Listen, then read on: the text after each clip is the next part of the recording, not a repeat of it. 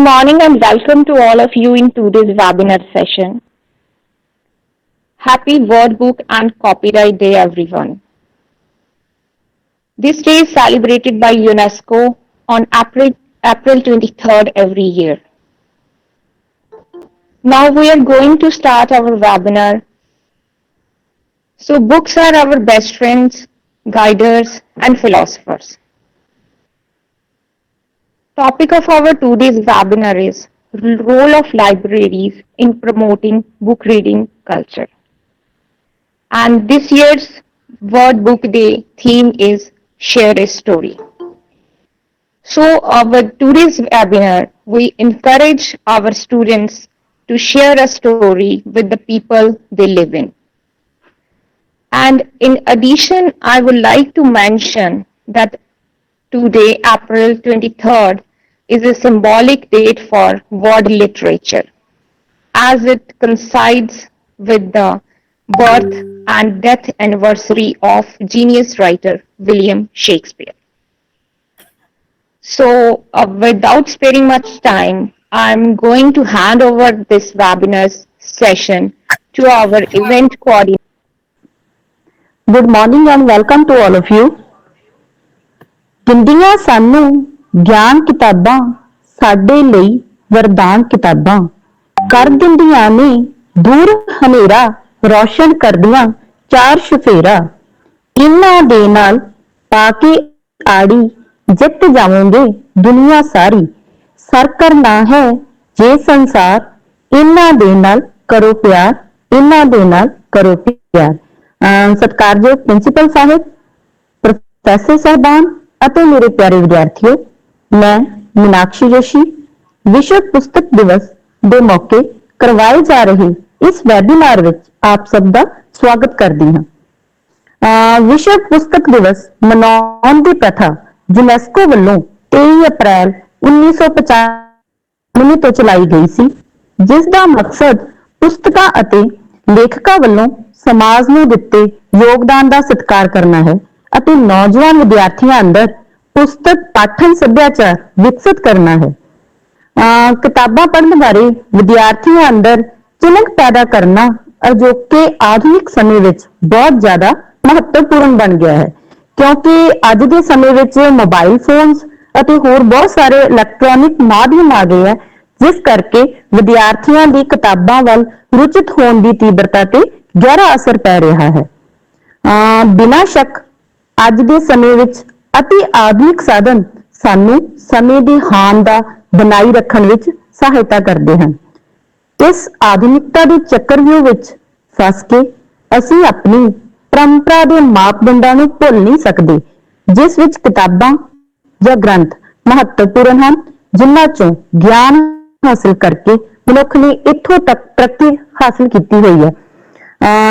ਰੂਸੀ ਵਿਦਵਾਨ maxim Gorky ਨੂੰ ਕੌਣ ਨਹੀਂ ਜਾਣਦਾ। ਉਹਨਾਂ ਦੇ ਕਿਤਾਬਾਂ ਬਾਰੇ ਵਿਚਾਰ ਸੀ ਕਿ ਇਹ ਕਿਤਾਬਾਂ ਹੀ ਹਨ ਜਿਨ੍ਹਾਂ ਨੂੰ ਮੈਂ ਆਪਣੀ ਅੰਦਰਲੀ ਹਰ ਚੰਗਿਆਈ ਦਾ ਸਿਹਰਾ ਦਿੰਦਾ ਹਾਂ। ਮੈਂ ਆਪਣੀ ਜਵਾਨੀ ਦੇ ਦਿਨਾਂ ਵਿੱਚ ਹੀ ਇਹ ਮਹਿਸੂਸ ਕਰ ਲਿਆ ਸੀ ਕਿ ਕਲਾ ਲੋਕਾਂ ਨਾਲੋਂ ਜ਼ਿਆਦਾ ਖੁੱਲ੍ਹਦਿਲੀ ਹੁੰਦੀ ਹੈ। ਮੈਂ ਪੁਸਤਕ ਪ੍ਰੇਮੀ ਹਾਂ, ਪਰ ਹਰ ਕਿਤਾਬ ਮੈਨੂੰ ਇੱਕ ਚਮਤਕਾਰ ਜਾਪਦੀ ਹੈ ਅਤੇ ਲੇਖਕ ਇੱਕ ਜਾਦੂਗਰ ਜਾਪਦਾ ਹੈ। ਕਿਤਾਬਾਂ ਬਾਰੇ ਮੈਂ ਡੂੰਘੀਆਂ ਭਾਵਨਾਵਾਂ ਅਤੇ ਹੁਲਾਸਪੂਰਨ ਉਤਸ਼ਾਹ ਤੋਂ ਬਿਨਾਂ ਹੋਰ ਕਿਸੇ ਢੰਗ ਨਾਲ ਗੱਲ ਕਰ ਹੀ ਨਹੀਂ ਸਕਦਾ। ਵਿਦਿਆਰਥੀਆਂ ਨੂੰ ਕਿਤਾਬਾਂ ਪੜ੍ਹਨ ਲਈ ਪ੍ਰੇਰਿਤ ਕਰਨ ਵਿੱਚ ਮੈਂ ਸਮਝਦੀ ਹਾਂ ਵੀ ਸਿੱਖਿਆ ਸੰਸਥਾਵਾਂ ਦਾ ਪ੍ਰਮੁੱਖ ਰੋਲ ਹੁੰਦਾ ਹੈ। ਕਿਸੇ ਵੀ ਸਿੱਖਿਆ ਸੰਸਥਾ ਦੀ ਲਾਇਬ੍ਰੇਰੀ ਇਸ ਮਾਮਲੇ ਦੇ ਵਿੱਚ ਸਭ ਤੋਂ ਵੱਡਾ ਰੋਲ ਅਦਾ ਕਰਦੀ ਹੈ। ਇਸ ਕਰਕੇ ਵਿਸ਼ਵ ਪੁਸਤਕ ਦਿਵਸ 2021 ਦੇ ਅਵਸਰ ਤੇ ਅਸੀਂ ਜਿਸ ਵਿਸ਼ੇ ਅਧੀਨ ਇਹ ਵੈਬਿਨਾਰ ਕਰ ਰਹੇ ਹਾਂ, ਉਹ ਵਿਸ਼ਾ ਹੈ ਪੁਸਤਕ ਪਾਠਨ ਸੱਭਿਆਚਾਰ ਵਿਕਸਿਤ ਕਰਨ ਦੇ ਸੰਦਰਭ ਵਿੱਚ ਲਾਇਬ੍ਰੇਰੀਆਂ ਦੀ ਭੂਮਿਕਾ, role of libraries in promoting book reading culture. ਇਸ ਵਿਸ਼ੇ ਤੇ ਚਰਚਾ ਕਰਨ ਲਈ ਅੱਜ ਅਸੀਂ ਯੂਨੀਵਰਸਿਟੀ ਕਾਲਜ ਜੈਤੋ ਦੇ ਅੰਗਰੇਜ਼ੀ ਵਿਭਾਗ ਦੇ ਮੁਖੀ ਡਾਕਟਰ ਸਮਰਾਟ ਖੰਨਾ ਜੀ ਨੂੰ ਵਿਸ਼ੇਸ਼ ਤੌਰ ਤੇ ਬੇਨਤੀ ਕੀਤੀ ਹੈ। ਉਹ ਵਿਸ਼ਵ ਪੁਸਤਕ ਦਿਵਸ ਦੇ ਮੌਕੇ ਅੱਜ ਦੇ ਵਿਸ਼ੇ ਬਾਰੇ ਆਪਣੇ ਵਿਚਾਰ ਪੇਸ਼ ਕਰਨਗੇ। ਇਸ ਤੋਂ ਪਹਿਲਾਂ ਕਿ ਮੈਂ ਅੱਜ ਦੇ ਮੁੱਖ ਵਕਤਾ ਨੂੰ ਸੱਦਾ ਦੇਵਾਂ, मैं यूनिवर्सिटी कॉलेज जैतो के प्रिंसीपल डॉक्टर परमिंदर सिंह तगड़ जी ਨੂੰ ਬੇਨਤੀ ਕਰਾਂਗੀ ਕਿ ਉਹ ਅੱਜ ਦੇ ਪ੍ਰਮੁੱਖ ਵਕਤਾ ਬਾਰੇ ਜਾਣਕਾਰੀ ਸਾਂਝੀ ਕਰਦੇ ਹੋਏ ਪ੍ਰਧਾਨਗੀ ਦੇ ਸ਼ਬਦ ਪੇਸ਼ ਕਰਨ। Over to doctor Parminder Singh Tagar ji, principal university college जैतो। हाँ जी, बहुत बहुत शुक्रिया मीनाक्षी मैडम। ਅੱਜ ਦਾ जो असी ये वैबीनार ऑर्गेनाइज किया ਇਹਦਾ ਆਈਡੀਆ ਸਾਡੇ ਸਤਿਕਾਰਯੋਗ ਲਾਇਬ੍ਰੇਰੀ ਮੈਡਮ ਮੀਨਾਕਸ਼ੀ ਜੋਸ਼ੀ ਦਾ ਸੀ ਕਿ 23 ਤਰੀਕ ਦਾ ਦਿਨ ਜਿਹੜਾ 23 ਅਪ੍ਰੈਲ ਦਾ ਦਿਨ ਖਾਸ ਤੌਰ ਤੇ ਵਰਲਡ ਬੁੱਕ ਡੇ ਦੇ ਤੌਰ ਤੇ ਮਨਾਇਆ ਜਾਂਦਾ ਹੈ ਤੇ ਕਿਉਂ ਨਾ ਇਸ ਦਿਨ ਦੇ ਉੱਤੇ ਕੋਈ ਲੈਕਚਰ ਜਾਂ ਕੋਈ ਵੈਬੀਨਾਰ ਅਸੀਂ ਵੀ ਕਰਵਾਉਣਾ ਚਾਹੀਏ ਤਾਂ ਕਰਵਾ ਸਕਦੇ ਹਾਂ। ਤਾਂ ਮੇਰੀ ਨਾਲ ਦੀ ਨਾਲ ਇਹ ਸਹਿਮਤੀ ਸੀ ਕਿ ਇਹਦੇ ਲਈ ਅਸੀਂ ਕੋਈ ਨਾ ਕੋਈ ਐਕਸਪਰਟ ਜਿਹੜਾ ਹੈ ਉਹ ਜ਼ਰੂਰ ਡਿਸਾਈਡ ਕਰ ਲਈਏ। ਲੇਕਿਨ ਜਿਵੇਂ ਅਸੀਂ ਅਕਸਰ ਗੱਲ ਕਰਦੇ ਹਾਂ ਕਿ ਘਰ ਦਾ ਜੋਗੀ ਜੋਗੜਾ ਤੇ ਬਾਹਰ ਦਾ ਜੋਗੀ ਸਿੱਧ, ਤਾਂ ਅਸੀਂ ਕਈ ਵਾਰੀ ਸਾਡੇ ਘਰ ਦੇ ਵਿੱਚ ਹੀ ਬਹੁਤ ਵਧੀਆ, ਸਾਡੀ ਆਪ ਦੀ ਸੰਸਥਾ ਦੇ ਵਿੱਚ ਹੀ ਬਹੁਤ ਕਾਬਲ ਲੋਕ ਬੈਠੇ ਹੁੰਦੇ ਆ। ਅਸੀਂ ਕਈ ਵਾਰੀ ਥੋੜਾ ਜਿਹਾ ਸੌੜਾ ਵਿਹਾਰ ਕਰਦੇ ਹੋਏ ਉਹਨਾਂ ਦੀ ਕਾਬਲੀਅਤ ਨੂੰ, ਉਹਨਾਂ ਦੀ ਲਿਆਕਤ ਨੂੰ ਅੱਗੇ ਲਿਆਉਣ ਦੇ ਵਿੱਚ ਕਿਤੇ ਨਾ ਕਿਤੇ ਇਸ ਤਰ੍ਹਾਂ ਦੀ ਜਿਹੜੀ ਸੋਚ ਅਪਣਾ ਲੈਂਦੇ ਆ ਜਿਹਦੇ ਨਾਲ ਇੱਕ ਸੌੜਾ ਵਾਤਾਵਰਨ ਜਿਹੜਾ ਹੈ ਉਹ ਬਣ ਜਾਂਦਾ। ਪਰ ਅਸੀਂ ਕਿਉਂਕਿ ਸਾਡੇ ਸਟਾਫ ਦੀ ਖਾਸੀਅਤ ਹੈ ਕਿ ਅਸੀਂ ਹਮੇਸ਼ਾ ਆਪਣੇ ਜੋ ਅੱਛੇ ਗੁਣਾਂ ਵਾਲੇ ਸਾਡੇ ਸਾਥੀ ਨੇ ਉਹਨਾਂ ਨੂੰ ਸਾਡੇ ਵਿਦਿਆਰਥੀਆਂ ਦੇ ਇੱਕ ਵੱਖਰੇ ਢੰਗ ਨਾਲ ਰੂਬਰੂ ਕਰਾਉਣਾ ਜ਼ਰੂਰੀ ਸਮਝਦੇ ਹਾਂ। ਬੇਸ਼ੱਕ ਅੱਜ ਦੇ ਜੋ ਐਕਸਪਰਟ ਨੇ ਜਿਨ੍ਹਾਂ ਨੇ ਮੁੱਖ ਸੁਰ ਭਾਸ਼ਣ ਜਿਹੜਾ ਹੈ ਇੱਥੇ ਤੁਹਾਡੇ ਸਾਹਮਣੇ ਪੇਸ਼ ਕਰਨਾ ਹੈ, ਜਿਹੜਾ ਵਿਸ਼ਾ ਹੈ role of libraries in promoting book reading culture, ਤੇ ਉਹਦੇ ਤੇ ਜੋ ਡਾਕਟਰ ਸਮਰਾਟ ਖੰਨਾ ਹੋਰੀ ਆਪਣਾ ਇੱਕ ਵਿਸ਼ੇਸ਼ ਲੈਕਚਰ ਜਿਹੜਾ ਹੈ ਉਹ ਸਾਰੇ ਵਿਦਿਆਰਥੀਆਂ ਨਾਲ ਸਾਂਝਾ ਕਰਨਗੇ, ਅਧਿਆਪਕ ਸਾਥੀਆਂ ਨਾਲ ਸਾਂਝਾ ਕਰਨਗੇ। ਤਾਂ ਮੈਂ ਡਾਕਟਰ ਸਮਰਾਟ ਖੰਨਾ ਬਾਰੇ ਇਹ ਦੱਸਣਾ ਚਾਹੂੰਗਾ ਕਿ ਡਾਕਟਰ ਸਮਰਾਟ ਖੰਨਾ ਬੇਸ਼ੱਕ ਸਾਰੇ ਵਿਦਿਆਰਥੀ ਜਾਣਦੇ ਨੇ, ਕੁਝ ਗੱਲਾਂ ਐਸੀਆਂ ਹੁੰਦੀਆਂ ਨੇ ਜਿਹੜੀਆਂ ਬੰਦਾ ਆਪਣੇ ਮੂੰਹੋਂ ਕਈ ਵਾਰ ਨਹੀਂ ਉਚਾਰਦਾ ਤੇ ਉਹਦੇ ਨਾਲ ਦੇ ਜਿਹੜੇ ਲੋਕ ਉਹਦੇ ਬਾਰੇ ਜਾਣਦੇ ਹੁੰਦੇ ਨੇ ਉਹਨਾਂ ਦਾ ਫਰਜ਼ ਬਣਦਾ ਹੈ ਕਿ ਉਹਦੀ ਲਿਆਕਤ ਬਾਰੇ, ਉਹਦੀ ਬੁੱਧੀ ਬਾਰੇ, ਉਹਦੀ ਬੌਧਿਕ ਸਮਰੱਥਾ ਬਾਰੇ ਪ੍ਰਚਾਰਿਆ ਜਾਵੇ, ਪ੍ਰਸਾਰਿਆ ਜਾਵੇ ਤਾਂ ਕਿ ਸਾਡੇ ਵਿਦਿਆਰਥੀਆਂ ਨੂੰ ਅਧਿਆਪਕ ਦੀ ਅਸਲ ਪਛਾਣ ਜਿਹੜੀ ਹੈ ਉਹ ਹੋ ਸਕੇ। ਤਾਂ ਮੈਂ ਪਿਆਰੇ ਵਿਦਿਆਰਥੀਓ, ਸਾਥੀਓ, ਮੈਂ ਦੱਸਣਾ ਚਾਹਾਂਗਾ ਕਿ ਡਾਕਟਰ ਸਮਰਾਟ ਖੰਨਾ 2003 ਦੇ ਵਿੱਚ ਅਧਿਆਪਨ ਖਿੱਤੇ ਦੇ ਵਿੱਚ ਆਉਂਦੇ ਆ। ਉਸ ਤੋਂ ਪਹਿਲਾਂ ਵੀ ਉਹਨਾਂ ਨੇ ਬਹੁਤ ਸਾਰੇ ਕੰਮ ਜਿਹੜੇ ਕਰਕੇ ਦੇਖੇ ਆ ਔਰ ਇਹਨਾਂ ਨੇ BSc ਕੀਤੀ, ਉਸ ਤੋਂ ਬਾਅਦ MA ਇੰਗਲਿਸ਼ ਕੀਤੀ, MA ਇੰਗਲਿਸ਼ ਤੋਂ ਬਾਅਦ ਇਹਨਾਂ ਨੇ PhD ਕੀਤੀ। ਮਿਥਸ, ਰਿਐਲਿਟੀ ਐਂਡ ਹਿਸਟਰੀ ਇਹ ਇਹਨਾਂ ਦਾ ਮੁੱਖ ਥੀਮ ਸੀ PhD ਦਾ, ਜਿਸ ਤੇ ਇਹਨਾਂ ਨੇ ਅੱਗੇ PhD ਕੀਤੀ ਹੈ। ਔਰ ਖਾਸ ਗੱਲ ਇਹ ਕਿ 2003 ਦੇ ਵਿੱਚ ਅਧਿਆਪਨ ਖੇਤਰ ਦੇ ਵਿੱਚ ਆਉਂਦੇ ਆ ਤੇ 2004 ਤੇ 2005 ਦੋਨਾਂ ਸਾਲਾਂ ਦੇ ਵਿੱਚ ਲਗਾਤਾਰ UGC ਨੈਟ ਦਾ ਐਗਜ਼ਾਮ ਕਰੈਕ ਕਰਦੇ ਆ, ਜੋ ਕਿ ਆਪਣੇ ਆਪ ਦੇ ਵਿੱਚ ਬਹੁਤ ਵੱਡੀ ਪ੍ਰਾਪਤੀ ਹੈ। ਖਾਸ ਤੌਰ ਤੇ ਅੰਗਰੇਜ਼ੀ ਵਿਸ਼ੇ ਦੇ ਵਿੱਚ ਇਹ ਇੱਕ ਬਹੁਤ ਵਿਲੱਖਣ ਪ੍ਰਾਪਤੀ ਹੈ ਜੋ ਸਾਡੇ ਇਸ ਸਾਥੀ ਨੇ ਹਾਸਲ ਕੀਤੀ ਹੈ। ਔਰ ਇਸ ਤੋਂ ਇਲਾਵਾ ਇਹਨਾਂ ਦੀਆਂ 2 ਕਿਤਾਬਾਂ ਵੀ ਛਪ ਚੁੱਕੀਆਂ ਨੇ। ਇੱਕ ਹੈ ਫੰਡਾਮੈਂਟਲਸ ਆਫ ਕਮਿਊਨੀਕੇਸ਼ਨ ਸਕਿੱਲਸ ਤੇ ਦੂਜੀ ਹੈ modern approach of teaching of English, ਜਿਹੜੇ ਕਿ ਐਜੂਕੇਸ਼ਨ ਕਾਲਜਾਂ ਦੇ ਵਿੱਚ ਅੱਜ ਕੱਲ੍ਹ ਪੜ੍ਹਾਈਆਂ ਜਾ ਰਹੀਆਂ ਨੇ। ਇਹ ਵੀ ਇਹਨਾਂ ਦੀ ਇੱਕ ਵਿਲੱਖਣ ਪ੍ਰਾਪਤੀ ਹੈ। ਇਸ ਤੋਂ ਇਲਾਵਾ ਵੱਖ-ਵੱਖ ਕਾਲਜਾਂ ਦੇ ਵਿੱਚ ਐਕਸਟੈਂਸ਼ਨ ਲੈਕਚਰ ਦੇਣ ਵਾਸਤੇ ਅਕਸਰ ਜਾਂਦੇ ਰਹਿੰਦੇ ਨੇ। ਕੁਝ ਸਮਾਂ ਪਹਿਲਾਂ ਸਾਊਥ ਦੇ ਕੁਝ ਕਾਲਜਾਂ ਦੇ ਵਿੱਚ ਆਨਲਾਈਨ ਲੈਕਚਰ ਦੇ ਚੁੱਕੇ ਨੇ। ਕਮਿਊਨੀਕੇਸ਼ਨ ਸਕਿੱਲਸ ਤੇ ਜਿਹੜੇ ਇਹਨਾਂ ਦੇ ਲੈਕਚਰ ਨੇ ਉਹ ਖਾਸ ਤੌਰ ਤੇ ਪ੍ਰਸ਼ੰਸਾ ਦੇ ਹੱਕਦਾਰ ਨੇ। ਕਮਿਊਨੀਕੇਸ਼ਨ ਸਕਿੱਲ ਦੇ ਵਿੱਚ ਇਹਨਾਂ ਦੀ ਖਾਸ ਮੁਹਾਰਤ ਹੈ ਲੈਕਚਰ ਦੇਣ ਦੀ। ਇਸ ਤੋਂ ਇਲਾਵਾ ਬਹੁਤ ਸਾਰੇ ਪੇਪਰ ਇਹ ਪੜ੍ਹ ਚੁੱਕੇ ਨੇ, ਇੰਟਰਨੈਸ਼ਨਲ, ਨੈਸ਼ਨਲ ਸੈਮੀਨਾਰਸ ਦੇ ਵਿੱਚ ਬਹੁਤ ਸਾਰੇ ਪੇਪਰ ਪਬਲਿਸ਼ ਕਰਵਾ ਚੁੱਕੇ ਨੇ। ਇੱਥੇ ਬਸ ਨਹੀਂ, ਇਹ ਇੱਕ ਸਬਜੈਕਟ ਐਕਸਪਰਟ ਵਜੋਂ ਵੀ ਸੇਵਾਵਾਂ ਦਿੰਦੇ ਰਹੇ ਨੇ। DAV ਸੰਸਥਾਵਾਂ ਜਾਂ ਹੋਰ ਇਸ ਤਰ੍ਹਾਂ ਦੀਆਂ ਜਿਹੜੀਆਂ ਸੰਸਥਾਵਾਂ ਨੇ ਉਹਦੇ ਵਿੱਚ ਜੋ ਅਧਿਆਪਕ ਰੱਖੇ ਜਾਂਦੇ ਨੇ, ਸਕੂਲ ਅਧਿਆਪਕ ਖਾਸ ਤੌਰ ਤੇ, ਉਹਨਾਂ ਦੇ ਲਈ ਜੋ ਕਮੇਟੀਆਂ ਬਣਦੀਆਂ ਨੇ, ਸਿਲੈਕਸ਼ਨ ਕਮੇਟੀਆਂ, ਉਹਦੇ ਵਿੱਚ ਇੱਕ ਸਬਜੈਕਟ ਐਕਸਪਰਟ ਦੇ ਤੌਰ ਤੇ ਇਹਨਾਂ ਨੇ ਬਹੁਤ ਵਾਰ ਭੂਮਿਕਾ ਜਿਹੜੀ ਹੈ ਉਹ ਅਦਾ ਕੀਤੀ ਹੈ। ਇਹਨਾਂ ਦਾ ਇੱਕ ਖਾਸ ਗੁਣ ਜਿਹੜਾ ਉਹ ਸ਼ਾਇਦ ਬਹੁਤੇ ਲੋਕਾਂ ਨੂੰ ਨਾ ਪਤਾ ਹੈ, ਪਰ ਅਸੀਂ ਨਜ਼ਦੀਕ ਰਹਿੰਦੇ ਜ਼ਿਆਦਾ ਸਾਨੂੰ ਪਤਾ ਹੈ ਕਿ ਇੱਕ ਬੜੇ ਅੱਛੇ ਆਰਟਿਸਟ ਨੇ। ਪੰਜਾਬ ਯੂਨੀਵਰਸਿਟੀ ਚੰਡੀਗੜ੍ਹ ਚ MA ਕਰਦਾ ਇਹਨਾਂ ਨੇ ਨਾਟਕ ਦੇ ਖੇਤਰ ਦੇ ਵਿੱਚ ਵੀ ਕੰਮ ਕੀਤਾ, ਰੰਗਮੰਚ ਦੇ ਉੱਤੇ ਵੀ ਇਹਨਾਂ ਨੇ ਕੁਝ ਨਾਟਕ ਖੇਡੇ। ਇਸ ਤੋਂ ਇਲਾਵਾ ਮਿਮਿਕਰੀ ਦੇ ਵਿੱਚ ਬੜੇ ਅੱਛੇ ਆਰਟਿਸਟ ਨੇ, ਬੜੀ ਅੱਛੀ ਮਿਮਿਕਰੀ ਕਰਦੇ ਨੇ। ਉਸ ਤੋਂ ਵੀ ਵੱਡਾ ਗੁਣ ਡਾਕਟਰ ਸਮਰਾਟ ਖੰਨਾ ਦਾ ਇਹ ਹੈ ਕਿ ਇੱਕ ਕਵੀ ਦਾ ਮਨ ਵੀ ਰੱਖਦੇ ਨੇ, ਔਰ ਇੱਕ ਕਵੀ ਵਜੋਂ ਇਹ ਅੰਗਰੇਜ਼ੀ ਦੇ ਵਿੱਚ ਔਰ ਹਿੰਦੀ ਦੇ ਵਿੱਚ ਕਵਿਤਾਵਾਂ ਵੀ ਲਿਖਦੇ ਨੇ, ਜੋ ਇਹਨਾਂ ਦੀ ਇੱਕ ਬਹੁਤ ਅੱਛੀ ਪ੍ਰਾਪਤੀ ਹੈ।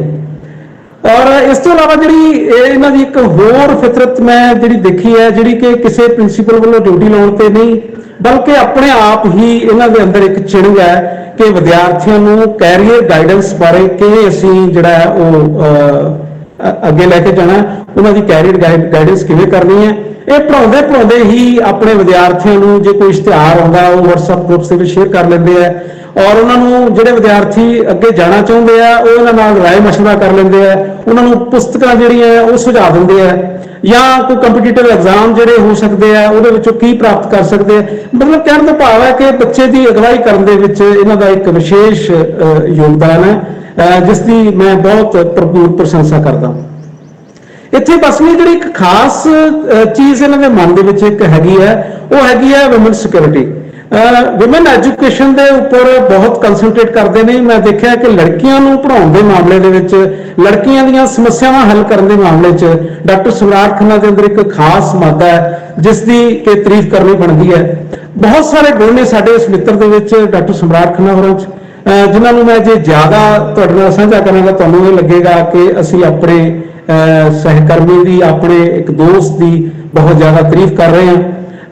ਤਾਂ ਮੈਂ ਦੱਸਣਾ ਚਾਹਾਂਗਾ ਕਿ ਅੱਜ ਦਾ ਜੋ ਲੈਕਚਰ ਹੈ ਉਸ ਦੇ ਬਾਰੇ ਮੈਂ ਇੱਕ ਸਿੰਪਲ ਜੀ ਇਹਨਾਂ ਨਾਲ ਗੱਲ ਕੀਤੀ, ਔਰ ਕਿ ਨਾਲ ਦੀ ਨਾਲ ਇਹ ਤਿਆਰ ਹੋ ਗਏ ਕਿ ਠੀਕ ਹੈ ਮੈਂ ਇਸ ਵਿਸ਼ੇ ਤੇ ਲੈਕਚਰ ਜਿਹੜਾ ਹੈ ਉਹ ਜ਼ਰੂਰ ਪ੍ਰਪੇਅਰ ਕਰਕੇ ਵਿਦਿਆਰਥੀਆਂ ਨਾਲ ਸਾਂਝਾ ਕਰਾਂਗਾ ਅੱਜ ਦੇ ਦਿਨ ਨੂੰ ਮਨਾਉਂਦੇ ਹੋਏ। ਔਰ ਜਿਹੜਾ ਇਸ ਇਵੈਂਟ ਨੂੰ ਕੋਆਰਡੀਨੇਟ ਕਰਨ ਦਾ ਜ਼ਿੰਮਾ ਜਿਹੜਾ ਉਹ ਅਸੀਂ ਮੈਡਮ ਮੀਨਾਕਸ਼ੀ ਜੋਸ਼ੀ ਨੂੰ ਦਿੱਤਾ ਹੈ, ਜਿਹੜੇ ਕਿ ਸਾਡੀ ਲਾਇਬ੍ਰੇਰੀ ਨੂੰ ਸਾਂਭਦੇ ਨੇ। ਲਾਇਬ੍ਰੇਰੀ ਦੇ ਵਿੱਚ ਹਰੇਕ ਜੋ ਹਰ ਤਰ੍ਹਾਂ ਦਾ ਜਿਹੜਾ ਕੰਮ ਹੈ ਉਹ ਇਕੱਲੇ ਹੀ ਉਸ ਕੰਮ ਨੂੰ ਨਿਭਾ ਰਹੇ ਨੇ, ਇਸ ਲਈ ਅਸੀਂ ਉਹਨਾਂ ਦੀ ਵੀ ਪ੍ਰਸ਼ੰਸਾ ਕਰਦੇ ਹਾਂ। ਔਰ ਸਾਡੀ ਇਹ ਖੁਸ਼ਕਿਸਮਤੀ ਹੈ ਕਿ doctor madam Meenakshi Joshi M.Lib ਨੇ, B.Lib ਨੇ, D.Lib ਨੇ, ਔਰ ਇਹਨਾਂ ਦੀ ਖਾਸੀਅਤ ਹੈ ਕਿ ਤਿੰਨੋਂ ਡਿਗਰੀ ਦੇ ਵਿੱਚ ਯੂਨੀਵਰਸਿਟੀ ਦੇ ਵਿੱਚੋਂ ਦੂਸਰੀ ਪੋਜੀਸ਼ਨ ਹਾਸਲ ਕੀਤੀ ਹੈ ਇਹਨਾਂ ਨੇ। ਇੱਕ ਦੋ ਨੰਬਰਾਂ ਕਰਕੇ ਸ਼ਾਇਦ ਇਹ ਗੋਲਡ ਮੈਡਲ ਤੋਂ ਥੋੜਾ ਜਿਹਾ ਪਿੱਛੇ ਰਹੇ, ਪਤਾ ਨਹੀਂ, ਇਸ ਕਰਕੇ ਇੱਕ ਡਿਗਰੀ ਦੇ ਵਿੱਚੋਂ ਸੈਕੰਡ ਆਏ, ਦੂਜੀ 'ਚ ਕੋਸ਼ਿਸ਼ ਕੀਤੀ ਫਿਰ ਸੈਕੰਡ ਆਏ, ਤੀਜੀ 'ਚ ਕੋਸ਼ਿਸ਼ ਕੀਤੀ ਫਿਰ ਸੈਕੰਡ ਆਏ, ਤੇ ਇਸ ਤਰ੍ਹਾਂ ਦੀ ਹੈਟ੍ਰਿਕ ਮਾਰਨਾ ਵੀ ਆਪਣੇ ਆਪ ਦੇ ਵਿੱਚ ਬਹੁਤ ਅੱਛੀ ਪ੍ਰਾਪਤੀ ਹੈ। ਇਸ ਤੋਂ ਇਲਾਵਾ ਇਹਨਾਂ ਕੋਲ MA ਪੰਜਾਬੀ ਦੀ ਡਿਗਰੀ ਹੈ, B.Ed ਹੈ, PGDC ਹੈ, diploma in art and craft ਹੈ। तो ये सारियां जड़ियां विद्यक योग्यतावां ने इहदा साडी लाइब्रेरी में बड़ा अच्छा लाभ जिहड़ा वो हासिल हुंदा है। लाइब्रेरी दी जिहड़ी साजो सजावट है जां लाइब्रेरी को किस तरह मेनटेन करके रखना है ਉਹਦੇ ਵਿੱਚ ਸਾਨੂੰ ਬਹੁਤ ਸਾਰੀ ਮਦਦ ਜਿਹੜੀ ਹੈ ਇਹਨਾਂ ਦੀ ਵਿਦਿਅਕ ਯੋਗਤਾਵਾਂ ਤੋਂ ਮਿਲਦੀ ਹੈ। ਔਰ ਜੇ ਕਿਤੇ ਸਾਨੂੰ ਐਮਰਜੈਂਸੀ ਪਵੇ ਤਾਂ ਇਹ ਪੜਾਉਣ ਦੀ ਸਮਰੱਥਾ ਵੀ ਰੱਖਦੇ ਨੇ। ਪਹਿਲਾਂ ਵੀ ਸਾਡੇ ਕਾਲਜ ਦੇ ਵਿੱਚ ਫਾਈਨਲ ਈਅਰ ਦੇ ਕਲਾਸਾਂ ਤੱਕ ਵੀ ਇਹਨਾਂ ਨੇ ਪੜਾਇਆ। ਸੋ ਬਹੁਤ ਪ੍ਰਤਿਭਾਵੀ ਇਹ ਸਾਡੇ ਸਹਿਕਰਮੀ ਨੇ। ਮੈਂ ਇਹਨਾਂ ਨੂੰ ਸ਼ੁਭ ਸ਼ਾਮਾ ਦਿੰਦਾ ਕਿ ਅੱਜ ਦਾ ਜੋ ਵੈਬੀਨਾਰ ਇਹਨਾਂ ਨੇ ਆਰਗੇਨਾਈਜ਼ ਕੀਤਾ। ਸੋ ਮੈਂ ਦੁਬਾਰਾ ਵਾਪਸ ਜਾ ਰਿਹਾ ਮੈਡਮ ਮੀਨਾਕਸ਼ੀ ਜੋਸ਼ੀ ਕੋਲ ਕਿ ਉਹ ਆਪਣੇ ਅੱਜ ਦੇ ਜਿਹੜੇ ਸਾਡੇ ਮੁੱਖ ਵਕਤਾ ਡਾਕਟਰ ਸਮਰਾਟ ਖੰਨਾ ਉਹਨਾਂ ਨੂੰ ਆਪਣੇ ਢੰਗ ਨਾਲ ਇੱਥੇ ਆਨਲਾਈਨ ਵਿੜੇ ਦੇ ਵਿੱਚ ਇਨਵਾਈਟ ਕਰ। ਡਾਕਟਰ ਮੀਨਾਕਸ਼ੀ ਜੋਸ਼ੀ। बहुत बहुत शुक्रिया सर। ਹੁਣ ਮੈਂ ਸੱਦਾ ਦੇਵਾਂਗੀ ਡਾਕਟਰ ਸਮਰਾਟ ਖੰਨਾ ਸਰ ਨੂੰ ਕਿ ਉਹ ਪੁਸਤਕ ਪਾਠਨ ਸੱਭਿਆਚਾਰ ਵਿਕਸਿਤ ਕਰਨ ਦੇ ਸੰਦਰਭ ਵਿੱਚ ਲਾਇਬ੍ਰੇਰੀਆਂ ਦੀ ਭੂਮਿਕਾ ਵਿਸ਼ੇ ਤੇ ਆਪਣੇ ਵਿਚਾਰ ਸਾਂਝੇ ਕਰਨ ਅਤੇ ਵਿਦਿਆਰਥੀਆਂ ਨੂੰ ਬੇਨਤੀ ਹੈ ਕਿ ਇਸ ਵਿਸ਼ੇ ਸੰਬੰਧੀ ਜੇਕਰ ਕੋਈ ਸ਼ੰਕਾ ਉਹਨਾਂ ਦੇ ਮਨ ਵਿੱਚ ਉਤਪੰਨ ਹੋਵੇ ਤਾਂ ਉਹ ਚੈਟ ਬਾਕਸ ਵਿੱਚ ਆਪਣਾ ਸਵਾਲ ਕਰ ਸਕਦੇ ਹਨ ਤਾਂ ਕਿ ਲੈਕਚਰ ਤੋਂ ਬਾਅਦ ਅਸੀਂ ਤੁਹਾਡੇ ਸਵਾਲਾਂ ਦੇ ਜਵਾਬ ਡਾਕਟਰ ਖੰਨਾ ਤੋਂ ਪ੍ਰਾਪਤ ਕਰ ਸਕੀਏ। ਓਵਰ ਟੂ ਡਾਕਟਰ ਸਮਰਾਟ ਖੰਨਾ ਸਰ।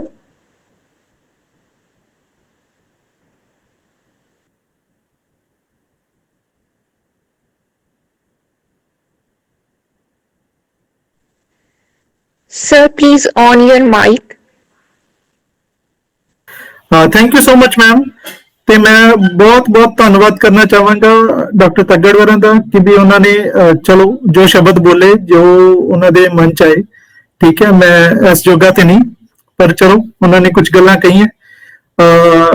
ਬੱਚੋ ਮੈਂ ਤੁਹਾਡੇ ਨਾਲ ਰੂਬਰੂ ਹੋਵਾਂਗਾ ਇਸ ਵਿਸ਼ੇ ਤੇ, ਲੇਕਿਨ ਮੈਂ ਇਹਦਾ ਇੱਕ ਸਬ ਥੀਮ ਅਡਾਪਟ ਕੀਤਾ ਹੈ ਕਿ ਵੀ ਤੁਸੀਂ ਰੀਡਿੰਗ ਕਿਸ ਤਰ੍ਹਾਂ ਕਰਨੀ ਹੈ, ਕਿ ਕਿਸ ਤਰ੍ਹਾਂ ਕਿਤਾਬਾਂ ਪੜ੍ਹਨੀਆਂ। ਦੇਖੋ ਬੇਟੇ, ਆ ਬਹੁਤ ਜ਼ਰੂਰੀ ਹੈ ਕਿ ਜਦ ਆਪਾਂ ਲਾਇਬ੍ਰੇਰੀ 'ਚ ਬੈਠਦੇ ਹਾਂ ਜਾਂ ਫਿਰ ਆਪਣੇ ਸਟੱਡੀ ਰੂਮ ਵਿੱਚ ਜਾਂ ਆਪਣੀਆਂ ਕਿਤਾਬਾਂ ਪੜ੍ਹਨ ਬੈਠਦੇ ਹਾਂ, ਸਾਨੂੰ ਕਿਤਾਬ ਪੜ੍ਹਨ ਦਾ ਢੰਗ ਹੋਣਾ ਚਾਹੀਦਾ ਹੈ। ਸਾਨੂੰ ਇਸ ਗੱਲ ਦਾ ਪਤਾ ਹੋਣਾ ਚਾਹੀਦਾ ਹੈ how we have to read the book, why we have to read the book, when we have to read the book and by what purpose we have to read the book। ਆ ਸਾਰੀਆਂ ਗੱਲਾਂ ਦਾ ਸਾਡੇ ਦਿਮਾਗ ਵਿੱਚ ਸਾਨੂੰ ਚੰਗੀ ਤਰ੍ਹਾਂ ਇੱਕ ਆਈਡੀਆ ਹੋਏਗਾ, ਤਾਂ ਹੀ ਅਸੀਂ ਇੱਕ ਅੱਛੇ ਰੀਡਰ ਬਣਾਂਗੇ। ਅੱਛੇ ਰੀਡਰ ਬਣਾਂਗੇ ਤੇ ਆਬਵੀਅਸਲੀ ਸਾਡੀ ਇੱਕ ਲਾਇਬ੍ਰੇਰੀ ਦੇ ਨਾਲ ਇੱਕ ਸਾਂਝ ਬਣੇਗੀ ਤੇ ਇੱਕ ਪੜ੍ਹਨ ਲਿਖਣ ਵਾਲੀ ਦੁਨੀਆ 'ਚ ਸਾਡਾ ਇੱਕ ਰੁਤਬਾ ਬਣੇਗਾ। ਇਸ ਸਬ ਥੀਮ ਨੂੰ ਲੈਂਦੇ ਹੋਏ ਮੈਂ ਇੱਕ ਆਪਣੀ ਪ੍ਰੈਜੈਂਟੇਸ਼ਨ ਬਣਾਈ ਹੈ, ਜਿਸ ਪ੍ਰੈਜੈਂਟੇਸ਼ਨ ਰਾਹੀਂ ਮੈਂ ਤੁਹਾਡੇ ਨਾਲ ਆਪਣੇ ਵਿਚਾਰ ਸਾਂਝੇ ਕਰਾਂਗਾ। ਮੈਂ ਹੁਣ ਆਪਣਾ ਲੈਕਚਰ ਔਨ ਸਕਰੀਨ ਕਰ ਰਿਹਾ।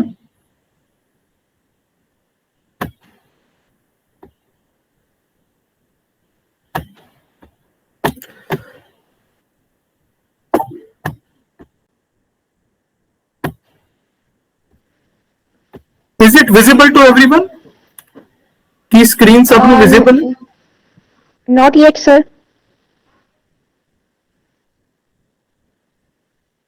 Is it visible?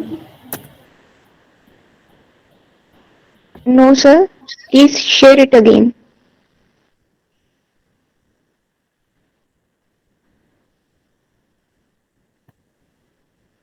Okay, I got it.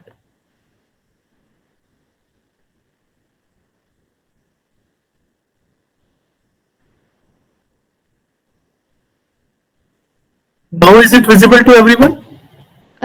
Yes, sir. It's visible, and please make it full screen. Yes, it's full screen now. Fine. During the lecture, probably all the students may not. this way ठीक। During the lecture, probably all the students may not be able to see my image. That is not so important. But if the screen is visible, I'll just go around describing whatever I have installed for you. ਬੱਚਿਓ, ਮੈਂ ਤੁਹਾਡੇ ਵਾਸਤੇ ਜਿਹੜਾ lecture ਤਿਆਰ ਕੀਤਾ ਹੈ ਉਹ ਹੈ insights of reading processes and methodologies. ਘਬਰਾਓ ਨਾ, ਮੈਂ ਦੋਨੋਂ ਜ਼ੁਬਾਨਾਂ ਵਿੱਚ, ਹਿੰਦੀ, ਇੰਗਲਿਸ਼, ਪੰਜਾਬੀ ਤਿੰਨਾਂ ਵਿੱਚ ਮੈਂ ਗੱਲ ਕਰਾਂਗਾ, ਜਿਹਦੇ ਨਾਲ ਤੁਹਾਨੂੰ ਕਲੈਰਿਟੀ ਹੋ ਜਾਏ whatever I want to express. ਬੇਟਾ, insights of reading processes and methodologies ਮਤਲਬ ਕੀ ਹੈ ਕਿ ਡੂੰਘਾਈ 'ਚ ਆਪਾਂ ਜਾਣੀਏ ਕਿ ਕਿਤਾਬ ਨੂੰ ਪੜ੍ਹਿਆ ਕਿਸ ਤਰ੍ਹਾਂ ਜਾਂਦਾ ਹੈ। ਇਸ ਤੋਂ ਪਹਿਲੇ ਕਿ ਮੈਂ ਲੈਕਚਰ ਸ਼ੁਰੂ ਕਰਾਂ, ਇੱਕ ਕੋਟ ਤੁਸੀਂ ਸਕਰੀਨ ਤੇ ਦੇਖ ਰਹੇ ਹੋ, our books and our pens are the most powerful weapons। that is what I have got for you। ਕਿ ਜੋ ਸਾਡੀ ਕਿਤਾਬ ਹੈ ਜਾਂ ਸਾਡੀਆਂ ਕਿਤਾਬਾਂ ਹੈ ਜਿਨ੍ਹਾਂ ਨੂੰ ਅਸੀਂ ਪੜ੍ਹਦੇ ਹਾਂ, ਤੇ ਜੋ ਸਾਡੀ ਕਲਮ ਹੈ, ਉਹਦੇ ਨਾਲ ਚਾਹੀਏ ਤੇ ਅਸੀਂ ਉਸਾਰੂ ਢੰਗ ਨਾਲ ਦੁਨੀਆ ਵਸਾ ਸਕਦੇ ਹਾਂ, ਤੇ ਜੇ ਲੋੜ ਪਏ ਤੇ ਅਸੀਂ ਦੁਨੀਆ ਵਿੱਚ ਕਿਸੇ ਵੀ ਤਰ੍ਹਾਂ ਦਾ ਅਟੈਕ ਵੀ ਕਰ ਸਕਦੇ ਹਾਂ, ਜੋ ਕਿ ਇੱਕ ਨੈਗੇਟਿਵ ਇੰਪੈਕਟ ਹੈ ਜਿਹਨੂੰ ਅਸੀਂ ਨਹੀਂ ਫੋਲੋ ਕਰਨਾ। ਅਸੀਂ ਉਸਾਰੂ ਢੰਗ ਨੂੰ, ਕਿਤਾਬ ਨੂੰ ਤੇ ਕਲਮ ਨੂੰ ਬਹੁਤ ਹੀ ਤਗੜੇ ਢੰਗ ਨਾਲ ਯੂਜ਼ ਕਰਨਾ ਹੈ। ਆ ਲਾਈਫ ਦਾ ਇੱਕ ਬਹੁਤ ਸਾਡਾ ਇੱਕ ਪੜ੍ਹੇ ਲਿਖੇ ਹੋਣ ਦਾ ਸਬੂਤ ਵੀ ਹੈ ਤੇ ਹਿੱਸਾ ਵੀ ਬਣਨਗੇ। ਸਭ ਤੋਂ ਪਹਿਲੀ ਸਲਾਈਡ ਜੋ ਮੈਂ ਤੁਹਾਡੇ ਨਾਲ ਸ਼ੇਅਰ ਕਰ ਰਿਹਾ ਉਹ ਜੌਨ ਕੀਟਸ ਦੀ ਹੈ, ਜੋ ਕਿ ਅੱਜ ਚੁੱਕੀ ਸ਼ੇਕਸਪੀਅਰ, ਸਰ ਵਿਲੀਅਮ ਸ਼ੇਕਸਪੀਅਰ ਦਾ ਜਨਮ ਦਿਹਾੜਾ ਵੀ ਹੈ, ਉਸ ਤੇ ਡੈਡੀਕੇਟਿਡ ਹੈ। Bards of passion and of mirth John Keats ਲਿਖਦਾ ਹੈ, ਉਹ ਕਵੀ ਜੋ ਕਿ ਉਹ ਪਲੇ ਰਾਈਟ ਜੋ ਕਿ ਪੈਸ਼ਨ ਤੇ ਮਰਥ ਦੀਆਂ ਕਵਿਤਾਵਾਂ ਲਿਖਦੇ ਹੈ, ਯਾਨੀ ਕਿ ਕਾਮੇਡੀ ਤੇ ਟ੍ਰੈਜੇਡੀ ਲਿਖਦੇ ਹੈ। You have left your souls on ਅਰਥ, ਤੁਸੀਂ ਆਪ ਤੇ ਇਸ ਦੁਨੀਆ ਤੋਂ ਆਪਣਾ ਜੀਵਨ ਪੂਰਾ ਕਰਕੇ ਸਵਰਗਾਂ 'ਚ ਜਾ ਵਸੇ, ਪਰ ਤੁਸੀਂ ਕੁਝ ਇੱਥੇ ਛੱਡ ਗਏ। ਕੀ ਛੱਡ ਗਏ? You have left your souls on earth and you have lived a double life। Now what are the souls? Souls ਕੀ ਹੈ? ਉਹਨਾਂ ਦੁਆਰਾ ਲਿਖੀਆਂ ਹੋਈਆਂ ਕਿਤਾਬਾਂ। ਉਹ ਕੁਝ ਇਹੋ ਜਿਹੀਆਂ ਕਿਤਾਬਾਂ, ਕੁਝ ਇਹੋ ਜਿਹੇ ਲਿਖਾਵਟ, ਕੁਝ ਇਹੋ ਜਿਹੀਆਂ ਚੀਜ਼ਾਂ, ਕੁਝ ਇਹੋ ਜਿਹੀ ਸੋਚ, ਕੁਝ ਇਹੋ ਜਿਹੇ ਸ਼ਬਦ, ਕੁਝ ਇਹੋ ਜਿਹੀਆਂ ਥਾਟਸ ਸਾਡੇ ਵਾਸਤੇ ਹਮੇਸ਼ਾ ਵਾਸਤੇ ਅਮਰ ਕਰ ਗਏ, ਜਿਨ੍ਹਾਂ ਨੂੰ ਅਸੀਂ ਸਦੀਆਂ ਤੋਂ ਪੜ੍ਹਦੇ ਆ ਰਹੇ ਹਾਂ। ਕਈ ਜਨਰੇਸ਼ਨਸ ਆਈਆਂ, ਖਤਮ ਹੋ ਗਈਆਂ, ਲੇਕਿਨ ਉਹ ਥਾਟਸ ਦਾ ਜਿਹੜਾ ਜਰੀਆ ਸੀਗਾ ਉਹ ਖਤਮ ਨਹੀਂ ਹੋਇਆ। ਉਹ ਚਲਦੀਆਂ ਆ ਰਹੀਆਂ। ਸਾਡੇ ਪੇਰੈਂਟਸ ਨੇ, ਉਹਨਾਂ ਦੇ ਪੇਰੈਂਟਸ ਨੇ, ਸਭ ਨੇ ਉਹ ਗੱਲਾਂ ਪੜ੍ਹੀਆਂ ਤੇ ਉਹ ਉਵੇਂ ਹੀ ਫਰੈਸ਼ ਹੈ ਸਾਡੇ ਮਾਈਂਡਸ ਵਿੱਚ ਇੱਕ ਜਨਰੇਸ਼ਨ ਤੋਂ ਬਾਅਦ ਦੂਸਰੇ ਜਨਰੇਸ਼ਨ ਤੋਂ। ਸੋ ਇਸ ਦਾ ਕੀ ਮਤਲਬ ਹੈ ਕਿ ਕਿਤਾਬ ਕਦੀ ਨਹੀਂ ਮਰਦੀ। ਕਿਤਾਬ ਹਰ ਸਦੀ ਚ, ਹਰ ਦਿਨ, ਹਰ ਪਲ, ਹਰ ਸੈਕਿੰਡ ਇੱਕ ਨਵਾਂ ਜਨਮ ਲੈਂਦੀ ਹੈ। ਕਿਹਦੇ ਥਰੂ? ਇੱਕ ਰੀਡਰ ਦੇ ਥਰੂ। ਇੱਕ ਰੀਡਰ ਉਹਨੂੰ ਇੱਕ ਨਵਾਂ ਜਨਮ ਦਿੰਦਾ ਹੈ, ਉਹਦੇ ਉੱਪਰ ਮਿੱਟੀ ਝਾੜ ਕੇ ਉਹਦੇ ਅੰਦਰ ਦੇ ਬਲੈਕ ਮਾਰਕਸ ਨੂੰ ਸਮਝਦਾ ਹੈ। ਉਹ ਕਿਤਾਬਾਂ ਤੇ ਜਿਹੜੇ ਬਲੈਕ ਮਾਰਕਸ ਹਨ, ਬਲੈਂਕ ਪੇਪਰ ਹੈ, ਉਹਨਾਂ ਦੇ ਵਿੱਚ ਦੇ ਮਤਲਬ, ਉਹਨਾਂ ਦੇ ਵਿੱਚ ਦੇ ਸੰਦਰਭ, ਉਹਨਾਂ ਨੂੰ ਜਾਣਦਾ ਹੈ, ਸਮਝਦਾ ਹੈ, ਉਹਦੇ ਨਾਲ ਆਲੋਚਨਾ ਕਰਦਾ ਹੈ, ਆਪਣੇ ਵਿਚਾਰਾਂ ਦੀ ਉਹਦੇ ਨਾਲ ਸਾਂਝ ਕਰਦਾ ਹੈ ਤੇ ਇੱਕ ਬਹੁਤ ਵਧੀਆ, ਬਹੁਤ ਹੀ ਉਸਾਰੂ ਸੋਚ ਦਾ ਨਿਰਮਾਣ ਕਰਦਾ ਹੈ, ਜੋ ਕਿ ਇੱਕ ਰੀਡਰ ਦਾ ਜਨਮ ਹੁੰਦਾ ਹੈ ਤੇ ਕਿਤਾਬ ਦਾ ਸਰਵਾਈਵਲ ਹੁੰਦਾ ਹੈ, ਯਾਨੀ ਕਿ ਕਿਤਾਬ ਦਾ ਪੁਨਰ ਜਨਮ ਤੇ ਰੀਡਰ ਦਾ ਜਨਮ। ਤਾਂ ਬਹੁਤ ਜ਼ਰੂਰੀ ਹੈ ਗੱਲ ਨੂੰ ਸਮਝਣਾ ਕਿ ਵੀ ਕਿਸ ਤਰ੍ਹਾਂ ਬੰਦਾ ਮਰ ਜਾਂਦਾ ਹੈ ਲੇਕਿਨ ਕਿਤਾਬਾਂ, ਲਿਖਾਵਟ ਨਹੀਂ ਮਰਦੀ। ਸਾਰੀਆਂ ਗੱਲਾਂ ਨੂੰ ਸਮਝਣ ਤੋਂ ਪਹਿਲੇ ਆਪਾਂ ਜਾਣਦੇ ਹਾਂ ਕਿ ਲੈਂਗੁਏਜ ਕੀ ਹੈ, ਲੈਂਗੁਏਜ ਦਾ ਕੀ ਰੋਲ ਹੈ, ਕੰਟੈਂਟ, ਕੰਟੈਕਸਟ ਕੀ ਚੀਜ਼ ਹੈ, ਕਿ ਕਿਤਾਬ ਦਾ ਕੰਟੈਂਟ ਤੇ ਕਿਤਾਬ ਦਾ ਕੰਟੈਕਸਟ ਕੀ ਚੀਜ਼ ਹੈ। ਮੈਂ ਪਹਿਲੀ ਡੈਫੀਨੇਸ਼ਨ ਤੁਹਾਡੇ ਸਾਹਮਣੇ ਰੱਖ ਰਿਹਾ। Every language is a part of bigger structural autonomous organic whole। ਉਹ ਬੋਲਦੇ ਕਿ ਵੀ ਹਰ ਭਾਸ਼ਾ, ਸੈਪਿਰ ਦਾ ਕੋਟ ਹੈ, ਇੱਕ ਬੜੇ ਗਿਆਨੀ ਲੈਂਗੁਏਜ ਦੇ ਗੁਰੂ ਹੋਏ ਹੈ, ਉਹ ਬੋਲਦੇ ਹਰ ਲੈਂਗੁਏਜ ਇੱਕ bigger structural autonomous organic whole ਹੈ, ਕਿ ਹਰ ਭਾਸ਼ਾ ਦਾ ਇੱਕ ਬਹੁਤ ਵੱਡਾ ਢਾਂਚਾ ਹੈ ਜਿਹਦੇ ਵਿੱਚ ਕਈ ਸਾਰੇ ਕੰਨ, ਕਈ ਸਾਰੇ ਛੋਟੇ ਛੋਟੇ ਹਿੱਸੇ ਹੈ। यानी कि every language is a part of bigger structural autonomous. Autonomous मतलब अपने आप ही वो कैपेबल है, अपने आप ही वो क्वालिटी रखती है जीन दी, सर्वाइव करन दी, अगे वधन दी। Autonomous organic whole, organic whole मतलब कि ये सारियां चीजां आपस में कनेक्टेड है, एक उन्हां विच एक राइम, रिदम, मीटर है, आपस में एक रिलेशनल बॉन्ड है। होल, होल की है इत्थे होल दा मतलब वो नहीं है कि भी सारा, होल दा मतलब है कि organically complete, holistically complete, having its independent existence. मतलब लैंग्वेज एक वड्डा सारा हिस्सा भी है ते एक इंडिपेंडेंट छोटा हिस्सा भी है। इहनू समझण वास्ते आ देखो तुहाडी स्क्रीन ते मैं बेटे एक एग्जांपल रखिया है। एक जगह मैं एक टब ऑफ वाटर रखदा हां, दूसरे पासे एक गिलास ऑफ वाटर भी रखदा हां।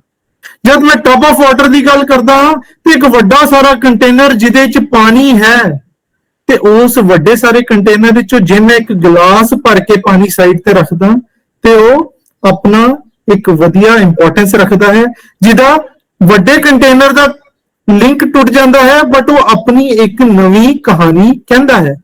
इसी तरह लैंग्वेज जब लिखी जाती है, किताब जब लिखी जाती है, एक लेखक ਉਹਦੇ ਵਿੱਚ ਆਪਣੀ ਗੱਲ ਰੱਖਦਾ ਹੈ, ਆਪਣਾ ਪੁਆਇੰਟ ਆਫ ਵਿਊ ਰੱਖਦਾ ਹੈ। ਅਸੀਂ ਇੱਕ ਸੁਚੇਤ ਰੀਡਰ ਹੋਣ ਦੇ ਨਾਤੇ ਉਹਦੇ ਪੁਆਇੰਟ ਆਫ ਵਿਊ ਨੂੰ ਵੀ ਸਮਝਣਾ ਹੈ ਤੇ ਆਪਣੇ ਪੁਆਇੰਟ ਆਫ ਵਿਊ ਨੂੰ ਵੀ ਉਹਦੇ ਨਾਲ ਜੋੜ ਕੇ ਦੇਖਣਾ ਹੈ ਕਿ ਉਹ ਪੂਰੇ ਲੈਂਗੁਏਜ ਦੇ ਹਿੱਸੇ ਦੀ ਗੱਲ ਕਰ ਰਿਹਾ ਹੈ ਕਿ ਉਹਦੇ ਵਿੱਚੋਂ ਕੋਈ ਸੰਦਰਭ, ਕੋਈ ਕੰਟੈਕਸਟ, ਕੋਈ ਉਹਦੇ ਵਿੱਚ ਛੋਟਾ ਜਿਹਾ ਕੋਈ ਹਿੱਸਾ ਹੈ ਉਹਦੀ ਗੱਲ ਕਰ ਰਿਹਾ ਹੈ। So every language is a part of bigger structural autonomous organic whole। ਇਹਦਾ ਹੋਰ ਇੱਕ ਐਗਜ਼ਾਮਪਲ ਲੈਣੇ ਆ। ਮੈਂ ਇੱਕ ਵਾਰ ਰੋਹਤਕ ਟੂ ਰਿਵਾੜੀ ਬੱਸ ਵਿੱਚ ਸਫ਼ਰ ਕਰ ਰਿਹਾ ਸੀਗਾ ਤੇ ਸਵੇਰ ਦਾ ਟਾਈਮ ਤੇ ਅਖਬਾਰ ਵਾਲਾ ਆਪਣੀ ਹਰਿਆਣਵੀ ਡਾਇਲੈਕਟ ਵਿੱਚ ਬੋਲ ਰਿਹਾ ਹੈ ਕਿ ਬੰਗਲਾदेश ने भारत को कड़ी चेतावनी दी। ਹੁਣ ਆਮ ਤੌਰ ਤੇ ਬੰਗਲਾदेश ਭਾਰਤ ਨਾਲੋਂ ਕਾਫੀ ਜ਼ਿਆਦਾ ਵੀਕ ਮੁਲਕ ਹੈ, ਉਹ ਇੰਨਾ ਕੁ ਜ਼ਿਆਦਾ ਸક્ષਮ, ਇੰਨਾ ਕੁ ਜ਼ਿਆਦਾ ਕੈਪੇਬਲ ਨਹੀਂ ਹੈ ਕਿ ਵੀ ਉਹ ਵਾਰਫੇਅਰ ਵਿੱਚ ਸਾਨੂੰ ਜਾਂ ਫਿਰ ਆਰਮੀ ਉਹਨਾਂ ਦੀ ਇੰਨੀ ਸਟਰੋਂਗ ਨਹੀਂ ਹੈਗੀ ਕਿ ਸਾਨੂੰ ਕਿਸੇ ਤਰੀਕੇ ਨਾਲ ਹਰਾ ਨਹੀਂ ਸਕਦਾ। ਬਟ ਸੁਣਨ ਵਿੱਚ ਕਿੰਨੀ ਅਜੀਬ ਗੱਲ ਲੱਗਦੀ ਹੈ, ਉਹ ਅਖਬਾਰ ਜ਼ੋਰ-ਜ਼ੋਰ ਦੀ ਹਾਕ ਦੇ ਰਿਹਾ ਹੈ ਕਿ ਬੰਗਲਾदेश ਨੇ ਭਾਰਤ को कड़ी चेतावनी दी।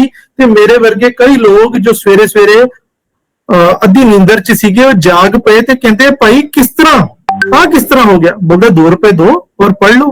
ਅਸੀਂ ਸਭ ਨੇ 2-2 ਰੁਪਏ ਦਿੱਤੇ ਤੇ ਅਖਬਾਰ ਖਰੀਦੀ। ਇੰਨੀ ਦੇਰ ਤੋਂ ਉੱਥੋਂ ਗਾਇਬ ਹੋ ਗਿਆ ਤੇ ਦੇਖਿਆ ਤੇ ਉਹ ਇੱਕ ਫੁੱਟਬਾਲ ਮੈਚ ਦੀ ਗੱਲ ਕਰ ਰਿਹਾ ਸੀਗਾ ਕਿ ਉਹਨੇ ਸਪੋਰਟਸ ਪੇਜ ਦੀ ਇੱਕ ਨਿਊਜ਼ ਜ਼ੋਰ-ਜ਼ੋਰ ਦੀ ਆਵਾਜ਼ ਦੇ ਕੇ ਐਡਵਰਟਾਈਜ਼ ਕਰਨ ਦੇ ਪੱਖੋਂ कही कि भी बांग्लादेश ने भारत को कड़ी चेतावनी दी, तो हर किसी ने सोचा कि भी बांग्लादेश ने भारत पे हमला करता, बट वो हमला किदे च सीगा, एक फुटबॉल मैच विच। यानी कि एक संदर्भ जो की है वो वखरा है, बट जब असीं इहनूं एक वड्डे लैंग्वेज दे हिस्से विच परो लैंदे हां ते ओहदा मतलब ही बिल्कुल तब्दील हो जाता है, चेंज हो जाता है, तो अपनी एक एग्जिस्टेंस ओहदे विच रह लैंदा है। सो एक पानी दा तुबका जद वड्डे सारे गिलास दे विच आ जाता है, वो पानी का तुबका नहीं रहिंदा, वो गिलास का हिस्सा बन जाता है। तो जब वो ड्रॉप ऑफ वाटर उहदे तो वखरा हो जाता है, तो उहदी एक अपनी इंपोर्टेंस बन जाती है। इसी तरह लैंग्वेज नूं बेटे हर कंटेंट नूं एक कंटैक्सट विच पढ़ना है, उहदे विच इंटलैक्चुअलिटी, सेंसिबिलिटी, कंटैक्सचुअलिटी की हैगी है ऑथर दी की मंशा है, ਉਹਨੂੰ ਵੀ ਸਮਝਣਾ ਹੈ ਤੇ ਆਪਣੇ ਅੰਦਰ ਇੱਕ ਸੁਚੇਤ ਰੀਡਰ ਦੀ ਵੀ ਕੈਪੇਬਿਲਿਟੀ ਰੱਖਣੀ ਹੈ ਕਿ ਤੁਸੀਂ ਵੀ ਰੀਡਿੰਗ ਬਿਟਵੀਨ ਦਾ ਲਾਈਨਸ ਕਰ ਸਕੋ, ਤੁਸੀਂ ਵੀ ਉਹਦੇ ਕਈ ਸਾਰੇ ਲੁਕੇ ਹੋਏ ਮਤਲਬ ਜਿਹੜੇ ਹੈ ਉਹਨਾਂ ਦੀਆਂ ਪਰਤਾਂ ਤੋਂ ਪਰਤਾਂ ਲਾ ਕੇ ਆਪਣੀਆਂ ਗੱਲਾਂ ਅੱਗੇ ਰੱਖ ਕੇ ਆਥਰ ਦੀ ਗੱਲ ਨੂੰ ਸਮਝ ਕੇ ਇੱਕ ਨਵੀਂ ਵਿਚਾਰਧਾਰਾ ਬਣਾ ਸਕਦੇ ਹੋ। So every language is a part of bigger structural autonomous whole. ਕਦੇ ਵੀ ਕਿਸੇ ਇੱਕ ਲੇਖਕ ਦੀ ਗੱਲ ਦਾ ਕੋਈ ਇੱਕ ਮਤਲਬ ਨਹੀਂ ਹੁੰਦਾ, ਉਹਦੇ ਕਈ ਸਾਰੇ ਮਤਲਬ ਨਿਕਲਦੇ ਆ, ਐਂਬਿਗੁਅਸ ਹੈ, ਉਹਦੇ ਕਈ ਸਾਰੀ ਮਲਟੀਪਲਿਸਿਟੀ ਆਫ ਮੀਨਿੰਗਸ ਹੈ। ਸੋ ਜੇ ਤੁਹਾਨੂੰ ਲਿਖੇ ਹੋਏ ਉੱਤਰ ਜਾਂ ਲਿਖੇ ਹੋਏ ਲੇਖ ਦਾ ਕੋਈ ਪਹਿਲਾ ਮਤਲਬ ਨਹੀਂ ਸਮਝ ਲੱਗਦਾ, ਤੁਹਾਡਾ ਆਪਣਾ ਹੀ ਮਤਲਬ ਉਹਦੇ ਵਿੱਚ ਹੈ, ਤੇ ਤੁਸੀਂ ਗਲਤ ਨਹੀਂ ਹੋ, ਤੁਸੀਂ ਇੱਕ ਬਹੁਤ ਵਧੀਆ ਤੇ ਸੁਚੇਤ ਰੀਡਰ ਹੋ। ਸੋ ਇੱਥੇ ਇੱਕ ਰੀਡਰ ਦੀ ਭੂਮਿਕਾ ਬਹੁਤ ਇੰਪੋਰਟੈਂਟ ਹੈ कि वो किन्ना को ज्यादा रियलिस्टिक है, किन्ना को ज्यादा ऑब्जर्व करता है, किन्ना को ज्यादा रियल लाइफ दे कई सारे पल, कई सारियां ऑब्जर्वेशंस दे नाल लिखी हुई गल नूं अपने एक्सपीरियंस दे नाल जोड़ के किसी ढंग नाल समझदा है, परखदा है, पढ़दा है। सो आ बेटे पहली स्लाइड आपां कर ली। उस तो बाद अगली आपां गल करदे हां कि what is a sign, what is a signifier, what is signified. एक फर्डिनेंड डी सॉशियर नाम दा लिंग्विस्ट होया है, लैंग्वेज दा बहुत वधिया एक जिन्हें ते विचारधारा अपनी रखी, ਉਹਦਾ नाम है फर्डिनेंड डी सॉशियर। वो साडे सामने एक तीन शब्दां दा मॉडल दिंदा है लैंग्वेज दा। पहला की है साइन, दूसरा है सिग्निफायर, तीसरा है सिग्निफाइड। आइयो तीन मापदंडा दे विच ही लैंग्वेज लिखी जाती है, पढ़ी जाती है, समझी जाती है। ते आपां भी इस गल नूं समझदे हां कि बच्चों साइन की है, सिग्निफायर की है ते सिग्निफाइड की है। बेटे साइन की है कि देखो तुसी बाजार च गए ते तुहाडे पेरेंट्स ने तुहाडे नाल शॉपिंग करनी शुरू कीती, तुसी भी ਉਹਨਾਂ ਦੇ ਨਾਲ ਘੁੰਮ ਰਹੇ ਹੋ ਤੇ ਕਿਸੇ ਜਗ੍ਹਾ ਤੇ ਜਾ ਕੇ ਖਿਡੌਣਿਆਂ ਦੀ ਸ਼ਾਪ ਵਿੱਚ, ਚਲੋ ਹੁਣ ਤੁਸੀਂ ਨਹੀਂ ਖਿਡੌਣੇ ਖਰੀਦਦੇ, ਤੁਸੀਂ ਕੋਈ ਇਹੋ ਜਿਹੀ ਕੋਈ ਚੀਜ਼ ਤੁਹਾਨੂੰ ਪਸੰਦ ਆਈ ਜਿਹੜੀ ਕਿ ਬਹੁਤ ਜ਼ਿਆਦਾ ਐਕਸਪੈਂਸਿਵ ਹੈ ਜਾਂ ਬਹੁਤ ਜ਼ਿਆਦਾ ਵੇਸਟ ਆਫ ਮਨੀ ਹੈ, ਤੇ ਤੁਸੀਂ ਪੇਰੈਂਟਸ ਵੱਲ ਨਿੱਕੇ ਜਿਹੇ ਜਦ ਹੁੰਦੇ ਸੀਗੇ, ਤੁਸੀਂ ਪੇਰੈਂਟਸ ਵੱਲ ਦੇਖਿਆ ਤੇ ਪੇਰੈਂਟਸ ਨੇ ਇੰਨੇ ਸਾਰੇ ਰਸ਼ ਵਿੱਚ ਕੋਈ ਬਹੁਤੀਆਂ ਗੱਲਾਂ ਨਹੀਂ ਕਹੀਆਂ, ਤੁਹਾਨੂੰ ਡਾਂਟਿਆ ਨਹੀਂ, ਤੇ ਤੁਹਾਡੀ ਮੰਮੀ ਨੇ ਜੇ ਇੱਕ ਚਪੇੜ ਦਾ ਸਾਈਨ ਤੁਹਾਡੇ ਵੱਲ ਕਰਤਾ ਤੇ ਉਹ ਆਪਣੇ ਆਪ ਵਿੱਚ ਸੰਕੇਤ ਹੈ ਕਿ ਬਈ ਪੈਣੀਆਂ ਬਹੁਤ ਹੈ, ਬਾਜ਼ਾਰ ਵਿੱਚ ਹੀ ਤੂੰ ਅਗਲੀ ਗੱਲ ਨਾ ਰੱਖੀ। ਉਹ ਸਾਡੇ ਵਾਸਤੇ ਕੀ ਹੈ? ਉਹ ਇੱਕ ਨॉन वर्बल ਸੰਕੇਤ ਹੈ। ਉਹ ਨॉन वर्बल ਸੰਕੇਤ ਕੀ ਹੈ? ਇੱਕ ਸਾਈਨ ਹੈ ਜੋ ਕਿ ਸਿਗਨੀਫਾਇਰ ਕਿਵੇਂ ਬਣਿਆ? ਇੱਕ ਹੱਥ ਦੇ ਐਕਸ਼ਨ ਦੇ ਨਾਲ, ਤੇ ਅਸੀਂ ਜੋ ਗੱਲ ਨੂੰ ਇੰਟਰਪ੍ਰੀਟ ਕਰ ਲਿਆ, ਕਨਕਲੂਡ ਕਰ ਲਿਆ, ਸਮਝ ਲਿਆ ਤੇ ਉਹਨੂੰ ਅਖੀਰ ਤੇ ਕਿਸੇ ਸਿੱਟੇ ਤੇ ਪਹੁੰਚ ਗਏ, ਉਹ ਕੀ ਹੈ? ਸਿਗਨੀਫਾਈਡ। ਸੋ ਲੈਂਗੁਏਜ ਕੀ ਹੈ? ਪਹਿਲੇ ਅਸੀਂ ਕੋਈ ਸਾਈਨ ਦੇਖਦੇ ਹਾਂ ਤੇ ਉਹ ਸਾਈਨ ਦੀ ਪਿਕਚਰ, ਉਹ ਸਾਈਨ ਦੀ ਇੱਕ ਪਿਕਟੋਰੀਅਲ ਕੁਆਲਿਟੀ ਸਾਡੇ ਦਿਮਾਗ ਦੇ ਵਿੱਚ ਵਸੀ ਹੋਈ ਹੈ ਸਾਡੇ ਐਕਸਪੀਰੀਅੰਸ ਦੇ ਵਜੋਂ, ਤੇ ਅਸੀਂ ਉਹਦਾ ਫਾਈਨਲ ਸਿਗਨੀਫਾਈਡ ਕਹਿ ਦਿੰਦੇ ਹਾਂ। ਜੇ ਮੈਂ ਕਿਸੇ ਨੂੰ ਕਹਾਂ ਕਿ ਵੀ ਗੁਰੂ ਨਾਨਕ ਦੇਵ ਜੀ ਦੀ ਗੱਲ ਕਰਾਂ, ਅੱਧੇ ਤੋਂ ਜ਼ਿਆਦਾ ਲੋਕਾਂ ਦੇ ਦਿਮਾਗ ਵਿੱਚ ਸੋਭਾ ਸਿੰਘ ਦੇ ਦੁਆਰਾ ਪੇਂਟ ਕੀਤੀ ਹੋਈ ਪਿਕਚਰ ਆ ਜਾਂਦੀ ਹੈ। ਦੇਖੋ ਪਰਮਾਤਮਾ ਉਸ ਅੰਤਰਯਾਮੀ ਨੂੰ ਅਸੀਂ ਦੇਖਿਆ ਨਹੀਂ, ਅਸੀਂ ਮਹਿਸੂਸ ਕੀਤਾ ਹੈ, ਬਟ ਉਸ ਪੇਂਟਰ ਨੇ ਸਾਡੇ ਸਾਹਮਣੇ ਇੱਕ ਇਹੋ ਜਿਹਾ ਚਿੱਤਰ ਦਿੱਤਾ, ਇਹੋ ਜਿਹਾ ਇੱਕ ਪੀਸਫੁਲ ਫੇਸ ਦਿੱਤਾ ਕਿ ਅਸੀਂ ਮੰਨਣ ਲੱਗ ਗਏ ਤੇ ਅਸੀਂ ਘਰਾਂ 'ਚ ਤਸਵੀਰ ਵੀ ਲਗਾਤੀ। ਇਸੇ ਤਰ੍ਹਾਂ ਕਈ ਧਰਮਾਂ 'ਚ ਕਈ ਭਗਵਾਨਾਂ ਦੀਆਂ ਤਸਵੀਰਾਂ ਹੁੰਦੀਆਂ ਜਿਨ੍ਹਾਂ ਨੂੰ ਅਸੀਂ ਨਹੀਂ ਦੇਖਿਆ, ਬਟ ਕਿਸੇ ਨਾ ਕਿਸੇ ਚਿੱਤਰਕਾਰ ਦੇ ਰਾਹੀਂ ਅਸੀਂ ਇੱਕ ਦਿਮਾਗ ਵਿੱਚ ਪਿਕਚਰ ਬਿਠਾ ਲਈ। ਉਹ ਪਿਕਚਰ ਇੱਕ ਸੰਕੇਤ ਬਣ ਗਈ, ਉਹ ਪਿਕਚਰ ਇੱਕ ਸਿਗਨੀਫਾਇਰ ਬਣ ਗਈ। ਸਾਡੇ ਵਾਸਤੇ ਕਨਕਲੂਡ ਕਰਨ ਵਾਸਤੇ ਕਿ ਵੀ ਕਦੇ ਵੀ ਅਸੀਂ ਆ ਪਿਕਚਰ ਦੇਖ ਲਈਏ ਤੇ ਸਾਡਾ ਸਿੱਟਾ, ਸਾਡਾ ਕਨਕਲੂਜਨ ਕੀ ਨਿਕਲੇਗਾ ਕਿ ਵੀ ਆ ਇਸ ਫਲਾਣੇ ਬੰਦੇ ਦੀ ਜਾਂ ਫਲਾਣੇ ਭਗਵਾਨ ਦੀ ਜਾਂ ਫਲਾਣੇ ਇਨਸਾਨ ਦੀ ਤਸਵੀਰ ਹੈ। ਮੈਂ ਇੱਕ ਤੁਹਾਡੇ ਸਾਹਮਣੇ ਸਕਰੀਨ ਤੇ ਪਿਕਚਰ ਦਿਖਾਈ ਹੈ ਜਿਹਦੇ ਚ ਡੌਗ ਹੈ, DOG। ਬਚਪਨ ਵਿੱਚ ਸਾਨੂੰ ਸਿਖਾਇਆ ਜਾਂਦਾ ਹੈ DOG ਪੁੱਠਾ ਕਰ ਦੋ ਤੇ GOD ਗੋਡ।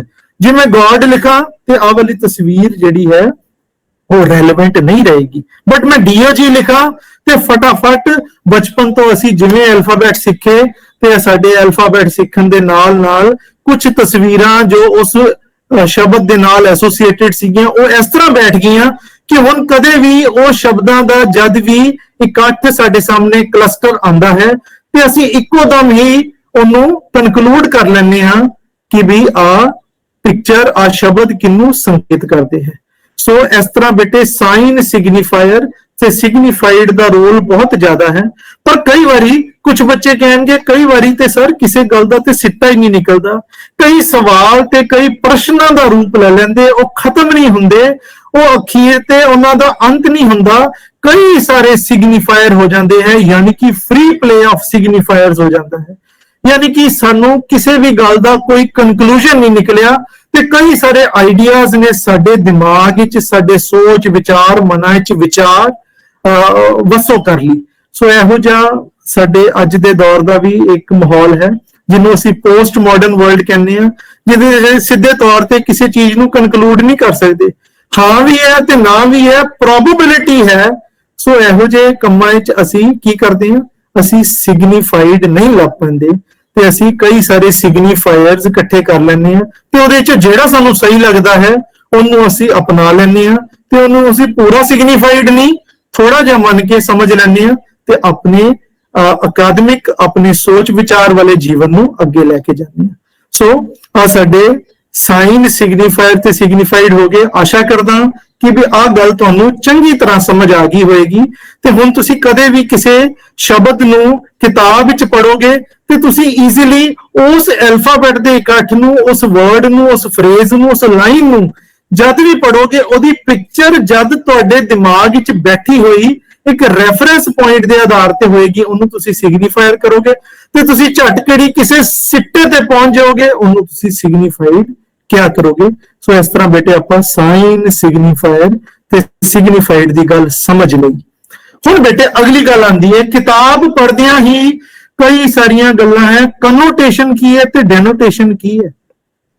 ਹੁਣ ਮੈਂ ਕਲਾਸ ਵਿੱਚ ਜੇ ਮੰਨ ਲਓ ਇੱਕ ਮੈਂ ਐਗਜ਼ਾਮਪਲ ਲੈਣਾ, ਮੈਂ ਕਲਾਸ ਵਿੱਚ ਕਿਸੇ ਬੱਚੇ ਨੂੰ ਜੋ ਕਿ ਪੜ੍ਹਾਈ 'ਚ ਬਹੁਤਾ ਵਧੀਆ ਨਹੀਂ ਹੈ, ਧਿਆਨ ਨਹੀਂ ਦਿੰਦਾ, ਕੇਅਰਲੈਸ ਰਹਿੰਦਾ, ਮੈਂ ਨਲਾਇਕ ਸ਼ਬਦ ਨਹੀਂ ਯੂਜ਼ ਕਰਦਾ, ਨਲਾਇਕ ਕੋਈ ਨਹੀਂ ਹੁੰਦਾ, ਕੁਝ ਬੱਚੇ ਪੜ੍ਹਾਈ ਲਿਖਾਈ 'ਚ ਬਹੁਤੇ ਤਵੱਜੋ ਦਿੰਦੇ ਹੈ, ਧਿਆਨ ਦਿੰਦੇ ਹੈ, ਕੁਝ ਇੰਨੇ ਕੇਅਰਫੁਲ ਨਹੀਂ ਹੁੰਦੇ, ਉਹ ਕੇਅਰਲੈਸ ਹੁੰਦੇ ਆ, ਉਹਨਾਂ ਦੇ ਹਜੇ ਲਾਈਟ ਹਾਰਟਡ ਸੈਂਟੀਮੈਂਟਸ ਹੁੰਦੇ ਆ। ਸੋ ਜੇ ਮੈਂ ਕਲਾਸ ਵਿੱਚ ਕਿਸੇ ਬੱਚੇ ਨੂੰ ਪੁੱਛਾਂ ਕਿ ਭਾਈ ਮਿਸਟਰ ਇੰਟੈਲੀਜੈਂਟ ਤੂੰ ਮੈਨੂੰ ਜਵਾਬ ਦੇ, ਤੇ ਮਿਸਟਰ ਇੰਟੈਲੀਜੈਂਟ ਐਕਚੁਅਲੀ ਪੜ੍ਹਾਈ 'ਚ ਬਹੁਤਾ ਵਧੀਆ ਨਹੀਂ ਹੈ ਤੇ ਕੀ ਉਹ ਮੇਰਾ ਮਿਸਟਰ ਇੰਟੈਲੀਜੈਂਟ ਸਹੀ ਸੰਦਰਭ ਹੈ? ਜੇ ਉਹਦਾ ਮੈਂ ਡਿਕਸ਼ਨਰੀ ਮੀਨਿੰਗ ਦੇਖਾਂ ਤੇ ਬਈ ਇੰਟੈਲੀਜੈਂਟ ਤੇ ਬਹੁਤ ਹੀ ਸਿਆਣਾ ਤੇ ਪੜ੍ਹਨ ਲਿਖਣ ਵਾਲਾ ਬੱਚਾ ਹੁੰਦਾ, ਬਟ ਮੈਂ ਉਹਨੂੰ ਤੰਜ਼ ਦੇ ਲਿਹਾਜ਼ ਨਾਲ ਕਹਿ ਰਿਹਾ, ਸਰਕਾਸਟਿਕਲੀ ਕਹਿ ਰਿਹਾ, ਉਹਦੇ ਵਿੱਚ ਮੈਂ ਟੌਂਟ ਮਾਰ ਕੇ ਉਸ ਬੱਚੇ ਤੱਕ ਗੱਲ ਪਹੁੰਚਾ ਰਿਹਾ ਤੇ ਆਲੇ ਦੁਆਲੇ ਦੇ ਬੱਚੇ ਜੋ ਉਸ ਬੱਚੇ ਨੂੰ ਹੋਰ ਚੰਗੀ ਤਰ੍ਹਾਂ ਜਾਣਦੇ, ਉਹਦੇ ਕਲਾਸਮੇਟ, ਉਹ ਵੀ ਹੱਸਣ ਲੱਗ ਪੈਣਗੇ ਕਿ ਵੀ ਸਰ ਨੇ ਉਹਦੇ ਨਾਲ ਕੀ ਗੱਲ ਕੀਤੀ ਹੈ, ਉਹ ਕਈ ਗੱਲ ਦਾ ਐਕਚੁਅਲ ਮਤਲਬ ਕੀ ਹੈ। ਸੋ ਜਦ ਐਕਚੁਅਲ ਮਤਲਬ ਦੀ ਗੱਲ ਕਰੀਏ, ਉਹਦਾ ਜੇ ਡਿਕਸ਼ਨਰੀ ਮੀਨਿੰਗ ਦੇਖੀਏ ਤੇ ਉਹ ਹੈ ਡੈਨੋਟੇਸ਼ਨ। ਮੈਂ ਪੜ੍ਹਦਾ ਹਾਂ, almost every word has two kinds of meanings। ਹਰ ਇੱਕ ਸ਼ਬਦ ਦੇ ਦੋ ਦਾਰੋਮਦਾਰ, ਦੋ ਆਧਾਰ ਹੁੰਦੇ ਹੈ। ਇੱਕ ਤੇ ਕੀ ਹੈ ਸਟ੍ਰੇਟ ਫਾਰਵਰਡ ਡਿਕਸ਼ਨਰੀ ਡੈਫੀਨੇਸ਼ਨ ਤੇ ਦੂਸਰੇ ਪਾਸੇ ਕੀ ਹੈ the feelings associated with that very word। ਉਹਦੇ ਨਾਲ ਕਿੰਨੀਆਂ ਸਾਡੀਆਂ ਇਮੋਸ਼ਨਸ ਜੁੜੀਆਂ ਹਨ।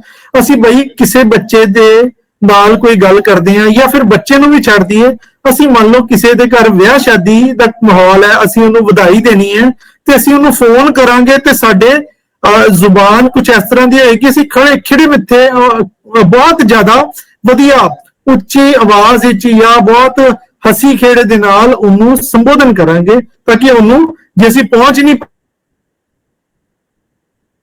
ਪਰ ਫੋਨ ਖੁਸ਼ੀ ਬੜੀ ਹੈ।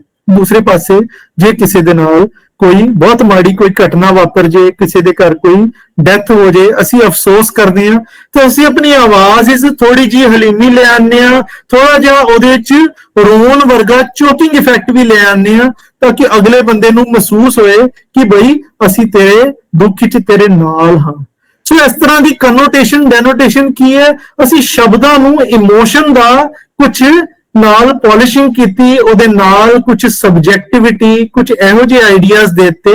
ਸੋ ਫਿਰ ਉਹਨੂੰ ਕੀ ਹੈ, ਡੈਨੋਟੇਸ਼ਨ ਨੂੰ ਅਸੀਂ ਕਨੋਟੇਸ਼ਨ ਬਣਾਉਣ ਵਿੱਚ ਇੱਕ ਆਪਣੀ ਹਿੱਸੇਦਾਰੀ ਦਿੰਦੇ ਹਾਂ।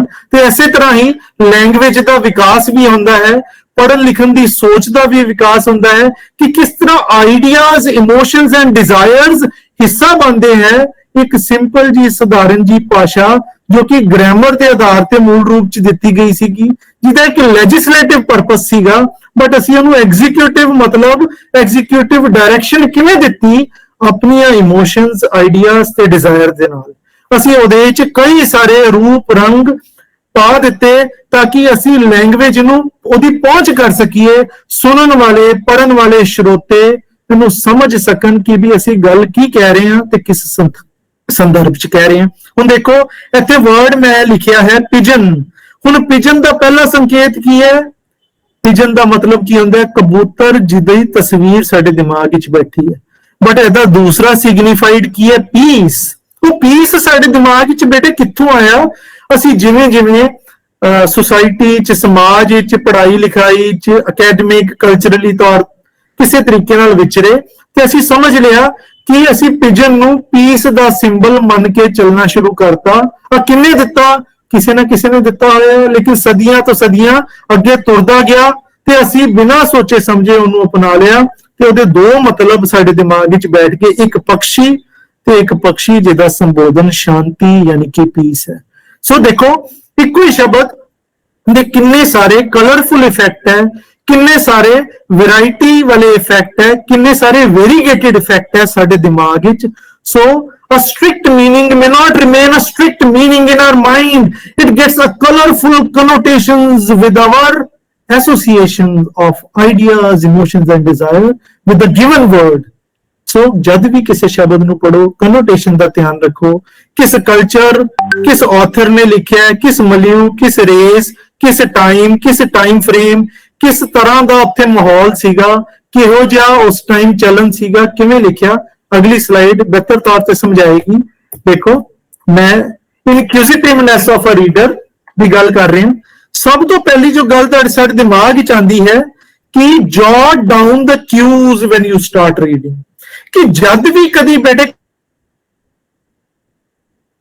ਕਿਤਾਬ ਫੜ ਸਫੇਦ ਪੇਪਰ ਜਾਂ ਫਿਰ ਇੱਕ ਰੂਲਡ ਪੇਪਰ ਜ਼ਰੂਰ ਰੱਖਣਾ ਹੈ ਜਿਹਦੇ ਵਿੱਚ ਤੁਸੀਂ ਕੁਝ ਕਿਤਾਬ ਦੀਆਂ ਗੱਲਾਂ ਲਿਖ ਸਕੋ, ਸਮਝ ਸਕੋ, ਕਿਉਂਕਿ ਬਹੁਤੀਆਂ ਗੱਲਾਂ ਅਸੀਂ ਦਿਮਾਗ ਵਿੱਚ ਨਹੀਂ ਰੱਖ ਸਕਦੇ। ਸਾਨੂੰ ਆਪਣਾ ਪੈਨ ਤੇ ਪੇਪਰ ਦੀ ਵੀ ਵਰਤੋਂ ਕਰਨੀ ਪੈਂਦੀ ਹੈ ਕਿ ਅਸੀਂ ਐਜ਼ ਅ ਲਰਨਰ, ਦੇਖੋ ਮੈਂ ਧਿਆਨ ਦਿਓ ਸ਼ਬਦ ਤੇ ਫੋਕਸ ਕਰ ਰਹੇ ਹਾਂ, ਐਜ਼ ਅ ਲਰਨਰ। ਪਹਿਲੇ ਅਸੀਂ ਲਰਨਰ ਹਾਂ, ਫਿਰ ਅਸੀਂ ਰੀਡਰ ਹਾਂ। ਪਹਿਲੇ ਅਸੀਂ ਸਮਝਦਾਰੀ ਨਾਲ ਕਿਸੇ ਗੱਲ ਨੂੰ ਪਰਖਦੇ ਹਾਂ, ਦਿਮਾਗ 'ਚ ਬਿਠਾਉਂਦੇ ਹਾਂ, ਫਿਰ ਅਸੀਂ ਰੀਡਰ ਹਾਂ। ਲਰਨਰ ਕਦੋਂ ਹਾਂ? ਜਦ ਅਸੀਂ ਉਹਨੂੰ ਅੱਗੇ ਵਧਾਉਣ ਵਾਸਤੇ ਜਾਂ ਕਿਸੇ ਨੂੰ ਪੜ੍ਹਾਉਣ ਦੇ ਪੱਖੋਂ ਜਾਂ ਉਹ ਗਿਆਨ ਨੂੰ ਵੰਡਣ ਦੇ ਪੱਖੋਂ ਕਿਸੇ ਚੀਜ਼ ਨੂੰ ਪੜ੍ਹਦੇ ਹਾਂ। ਸੋ ਸਭ ਤੋਂ ਪਹਿਲੇ ਬੇਟੇ ਕਿਊਜ਼ ਸਮਝਣੇ ਜ਼ਰੂਰੀ ਹੈ। ਪਹਿਲਾ ਕਿਊ ਕੀ ਹੈ ਬੇਟੇ? ਵੈਨ, ਕਿ ਕਿਤਾਬ ਜਾਂ ਫਿਰ ਲੇਖ ਜਾਂ ਫਿਰ ਐਸੇ, ਜੋ ਵੀ ਲਿਖਾਵਟ ਸਾਡੇ ਸਾਹਮਣੇ ਹੈ, ਜੋ ਵੀ ਲੇਖ ਸਾਡੇ ਸਾਹਮਣੇ ਹੈ, ਉਹ ਕਦੋਂ ਲਿਖਿਆ ਗਿਆ। ਬੇਟੇ ਹਰ ਸਦੀ ਦਾ, ਹਰ ਟਾਈਮ ਫਰੇਮ ਦਾ ਸੰਦਰਭ ਵੱਖਰਾ ਹੈ। ਜੇ ਮੈਂ ਗੱਲ ਕਰਾਂ 3 ਦਹਾਕੇ ਪਹਿਲੇ ਦੀ, 3 decades prior to our present time, ਉਦੋਂ ਸਾਡੇ ਸੋਚ ਵਿਚਾਰ, ਸਾਡਾ ਟਾਈਮ ਵੱਖਰਾ ਸੀਗਾ। ਉਦੋਂ ਸਾਡੇ ਦਿਮਾਗ ਦੀ ਜੋ ਉਪਜ ਸੀਗੀ ਉਹ ਉਸ ਟਾਈਮ ਦੇ ਆਧਾਰ ਤੇ ਸੀਗੀ। ਅਸੀਂ ਉਦੋਂ ਦੇ ਜੋ ਕਾਜ਼ ਐਂਡ ਇਫੈਕਟ ਰਿਲੇਸ਼ਨਸ਼ਿਪ ਸੀਗੇ, ਉੱਥੋਂ ਦੇ ਜਿਹੜੇ ਘਟਨਾਕ੍ਰਮ ਸੀਗੇ, ਉਹਨਾਂ ਦੇ ਉੱਪਰ ਲੈਂਗੁਏਜ ਨੂੰ ਬੇਸ ਕਰਦੇ ਸੀਗੇ ਤੇ ਉਸੇ ਤਰ੍ਹਾਂ ਉਹਨੂੰ ਜੋ ਹੈ ਇਵੈਲੂਏਟ ਕਰਦੇ ਸੀਗੇ। So when is very important. ਜੇ ਮੰਨ ਲਓ ਕਿਸੇ ਟਾਈਮ ਕਾਰਗਿਲ ਯੁੱਧ ਲੱਗਿਆ ਤੇ ਕਾਰਗਿਲ ਯੁੱਧ ਲੱਗਿਆ ਤੇ ਕਿਸੇ ਨੇ ਕੋਈ ਕਵਿਤਾ ਲਿਖਦੀ ਤੇ ਕਵਿਤਾ ਦਾ ਜੋ ਕਵਿਤਾ ਯੋਧਿਆਂ ਦੀ ਕਵਿਤਾ ਹੈ ਤੇ ਅਸੀਂ ਯੋਧਿਆਂ ਦੀ ਕਵਿਤਾ ਵਿੱਚ ਕਾਰਗਿਲ ਯੁੱਧ ਨੂੰ ਸੰਬੋਧਨ ਕਰਨ ਲੱਗ ਗਏ। ਜਾਂ ਉਸ ਵਿਚਾਰਧਾਰਾ ਨਾਲ ਗੱਲ ਨੂੰ ਸਮਝਣ ਲੱਗ ਗਏ, ਕਿਉਂਕਿ ਸਾਡੇ ਨਾਲ ਉਹ ਤਾਜੀ ਘਟਨਾ ਹੋਈ ਸੀਗੀ। ਮੈਂ ਆਪਣੇ ਨਾਲ ਦੀ ਗੱਲ ਦੱਸ ਰਿਹਾ ਕਿ ਜਦ ਮੈਂ ਪੜ੍ਹਦਾ ਸੀਗਾ ਮੈਂ ਕਿਹੜੀ ਚੀਜ਼ ਦੇਖੀ। ਉਸ ਤੋਂ ਬਾਅਦ ਕੀ ਹੈ, ਅਗਲੀ ਗੱਲ ਆ ਜਾਂਦੀ ਹੈ, ਵਟ ਆਰ ਯੂ ਰੀਡਿੰਗ। ਆ ਬਹੁਤ ਇੰਪੋਰਟੈਂਟ ਚੀਜ਼ ਹੈ ਬੇਟੇ। ਕੁਝ ਲੋਕ ਕਹਿੰਦੇ ਆ ਕਿ ਕੁਝ ਵੀ ਪੜੋ, ਮੈਂ ਇਸ ਚੀਜ਼ ਨਾਲ ਸਹਿਮਤ ਨਹੀਂ ਹਾਂ। You have to be very selective with what you read, ਕਿਉਂਕਿ ਬੇਟੇ ਤੁਹਾਡੀ ਇੱਕ ਲਰਨਰ ਦੀ ਅਪਰੋਚ ਹੈ, ਤੁਹਾਡੀ ਇੱਕ ਵਿਚਾਰਧਾਰਾ ਬਣਨੀ ਹੈ ਕਿ ਜੋ ਕੋਈ ਦੂਸਰਾ ਪੜ੍ਹ ਰਿਹਾ ਹੈ ਉਹਨੂੰ ਤੁਸੀਂ ਨਹੀਂ ਪੜੋਗੇ, ਤੁਸੀਂ ਆਪਣੇ ਟੇਸਟ ਮੁਤਾਬਿਕ ਚੀਜ਼ਾਂ ਨੂੰ ਪੜੋਗੇ, ਕਿਉਂਕਿ ਤੁਸੀਂ ਆਪਣਾ ਮਾਨਸਿਕ ਵਿਕਾਸ ਕਰ ਰਹੇ ਹੋ। What are you reading? Is it didactic? Has it a moral purpose? ਉਹ moralistic ਹੈ ਕਿ ਉਹਦਾ ਸੈਟੈਰਿਕਲ ਇੱਕ ਵਿਅੰਗਾਤਮਕ ਰਵੱਈਆ ਹੈ, ਕਿ ਉਹ ਕੌਮਿਕਲ ਹੈ, ਕਿ ਉਹ ਟ੍ਰੈਜਿਕ ਹੈ, ਕਿ ਉਹ ਸੀਰੀਅਸ ਹੈ, ਉਹ ਕਿਸ ਤਰ੍ਹਾਂ ਦੇ ਥੀਮ ਦੇ ਉੱਪਰ ਆਧਾਰਿਤ ਹੈ। ਉਹ ਥੀਮ ਦਾ ਤੁਹਾਡੇ ਵਿਚਾਰਾਂ ਦੇ ਨਾਲ ਮੈਚ ਕਰਨਾ ਬੜਾ ਜ਼ਰੂਰੀ ਹੈ, ਤਾਂ ਹੀ ਤੁਹਾਡਾ ਇੱਕ ਆਪਸ ਵਿੱਚ ਰਿਸ਼ਤਾ ਬਣੇਗਾ, ਇੱਕ ਚੈਨਲ ਬਣੇਗਾ। ਹੁਣ ਕਈ ਬੱਚੇ ਮੈਂ ਹੁਣ ਐਗਜ਼ਾਮਪਲ ਲਵਾਂ, ਕਈਆਂ ਨੂੰ ਗੁਰਦਾਸ ਮਾਨ ਦੇ ਗੀਤ ਬਹੁਤ ਵਧੀਆ ਲੱਗਦੇ ਹੈ ਤੇ ਕਈ ਬੋਲਦੇ ਉਹਦੀ ਗੀਤਕਾਰੀ ਨਹੀਂ ਵਧੀਆ, ਲੇਕਿਨ ਉਹ ਲਿਖਦਾ ਬਹੁਤ ਵਧੀਆ ਹੈ। ਦੇਖੋ ਕੁਝ ਲੋਕ ਕਹਿੰਦੇ ਆ ਕਿ ਵੀ ਕੁਝ ਉਹਦੇ ਸ਼ਬਦ ਜਿਹੜੇ ਹੈ ਰੈਪੀਟੇਟਿਵ ਹੈ। ਸੋ ਔਰ ਸਾਡਾ ਸੋਚ ਵਿਚਾਰ ਦਾ ਜਰੀਆ ਕਿਵੇਂ ਬਣਿਆ, ਜਿਵੇਂ ਜਿਵੇਂ ਅਸੀਂ ਉਹਨੂੰ ਪਰਖਿਆ। ਫਿਰ ਕੁਝ ਲੋਕ ਕਹਿਣਗੇ ਕਿ ਵੀ ਅਸੀਂ ਇਹਦੇ ਬਹੁਤੀ ਇਹਦੀਆਂ ਲਿਖੀਆਂ ਹੋਈਆਂ ਗੱਲਾਂ ਨੂੰ ਨਹੀਂ ਪੜਾਂਗੇ ਕਿਉਂਕਿ ਇਹਦੇ 'ਚ ਰੈਪੀਟੀਸ਼ਨ ਬਹੁਤ ਹੈ। ਕੁਝ ਕਹਿਣਗੇ ਕਿ ਨਹੀਂ, ਮੈਨੂੰ ਵੈਰਾਈਟੀ ਦਿਖਦੀ ਹੈ। ਔਰ ਹੁਣ ਤੁਹਾਡੀ ਸੋਚ ਹੈ ਐਜ਼ ਅ ਕ੍ਰਿਟਿਕ ਕਿ ਤੁਸੀਂ ਕਿੰਨਾ ਕੁ ਗੱਲ ਨੂੰ ਸਮਝਦੇ ਹੋ ਤੇ ਆਪਣੇ ਦਿਮਾਗ ਵਿੱਚ ਆਪਣੇ ਟੇਸਟ ਮੁਤਾਬਿਕ, ਆਪਣੀ ਸਬਜੈਕਟਿਵ ਆਈਡੀਆਜ਼ ਦੇ ਮੁਤਾਬਿਕ ਕਿਸ ਤਰ੍ਹਾਂ ਦਾ ਇੱਕ ਤੁਸੀਂ ਜ਼ੋਨ ਬਣਾ ਲੈਂਦੇ ਹੋ ਕਿ ਇਹੋ ਜਿਹੇ ਢੰਗ ਦੀਆਂ ਕਿਤਾਬਾਂ ਮੈਂ ਪੜ੍ਹਿਆ ਕਰਨੀਆਂ ਹੈ ਤੇ ਇਹੋ ਜਿਹੀ ਵਿਚਾਰਧਾਰਾ ਨੂੰ ਮੈਂ ਹੋਰ ਜ਼ਿਆਦਾ ਵਧਾਉਣਾ ਹੈ, ਉਹਨੂੰ ਹੋਰ ਜ਼ਿਆਦਾ ਪ੍ਰਫੁੱਲਿਤ ਕਰਨਾ ਹੈ। ਅਗਲੀ ਗੱਲ ਆ ਜਾਂਦੀ ਹੈ ਬੇਟੇ, who has written? Who has written ਬੇਟੇ ਬਹੁਤ ਵੱਡਾ ਸਵਾਲ ਹੈ। ਦੇਖੋ whether you want to personalize or impersonalize, ਇੱਥੇ ਮੈਂ ਦੁਬਾਰਾ ਅੱਗੇ ਜਾ ਕੇ ਗੱਲ ਕਰਾਂਗਾ, ਇਹਨੂੰ ਇੱਕ ਵਾਰ ਛੱਡ ਦਿੰਦੇ ਆ, ਇਹਦੇ ਤੇ ਮੈਂ ਬਹੁਤ ਇੱਕ ਵਿਸਤਾਰ ਚ ਗੱਲ ਕਰਾਂਗਾ। ਅਗਲੀ ਗੱਲ ਆ ਜਾਂਦੀ ਹੈ where, ਕਿ ਵੀ ਕਿੱਥੇ ਗੱਲ ਲਿਖੀ ਗਈ। ਹੁਣ ਇੱਕ ਇੰਗਲੈਂਡ ਵਿੱਚ ਕੋਈ ਰਾਈਟਰ ਲਿਖ ਰਿਹਾ ਹੈ, ਉਹ ਹਰ ਤਰਫੋਂ ਉਹਨੂੰ ਇੱਕ ਡਿਵੈਲਪਡ ਨੇਸ਼ਨ ਹੈ, ਉਹਨੂੰ ਕਿਸੇ ਤਰ੍ਹਾਂ ਦੀ ਕੋਈ ਕਮੀ ਨਹੀਂ ਹੈ, ਉਹਦੇ ਕੋਲ ਅਕੈਡਮਿਕ ਐਜੂਕੇਸ਼ਨ ਹਰ ਤਰ੍ਹਾਂ ਨਾਲ ਉਹਨੂੰ ਕਿਸੇ ਤਰ੍ਹਾਂ ਦੀ ਕੋਈ ਫੈਸਿਲਿਟੀ ਦੀ ਘਾਟ ਨਹੀਂ ਹੈ। ਉਹ ਆਪਣੇ ਆਪ ਨੂੰ ਇੱਕ ਕੰਫਰਟ ਜ਼ੋਨ 'ਚ ਲਿਖਦਾ ਹੈ ਤੇ ਉਹਦੀ ਸੋਚਣ ਦੀ ਜੋ ਸ਼ਕਤੀ ਹੈ ਉਹ ਆਲੇ ਦੁਆਲੇ ਤੋਂ ਪ੍ਰਭਾਵਿਤ ਹੋਈ ਤੇ ਉਹਦਾ ਸੋਚਣ ਦਾ ਨਜ਼ਰੀਆ ਵੀ ਉਸ ਤਰ੍ਹਾਂ ਦਾ ਹੋ ਗਿਆ। ਤੇ ਦੂਜੇ ਪਾਸੇ ਕੋਈ ਇਹੋ ਜਿਹਾ ਮੂਲ ਰੂਪ 'ਚ ਭਾਰਤੀ ਬੰਦਾ ਜਿਹੜਾ ਉੱਥੇ ਜਾ ਕੇ ਵਸਿਆ, ਜਿਨਨੇ ਉੱਥੇ ਲੇਬਰ ਦਾ ਕੰਮ ਕੀਤਾ, ਸਟਰਗਲ ਕੀਤਾ, ਤੇ ਉਹਨੂੰ ਉਹੋ ਜਿਹਾ ਕੰਫਰਟ ਜ਼ੋਨ ਨਹੀਂ ਦਿਖਿਆ ਤੇ ਉਹਨੇ ਫਿਰ ਦੋ ਵਿਚਾਰਧਾਰਾ ਦੀ ਗੱਲ ਕੀਤੀ। ਇੱਕ ਹੈ ਜਿੱਥੋਂ ਆਇਆ ਤੇ ਇੱਕ ਉੱਥੇ ਜਿੱਥੇ ਜਾ ਵਸਿਆ, ਜਿਹਨੂੰ ਅਸੀਂ ਡਾਇਸਪੋਰਾ ਦੀ ਰਾਈਟਿੰਗ ਵੀ ਕਹਿੰਦੇ ਹਾਂ। ਸੋ ਵੇਅਰ ਇਜ਼ ਕਿ ਵੀ ਤੁਸੀਂ ਕਿੱਥੋਂ ਦੀ ਗੱਲ ਕਰਦੇ ਹੋ ਤੇ ਕਿੱਥੇ ਜਾ ਕੇ ਕਰਦੇ ਹੋ ਤੇ ਕਿੱਥੋਂ ਤੱਕ ਪਹੁੰਚਦੇ ਹੋ। ਦੇਖੋ ਤਿੰਨ ਵੇਅਰ ਦੇ ਸੰਦਰਭ ਹੋ ਗਏ। ਪਹਿਲਾ ਹੈ ਕਿ ਤੁਹਾਡਾ ਪਿਛੋਕੜ ਕੀ ਹੈ ਤੇ ਤੁਸੀਂ ਐਟ ਪ੍ਰੈਜ਼ੈਂਟ ਕਿੱਥੇ ਹੋ ਤੇ ਤੁਸੀਂ ਕਿਹਦੇ ਵਾਸਤੇ ਗੱਲ ਲਿਖਦੇ ਹੋ। ਸੋ ਆ ਬਹੁਤ ਜ਼ਰੂਰੀ ਹੈ। ਅਗਲੀ ਗੱਲ ਹੈ ਵਾਈ ਐਂਡ ਹਾਊ। ਵਾਈ ਕਿਉਂ ਹੈ, ਤੁਸੀਂ ਕਿਉਂ ਲਿਖਦੇ ਹੋ, ਕਿਉਂ ਤੁਹਾਡੇ ਅੰਦਰ ਪੜ੍ਹਨ ਦੀ ਲਿਖਣ ਦੀ ਸ਼ਮਤਾ ਆਈ, ਤੇ ਤੁਸੀਂ ਆਥਰ ਦਾ ਵਾਈ ਪਛਾਣਨਾ ਹੈ ਕਿ ਕਿਉਂ ਲਿਖਦਾ ਹੈ। ਹੈਗਾ ਤੇ ਉਹ ਫਿਜ਼ਿਕਸ ਦਾ ਟੀਚਰ ਹੈ, ਲਿਖਦਾ ਉਹ ਪੋਇਮਸ ਹੈ, ਕਿਉਂ ਉਹਨੂੰ ਪੋਇਟਰੀ ਨੇ ਇੰਨਾ ਜ਼ਿਆਦਾ ਪ੍ਰਭਾਵਿਤ ਕੀਤਾ ਕਿ ਉਹਦੇ ਵਿੱਚ ਇੱਕ ਲੁਕਿਆ ਹੋਇਆ ਕਵੀ ਵੀ ਸੀਗਾ ਜਿਹਨੂੰ ਉਹਨੇ ਅਨਫੋਲਡ ਕੀਤਾ, ਸਾਡੇ ਸਾਹਮਣੇ ਪ੍ਰੈਜ਼ੈਂਟ ਕੀਤਾ, ਅਸੀਂ ਉਹਨੂੰ ਜਾਣਾਂਗੇ। ਹਾਊ ਕੀ ਹੈ ਕਿ ਉਹ ਕਿਸ ਤਰ੍ਹਾਂ ਦੀ ਕਵਿਤਾਵਾਂ ਲਿਖਣਾ ਹੈ। ਮੈਂ ਵੱਡੇ ਵੱਡੇ ਕਵੀ ਦੀ ਵੀ ਗੱਲ ਕਰ ਲਾਂ ਜਿਨ੍ਹਾਂ ਨੇ ਕਈ ਵਾਰੀ ਕਵਿਤਾ ਕੋਈ ਹਲਕੀ ਫੁਲਕੀ ਲਿਖਤੀ, ਤੇ ਕਈ ਮੈਂ ਬਹੁਤ ਹੀ ਜ਼ਿਆਦਾ ਜਿਨ੍ਹਾਂ ਦਾ ਨਾਮ ਨਹੀਂ ਹੋਇਆ ਇਹੋ ਜਿਹੇ ਕਵੀ ਵੀ ਦੇਖ ਲੈਣਾ ਜੋ ਬਹੁਤ ਵਧੀਆ ਕਵਿਤਾਵਾਂ ਲਿਖ ਜਾਂਦੇ ਐਨੋਨਿਮਸਲੀ, ਯਾਨੀ ਕਿ ਅਗਿਆਤ ਹੋਣ ਦੇ ਨਾਤੇ, ਕਿ ਵੀ ਉਹਨਾਂ ਦਾ ਨਾਮ ਕਿਸੇ ਨੂੰ ਨਹੀਂ ਪਤਾ, ਬਟ ਉਹਨਾਂ ਦੀਆਂ ਕਵਿਤਾਵਾਂ ਸੋਸ਼ਲ ਨੈਟਵਰਕਿੰਗ ਚੈਨਲਸ ਤੇ ਜਾਂ ਫਿਰ WhatsApp, Facebook, Instagram ਤੇ ਲੋਕੀ ਆਪਣੇ ਨਾਮ ਨਾਲ ਹੀ ਅੱਗੇ ਤੇ ਅੱਗੇ ਵਧਾਈ ਜਾ ਰਹੇ। ਸੋ ਆ ਵੀ ਬਹੁਤ ਜ਼ਰੂਰੀ ਹੈ ਕਿ ਵੀ ਕਿਸ ਤਰ੍ਹਾਂ ਉਸ ਗੱਲ ਦਾ ਅੱਗੋਂ ਜੋ ਹੈ ਪ੍ਰਚਾਰ ਹੋ ਰਿਹਾ ਹੈ। ਸੋ when, what, who, where, why and how, who ਤੁਹਾਨੂੰ ਦੱਸਿਆ, ਮੈਂ ਫਿਰ ਤੋਂ ਇੱਥੇ ਦੁਬਾਰਾ ਆਵਾਂਗਾ। who ਨੂੰ ਹੀ ਪਹਿਲੇ ਆਪਾਂ ਸਮਝ ਲੈਂਦੇ ਹਾਂ। Now whenever you have to understand the who of a book कि ਉਹਨੂੰ ਕਿੰਨੇ ਲਿਖਿਆ। ਦੇਖੋ ਬੇਟੇ ਕਿਤਾਬ ਪੜ੍ਹਨ ਦੇ ਦੋ ਤਰੀਕੇ ਹੈ, ਇੱਕ ਤੇ ਹੈ ਆਥਰ ਨੂੰ ਭੁੱਲ ਜਾਓ ਕਿ ਕਵੀ ਕੌਣ ਹੈ। ਦੇਖੋ ਮੈਂ ਲੇਖਕ ਨਹੀਂ ਕਹਿ ਰਿਹਾ, ਮੈਂ ਕਹਿ ਰਿਹਾ ਹਾਂ ਕਿ ਆਥਰ ਕੌਣ ਹੈ। I am not talking about writer, I am talking about author. ਗੱਲ ਨੂੰ ਸਮਝੋ, ਰਾਈਟਰ ਤੇ ਆਥਰ ਵਿੱਚ ਫਰਕ ਹੈ। ਆਥਰ ਕੌਣ ਹੈ? ਜਿਹਦੇ ਕੋਲ ਅਥਾਰਟੀ ਹੈ, ਜਿਨੇ ਆਪਣੀ ਚੀਜ਼ ਸਾਡੇ ਸਾਹਮਣੇ ਰੱਖੀ, ਉਹਦੇ ਜਿਹਨੂੰ ਉਹ ਕਲੇਮ ਕਰ ਸਕਦਾ ਹੈ ਕਿ ਇਹ ਮੇਰੇ ਦਿਮਾਗ ਦੀ, ਮੇਰੇ ਦਿਲ ਦੀ ਉਪਜ ਹੈ, ਜਿਹਨੂੰ ਮੈਂ ਆਪਣੇ ਪੜ੍ਹਨ ਵਾਲਿਆਂ ਤੱਕ ਰੱਖ ਰਿਹਾ ਹਾਂ, ਉਹ ਆਥਰ ਹੈ। ਤੇ ਰਾਈਟਰ ਕੌਣ ਹੈ? ਤੁਹਾਡੇ ਮੇਰੇ ਵਰਗਾ, ਜਿਹੜੇ ਕਈ ਸਾਰੀਆਂ ਗੱਲਾਂ ਵਿੱਚੋਂ ਕੁਝ ਪੋਰਸ਼ਨਸ ਕੱਢ ਕੇ ਆਪਣੀ ਇੱਕ ਮਿਲੀ ਜੁਲੀ ਜੀ ਗੱਲ ਲਿਖ ਲੈਂਦੇ, ਉਹ ਰਾਈਟਰ ਬਣ ਜਾਂਦੇ। ਉਹਨਾਂ ਕੋਲ ਕਿਸੇ ਚੀਜ਼ ਦੀ ਅਥਾਰਟੀ ਨਹੀਂ ਹੈਗੀ, ਬਟ ਕਈ ਸਾਰੇ ਆਥਰਸ ਦਾ ਗਿਆਨ ਹੈ। ਹੁਣ ਮੈਂ ਗੱਲ ਰਾਈਟਰ ਦੀ ਨਹੀਂ ਕਰ ਰਿਹਾ, ਮੈਂ ਗੱਲ ਕਰ ਰਿਹਾ ਹਾਂ ਬੇਟੇ ਆਥਰ ਦੀ, ਕਿ ਅਸੀਂ ਕਿਤਾਬ ਦੇ ਲੇਖਕ ਦੇ ਨਾਲ, ਆਥਰ ਦੇ ਨਾਲ ਇੰਪਰਸਨਲਾਈਜ਼ ਕਰਨਾ ਹੈ ਕਿ ਪਰਸਨਲਾਈਜ਼ ਕਰਨਾ ਹੈ। ਹੁਣ ਬੇਟੇ ਇੰਪਰਸਨਲਾਈਜ਼ ਮਤਲਬ ਹੈ ਕਿ ਅਸੀਂ ਡੀਹਿਊਮਨਾਈਜ਼ ਕਰਨਾ ਹੈ। ਮਤਲਬ ਕੀ ਹੈ? ਅਸੀਂ ਉਹਦੇ ਨਾਲ ਜੋ ਹੈ ਕੋਈ ਲਿੰਕ ਨਹੀਂ ਰੱਖਦੇ ਕਿ ਮੇਰੇ ਵੱਲੋਂ ABCD ਜੋ ਮਰਜ਼ੀ ਹੋਏ, ਉਹਨੇ ਕਿਤਾਬ ਲਿਖੀ ਹੋਈ, ਮੈਂ ਕਿਤਾਬ ਦੇ ਕੰਟੈਂਟ ਦੇ ਉੱਪਰ ਆਪਣਾ ਪੁਆਇੰਟ ਆਫ ਵਿਊ ਰੱਖਣਾ ਹੈ। ਆ ਮੇਰਾ ਇੱਕ ਤਰੀਕਾ ਹੈ ਕਿਤਾਬ ਨੂੰ ਪੜ੍ਹਨ ਦਾ, ਕਿ ਮੈਂ ਕਿਤਾਬ ਦਾ ਲੇਖਕ ਨਹੀਂ ਦੇਖਦਾ, ਮੈਂ ਕਿਤਾਬ ਦਾ ਕੰਟੈਂਟ ਦੇਖਦਾ।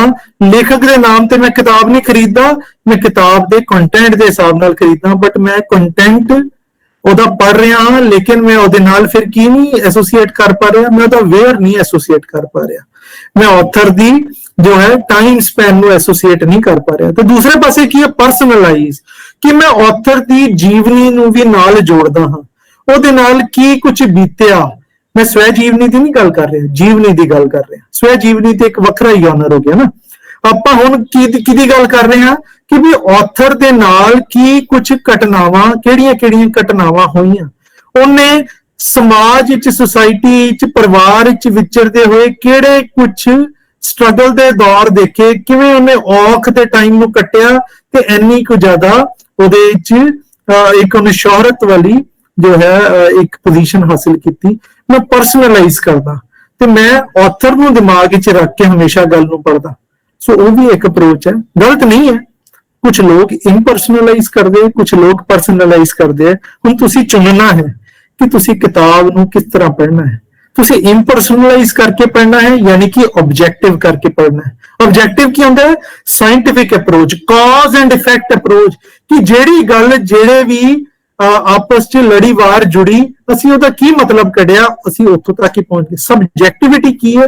ਅਸੀਂ ਉਹਦੇ ਵਿੱਚ ਕੁਝ ਇਮੋਸ਼ਨਸ ਆਥਰ ਦੀਆਂ ਜੋੜੀਆਂ, ਕੁਝ ਉਹਦੇ ਜੀਵਨੀ ਤੋਂ ਪ੍ਰਭਾਵਿਤ ਹੋਏ, ਕੁਝ ਆਪਣੀਆਂ ਗੱਲਾਂ ਜੋੜੀਆਂ, ਅਸੀਂ ਆਪਣੇ ਆਪ ਵਿੱਚ ਕਈ ਸਾਰੀਆਂ ਗੱਲਾਂ ਬਣਾ ਲਈਆਂ। ਹੁਣ ਦੇਖੋ ਮੈਂ ਨੀਚੇ ਲਿਖਿਆ ਹੈ ਮਾਈਂਡਫੁਲ ਜਾਂ ਮਾਈਂਡਫੁਲ। ਮਾਈਂਡਫੁਲ ਨੂੰ ਦੋ ਸ਼ਬਦਾਂ ਵਿੱਚ ਮੈਂ ਵੰਡਤਾ। ਮਾਈਂਡਫੁਲ ਦਾ ਮਤਲਬ ਕੀ ਹੈ ਕਿ ਮੇਰਾ ਦਿਮਾਗ ਭਰਿਆ ਹੋਇਆ ਹੈ ਸੋਚ ਵਿਚਾਰਾਂ ਨਾਲ, ਐਕਸਪੀਰੀਐਂਸਿਸ ਨਾਲ, ਤੇ ਮੈਂ ਉਹਦੇ ਨਾਲ ਹੀ ਪਰਖਦਾ ਹਾਂ ਕਿ ਆਥਰ ਨੇ ਕਿਹੋ ਜਿਹੀ ਗੱਲ ਲਿਖੀ ਹੋਏਗੀ। ਮੈਂ ਉਹ ਸਾਰੇ ਮਾਪਦੰਡਾਂ ਤੇ ਖਰਾ ਉਤਾਰਦਾ ਹਾਂ ਕਿਹਨੂੰ? ਕਿਤਾਬ ਨੂੰ। ਤੇ ਦੂਸਰੇ ਪਾਸੇ ਮੇਰਾ ਮਾਈਂਡਫੁਲ ਕੀ ਹੈ ਕਿ ਮੈਂ ਸਾਰੀਆਂ ਗੱਲਾਂ ਨੂੰ ਪਰੇ ਰੱਖ ਕੇ ਆਪਣੇ ਦਿਮਾਗ ਨੂੰ ਸਾਫ਼ ਸੁਥਰਾ ਕਰਕੇ ਸਿਰਫ ਤੇ ਸਿਰਫ ਫੈਕਟਸ ਦੇ ਉੱਪਰ ਕਿਤਾਬ ਨੂੰ ਪਰਖਦਾ ਹਾਂ। ਮੈਨੂੰ ਕੋਈ ਮਤਲਬ ਨਹੀਂ ਕਿ ਕਿਤਾਬ ਦਾ ਲੇਖਕ ਵੱਡਾ ਹੈ ਛੋਟਾ ਹੈ, ਕਿਉਂਕਿ ਮੈਂ ਲੇਖਕ ਵੱਲ ਤੇ ਜਾਂਦਾ ਹੀ ਨਹੀਂ, ਮੈਂ ਜਾਣਦਾ ਨਹੀਂ ਉਹਨੂੰ। ਮੇਰਾ ਮਾਈਂਡਫੁਲ ਕੀ ਹੈ ਕਿ ਮੈਂ ਸਿਰਫ ਤੇ ਸਿਰਫ ਸੀਮਿਤ ਹਾਂ ਕਿਤਾਬ ਦੇ ਕੰਟੈਂਟ ਨਾਲ। ਤੇ ਦੂਸਰੇ ਪਾਸੇ ਮੇਰਾ ਦਰਮਦਾਰ ਕੀ ਹੈ ਕਿ ਕਿਤਾਬ ਦੇ ਵਿੱਚ ਕਿਹੜੇ ਇਮੋਸ਼ਨਸ ਨੂੰ ਦਰਸਾਇਆ ਗਿਆ। ਸੋ ਆਈ ਹੋਪ ਕਿ ਗੱਲ ਕਾਫੀ ਹੱਦ ਤੱਕ ਤੁਹਾਨੂੰ ਇੰਪਰਸਨਲਾਈਜ਼ ਤੇ ਪਰਸਨਲਾਈਜ਼ ਕਲੀਅਰ ਹੋਏਗੀ। ਬਹੁਤ ਮੈਂ ਖੁਸ਼ੀ ਮਹਿਸੂਸ ਕਰਾਂਗਾ ਜੇ ਤੁਸੀਂ ਦੇਖੋ ਬੇਟੇ, ਭਾਵੇਂ ਲੈਕਚਰ ਵਿੱਚ ਬੱਚੇ ਜੁੜਨ 10 20 30 40, ਲੇਕਿਨ ਜਿਹੜਾ ਵੀ ਕੋਈ ਸੁਣੇ ਤੇ ਉਹਦੇ ਦਿਮਾਗ ਵਿੱਚ ਕੋਈ ਇਹੋ ਜਿਹੇ ਵਿਚਾਰ ਪ੍ਰਗਟ ਹੋਣ, ਉਹਦੇ ਦਿਮਾਗ ਜਾਗਰੂਕ ਹੋਏ, ਉਹ ਇੱਕ ਜਾਗਰੂਕ ਮਨੁੱਖ ਬਣੇ, ਮੇਰਾ ਪਰਪਸ ਸੋਲਵ ਹੋ ਗਿਆ। ਡਾਕਟਰ ਤੱਗੜ ਦਾ ਵੀ ਪਰਪਸ ਸੋਲਵ ਹੋ ਗਿਆ। ਸਾਰੇ ਜਿੰਨੇ ਅਸੀਂ ਟੀਚਰ ਕਮਿਊਨਿਟੀ ਜੁੜੇ ਆ ਤੁਹਾਡੇ ਨਾਲ, ਸਾਡਾ ਪਰਪਸ ਉਦੋਂ ਹੀ ਸੋਲਵ ਹੋ ਜਾਂਦਾ ਹੈ ਕਿ ਅਸੀਂ ਇੱਕ ਅੱਗੋਂ ਮਨੁੱਖ ਹੋਰ ਜਾਗਰੂਕ ਕੀਤਾ, ਜਿਹੜੇ ਹੋਰ ਕਈ ਸਾਰੇ ਮਨੁੱਖਾਂ ਨੂੰ ਜਾਗਰੂਕ ਕਰੇਗਾ। ਸੋ ਅਸੀਂ ਇੱਕ ਜਾਗਰੂਕ ਸਮਾਜ ਦਾ ਨਿਰਮਾਣ ਕਰਨਾ ਹੈ। ਸੋ ਉਸ ਪੱਖੋਂ ਜੇ ਤੁਹਾਡੇ ਸਵਾਲ ਹੈ ਬੇਟੇ, ਨਾਲ ਦੇ ਨਾਲ ਤੁਸੀਂ ਇੱਕ ਕਾਗਜ਼ ਤੇ ਲਿਖਦੇ ਜਾਓ ਕਮੈਂਟ ਬਾਕਸ ਵਿੱਚ ਭੇਜੋ ਜਾਂ ਫਿਰ ਮੈਨੂੰ ਬਾਅਦ ਵਿੱਚ ਅਖੀਰ ਤੇ ਪੁੱਛ ਲੈਣਾ। ਹੁਣ ਚਲੋ ਮੈਂ ਅਗਲੀ ਅਪਰੋਚ ਤੇ ਆਨਾ ਹਾਂ। ਦੇਖੋ ਅਗਲੀ ਅਪਰੋਚ ਕੀ ਹੈ ਬੇਟੇ, ਡਾਇਆਕ੍ਰੋਨਿਕ ਐਂਡ ਸਿਨਕ੍ਰੋਨਿਕ ਅਪਰੋਚ ਆਫ ਰੀਡਿੰਗ। ਆ ਬਹੁਤ ਜ਼ਰੂਰੀ ਹੈ। ਡਾਇਆਕ੍ਰੋਨਿਕ ਅਪਰੋਚ ਬੱਚਿਓ ਕੀ ਹੈ ਕਿ ਜਦ ਮੈਂ ਹਿਸਟੋਰੀਕਲ ਗ੍ਰਾਫ ਐਸੋਸੀਏਟ ਕਰਦਾ ਕਿਸੇ ਟੈਕਸਟ ਨਾਲ ਕਿ ਉਹ ਕਦੋਂ ਲਿਖਿਆ ਗਿਆ, ਕਿਹੜੇ ਸਨ ਵਿੱਚ, ਕਿਹੜੀ ਸਦੀ ਚ ਲਿਖਿਆ ਗਿਆ, ਉਹਨੂੰ ਕਿੰਨੇ ਲਿਖਿਆ, ਉਦੋਂ ਕਿਹੜੀ ਵਿਚਾਰਧਾਰਾ ਜਿਹੜੀ ਹੈ ਉਹ ਡੋਮੀਨੈਂਟ ਸੀਗੀ ਤੇ ਕਿਹੜੀ ਮਾਰਜਨਲਾਈਜ਼ ਸੀਗੀ, ਕਿਹੜਾ ਤਬਕਾ ਸੀਗਾ ਜਿਹਦੀ ਗੱਲ ਰੱਖਣ ਦਾ ਆਦੇਸ਼ ਨਹੀਂ ਸੀਗਾ। ਜਿਵੇਂ ਔਰਤ ਫੈਮਿਨਿਸਟ ਰਾਈਟਿੰਗ ਜੋ ਹੈ ਉਹ ਕਈ ਸਦੀਆਂ ਤੱਕ ਉਹ ਸਾਡੇ ਸਾਹਮਣੇ ਨਹੀਂ ਆਈ, ਪਰ ਜਿਵੇਂ ਜਿਵੇਂ ਇੱਕ ਔਰਤ ਨੂੰ ਮਾਰਜਨਲਾਈਜ਼ਡ ਹੋਣ ਤੋਂ ਬਾਅਦ ਇੱਕ ਉਹਨੇ ਇੱਕ ਆਪਣਾ ਇੱਕ ਉਸ ਕੈਪਸੂਲਡ ਵਿਜ਼ਨ ਤੋਂ ਬਾਹਰ ਦੀ ਦੁਨੀਆ ਦੇਖੀ, ਆਪਣੀ ਇੱਕ ਪਛਾਣ ਬਣਾਈ, ਉਦੋਂ ਫਿਰ ਅਸੀਂ ਉਹਨੂੰ ਵੱਖਰੇ ਤੌਰ ਤੇ ਜਾਣਨ ਲੱਗ ਗਏ। ਸੋ ਡਾਇਆਕ੍ਰੋਨਿਕ ਅਪਰੋਚ ਕੀ ਹੈ ਕਿ ਇਹੋ ਜਿਹੀ ਅਪਰੋਚ ਜੋ ਕਿ ਹਿਸਟਰੀ ਨੂੰ ਦੇਖਦੀ ਹੈ ਕਿ ਵੀ ਉਹ ਕਿਸ ਟਾਈਮ ਤੇ ਲਿਖੀ ਗਈ, ਉਸ ਟਾਈਮ ਕਿਹੜੀ ਵਿਚਾਰਧਾਰਾ ਜਿਹੜੀ ਹੈ ਉਹ ਇੰਪੋਰਟੈਂਟ ਸੀਗੀ। ਤੇ ਸਿਨਕ੍ਰੋਨਿਕ ਅਪਰੋਚ ਕੀ ਹੈ ਕਿ ਬਈ ਪਿਛਲੀਆਂ ਗੱਲਾਂ ਛੱਡੋ, ਹੁਣ ਕਿਤਾਬ, ਹੁਣ ਕੰਟੈਂਟ, ਹੁਣ ਜਿਹੜੇ ਕਿਤਾਬ ਵਿੱਚ ਲਾਈਨਸ ਲਿਖੀਆਂ ਉਹ ਹੁਣ ਤਾਂ ਉਹਦਾ ਕੀ ਮਤਲਬ ਹੈ, ਜਿਹੜਾ ਉਹਨੂੰ ਪਹਿਲੀ ਵਾਰ ਪੜ੍ਹ ਕੇ ਮੈਨੂੰ ਕੀ ਦਿਮਾਗ ਵਿੱਚ ਗੱਲ ਆ ਰਹੀ ਹੈ, ਕਿਹੜੇ ਆਈਡੀਆਜ਼ ਮੇਰੇ ਦਿਮਾਗ ਵਿੱਚ ਜੋ ਹੈ ਜਨਮ ਲੈ ਰਹੇ ਹੈ, ਆ ਬਹੁਤ ਜ਼ਰੂਰੀ ਹੈ। ਹੁਣ ਮੈਂ ਚੈਸ ਬੋਰਡ ਦਾ ਬੇਟੇ ਤਾਂ ਕਰਕੇ ਐਗਜ਼ਾਮਪਲ ਲਿੱਤਾ, ਹੁਣ ਤੁਸੀਂ ਮੈਨੂੰ ਆਪ ਹੀ ਸਮਝ ਕੇ ਦੱਸੋਗੇ, ਜੇ ਕੋਈ 2 ਘੰਟੇ ਤੋਂ ਪਿੱਛੇ ਚੈਸ ਖੇਡ ਰਿਹਾ ਹੈ ਤੇ 2 ਜਣੇ ਖੇਡਦੇ ਪਏ ਤੇ ਚੈਸ ਦੀ ਗੇਮ ਬਹੁਤ ਪੇਚੀਦਾ ਹੋ ਗਈ, ਇੱਕ ਜਗ੍ਹਾ ਇਸ ਤਰ੍ਹਾਂ ਜਾ ਕੇ ਗੱਲ ਫਸ ਗਈ ਕਿ ਸਮਝ ਨਹੀਂ ਆਉਂਦਾ ਅਗਲੀ ਚਾਲ ਕਿਹੜੀ ਚੱਲੀਏ, ਤੇ ਇੱਕ ਤੀਸਰਾ ਤੁਹਾਡਾ ਦੋਸਤ ਮਿੱਤਰ ਆਂਦਾ ਜਿਹਨੂੰ ਚੈਸ ਤੋਂ ਹਜੇ ਕੁਝ ਨਹੀਂ ਪਤਾ, ਤੇ ਉਹ ਆ ਕੇ ਬੋਲਦਾ ਕਿ ਮੈਨੂੰ ਆਹ ਦੱਸੋ ਕਿ ਇਸ ਤੋਂ 15ਵੀਂ ਪਿਛਲੀ 15 ਚਾਲ 15 ਨੰਬਰ ਤੇ ਚਾਲ ਤੁਸੀਂ ਚੱਲੀ ਸੀਗੀ ਜਦ ਤੁਸੀਂ ਗੇਮ ਖੇਡਣੀ ਸ਼ੁਰੂ ਕੀਤੀ, ਉਹ ਕਿਹੜੀ ਸੀਗੀ, 17ਵੀਂ ਕਿਹੜੀ ਸੀਗੀ, 19ਵੀਂ ਕਿਹੜੀ ਸੀ, 21ਵੀਂ ਕਿਹੜੀ ਸੀਗੀ। ਫਿਰ ਤੁਹਾਡਾ ਦਿਲ ਨਹੀਂ ਆਏਗਾ ਕਿ ਵੀ ਤੁਸੀਂ ਉਹਨੂੰ ਫੜ ਕੇ ਇੱਕ ਵਾਰੀ ਕੁੱਟ ਮਾਰ ਕਰੋ ਉਹਦੇ ਨਾਲ ਕਿ ਬਈ ਤੂੰ ਪਿਛਲੀਆਂ ਚਾਲਾਂ ਤੋਂ ਕੀ ਲੈਣਾ, ਤੂੰ ਹੁਣ ਦੀ ਗੱਲ ਸੁਲਝਾ। ਸੋ ਦੇਖੋ 2 ਤਰ੍ਹਾਂ ਦੇ ਮਾਨਸਿਕਤਾ ਵਾਲੇ ਲੋਕ ਹੋ ਗਏ ਨਾ, ਇੱਕ ਤੇ ਹੈ ਜਿਹੜੇ ਗੱਲ ਨੂੰ ਜੜੋਂ ਫੜਦੇ ਹੈ, ਉਹਨੂੰ ਸਮਝਦੇ ਹੈ ਕਿ ਉਹ ਕਦੋਂ ਲਿਖੀ ਗਈ, ਦੂਸਰੇ ਉਸ ਉਲਝਣ ਚ ਨਹੀਂ ਪੈਂਦੇ ਤੇ ਗੱਲ ਨੂੰ ਸਿਰਫ ਤੇ ਸਿਰਫ ਉਸ ਤਰੀਕੇ ਨਾਲ ਦੇਖਦੇ ਆ ਜਿਹੋ ਜੀ ਪਿਕਚਰ ਸਾਨੂੰ ਦਿਖ ਰਹੀ ਹੈ। ਸੋ ਆ ਵੀ ਬੇਟੇ ਤੁਹਾਡੀ ਅਪਰੋਚ ਹੈ। ਜੇ ਤੁਸੀਂ ਮੈਨੂੰ ਪੁੱਛੋ ਤੇ ਮੈਂ ਸਿਨਕ੍ਰੋਨਿਕ ਅਪਰੋਚ ਨੂੰ ਬਹੁਤ ਜ਼ਿਆਦਾ ਫੋਲੋ ਕਰਦਾ ਹਾਂ, ਲੇਕਿਨ ਡਾਇਆਕ੍ਰੋਨਿਕ ਵੀ ਗਲਤ ਨਹੀਂ ਹੈ। ਡਾਇਆਕ੍ਰੋਨਿਕ ਨਾਲ ਪੜਨ ਨਾਲ ਸਾਨੂੰ ਕਿਤਾਬ ਦਾ ਇੱਕ ਜਰਨੀ ਪਤਾ ਲੱਗਦਾ, ਉਹਦਾ ਇੱਕ ਸਫ਼ਰ ਪਤਾ ਲੱਗਦਾ ਹੈ ਕਿ ਕਿਸ ਸਫ਼ਰ ਤੋਂ ਨਿਕਲੀ ਹੈ, ਕਿਵੇਂ ਕਿਵੇਂ ਹਾਲਾਤ ਬਦਲੇ ਤੇ ਇਸ ਕਿਤਾਬ ਦੇ ਸੰਦਰਭ ਬਦਲਦੇ ਗਏ, ਉਹ ਵੀ ਇੱਕ ਤਰੀਕਾ ਹੈ। ਸੋ ਤੁਸੀਂ ਦੋਨੋਂ ਪੱਖਾਂ ਨਾਲ ਕਿਤਾਬ ਨੂੰ ਸਮਝ ਸਕਦੇ ਹੋ, ਇਵੈਲੂਏਟ ਕਰ ਸਕਦੇ ਹੋ ਇੱਕ ਸੁਚੇਤ ਰੀਡਰ ਹੋਣ ਦੇ ਨਾਤੇ। ਡਾਇਆਕ੍ਰੋਨਿਕ ਅਪਰੋਚ ਵੀ ਹੈ ਤੇ ਸਿਨਕ੍ਰੋਨਿਕ ਅਪਰੋਚ ਵੀ ਹੈ। ਡਾਇਆਕ੍ਰੋਨਿਕ ਫਿਰ ਤੋਂ ਬੋਲ ਰਹੇ ਹਾਂ ਬੇਟੇ ਹਿਸਟੋਰੀਕਲ ਟਾਈਮ ਸਪੈਨ ਨੂੰ ਮੱਦੇਨਜ਼ਰ ਰੱਖਦੇ ਹੋਏ, ਤੇ ਸਿਨਕ੍ਰੋਨਿਕ ਕੀ ਹੈ, ਪ੍ਰੈਜ਼ੈਂਟ। ਡਾਇਆਕ੍ਰੋਨਿਕ ਕੀ ਹੈ, past, past of the book, past of the reader, यानी कि पास्ट ऑफ द कंटेक्स्ट। ते सिनक्रोनिक की है, प्रेजेंट ते मतलब है वो इंपॉर्टेंट है। सो आई होप डायक्रोनिक ते सिनक्रोनिक दा भी मतलब तुहानू क्लियर हो गया होगा। हुण अगली अप्रोच बेटे साडी समझण दी किताब नू की है, वो है पैराडिगमैटिक या फिर सिंटिगमैटिक अप्रोच ऑफ रीडिंग। बेटे पैराडिगमैटिक हुंदी है ऊपरों लेके नीचे तक, यानी कि वर्टिकल अप्रोच कि ਅਸੀਂ ਕਿਤਾਬਾਂ ਨੂੰ ਕਿਸੇ ਚੀਜ਼ ਨੂੰ ਕਿਵੇਂ ਪੜ੍ਹਦੇ ਹਾਂ, ਉਹਦੀ ਸਕੈਨਿੰਗ ਕਰਦੇ ਹਾਂ। ਅਸੀਂ ਕਹਿੰਦੇ ਹਾਂ ਹਾਂ ਹਾਂ ਵੀ ਠੀਕ ਹੈ ਠੀਕ ਹੈ ਠੀਕ ਹੈ, ਆ ਗੱਲਾਂ ਕੀਤੀਆਂ ਗਈਆਂ, ਓਕੇ ਓਕੇ, ਓਵਰਆਲ ਅਸੀਂ ਉਹਨੂੰ ਜਲਦੀ ਜਲਦੀ ਦੇਖਦੇ ਹਾਂ। ਅਸੀਂ ਉਹਨੂੰ ਲੀਨੀਅਰ ਓਰੀਐਂਟੇਸ਼ਨ ਚ ਨਹੀਂ ਪੜ੍ਹਦੇ, ਅਸੀਂ ਉਹਨੂੰ ਵਰਟੀਕਲ ਓਰੀਐਂਟੇਸ਼ਨ ਵਿੱਚ ਪੜ੍ਹਦੇ ਹਾਂ। ਯਾਨੀ ਕਿ ਅਸੀਂ ਕਿਤਾਬ ਦੇ ਮੋٹے ਤੌਰ ਤੇ ਕਿਹੜੀਆਂ ਗੱਲਾਂ ਉਹਦੇ ਚ ਕਹੀਆਂ ਗਈਆਂ ਉਹਨੂੰ ਦੇਖਦੇ ਹਾਂ। ਤੇ ਸਿੰਟੈਗਮੈਟਿਕ ਅਪਰੋਚ ਕੀ ਹੈ ਕਿ ਅਸੀਂ उस किताब दा, उस लाइन दा, उस फ्रेज दा एक रिलेशनल बॉन्ड देखते हैं। जिवें मैं एक लाइन बोला he is a good boy, हाँ तो एक सिंपल लाइन होगी, तो दूसरे पासे मैं कहां ही बॉय इज अ गुड, मैं की कीता उहियो शब्दां दी आपोजिट पोजीशन अदला बदली करती। एक पासे मैं दोबारा बोल रहा, एक पासे मैं गल कही he is a good boy, दूसरे पासे मैं कहता ही बॉय इज अ गुड, मैं की कीता शब्दां दी ਪੋਜੀਸ਼ਨ ਚੇਂਜ ਕਰਤੀ। ਸੋ ਮੈਨੂੰ ਪੈਰਾਡਿਗਮੈਟਿਕ ਅਪਰੋਚ ਵਿੱਚ ਜਿਹੜੇ ਸ਼ਬਦ ਹੈ ਉਹ ਕਲੀਅਰ ਨਹੀਂ ਹੋ ਰਹੇ, ਬਟ ਸਿੰਟੈਗਮੈਟਿਕ ਵਿੱਚ ਹੋ ਰਹੇ, ਕਿਉਂਕਿ ਉਹਨਾਂ ਵਿੱਚ ਇੱਕ ਆਪਸ ਵਿੱਚ ਰਿਲੇਸ਼ਨ ਹੈ।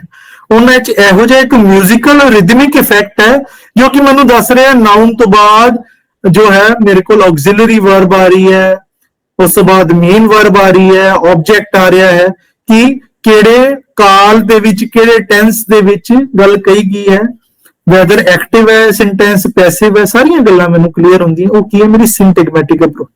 ਇਹਦਾ ਐਗਜ਼ਾਮਪਲ ਆਪਾਂ ਸਿੱਧਾ ਲੈਂਦੇ ਹਾਂ ਕਿ ਜਦ ਤੁਸੀਂ ਕਿਸੇ ਹੋਟਲ ਦੇ ਵਿੱਚ ਜਾਂ ਫਿਰ ਕਿਸੇ ਰੈਸਟੋਰੈਂਟ 'ਚ ਖਾਣਾ ਖਾਣ ਵਾਸਤੇ ਜਾਂਦੇ ਹੋ, ਹੁਣ ਤੁਸੀਂ ਕਿਵੇਂ ਚੀਜ਼ਾਂ ਨੂੰ ਦੇਖਦੇ ਹੋ?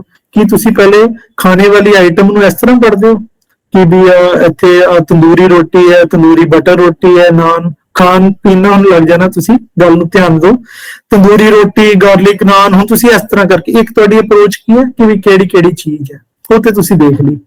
ਹੁਣ ਅਗਲੀ ਚੀਜ਼ ਕੀ ਹੈ? ਪ੍ਰੈਕਟੀਕਲ ਅਪਰੋਚ ਕੀ ਹੈ? ਤੁਸੀਂ ਹੁਣ ਜੇ ਕੋਈ ਬਹੁਤ ਮਹਿੰਗੇ ਹੋਟਲ 'ਚ ਚਲੇ ਗਏ, ਤੁਸੀਂ ਆਪਣੇ ਹੁਣ ਜੇਬ ਵਿੱਚ ਹੱਥ ਮਾਰੋਗੇ, ਤੁਸੀਂ ਕਹੋਗੇ ਭਾਈ ਮੈਂ ਆਪਣਾ ਬਜਟ ਵੀ ਤੇ ਦੇਖਣਾ ਕਿ ਮੈਂ ਇਸ ਤਰ੍ਹਾਂ ਤੇ ਨਹੀਂ ਕਿ ਮੈਂ ਸਾਰੇ ਪੈਸੇ ਸਿਰਫ ਇਸ ਹੋਟਲ 'ਚ ਹੀ ਉਡਾ ਕੇ ਚਲੇ ਜਾਣੇ, ਮੈਂ ਹੋਰ ਵੀ ਜਾ ਕੇ ਜਗ੍ਹਾ ਸ਼ਾਪਿੰਗ ਕਰਨੀ ਹੈ।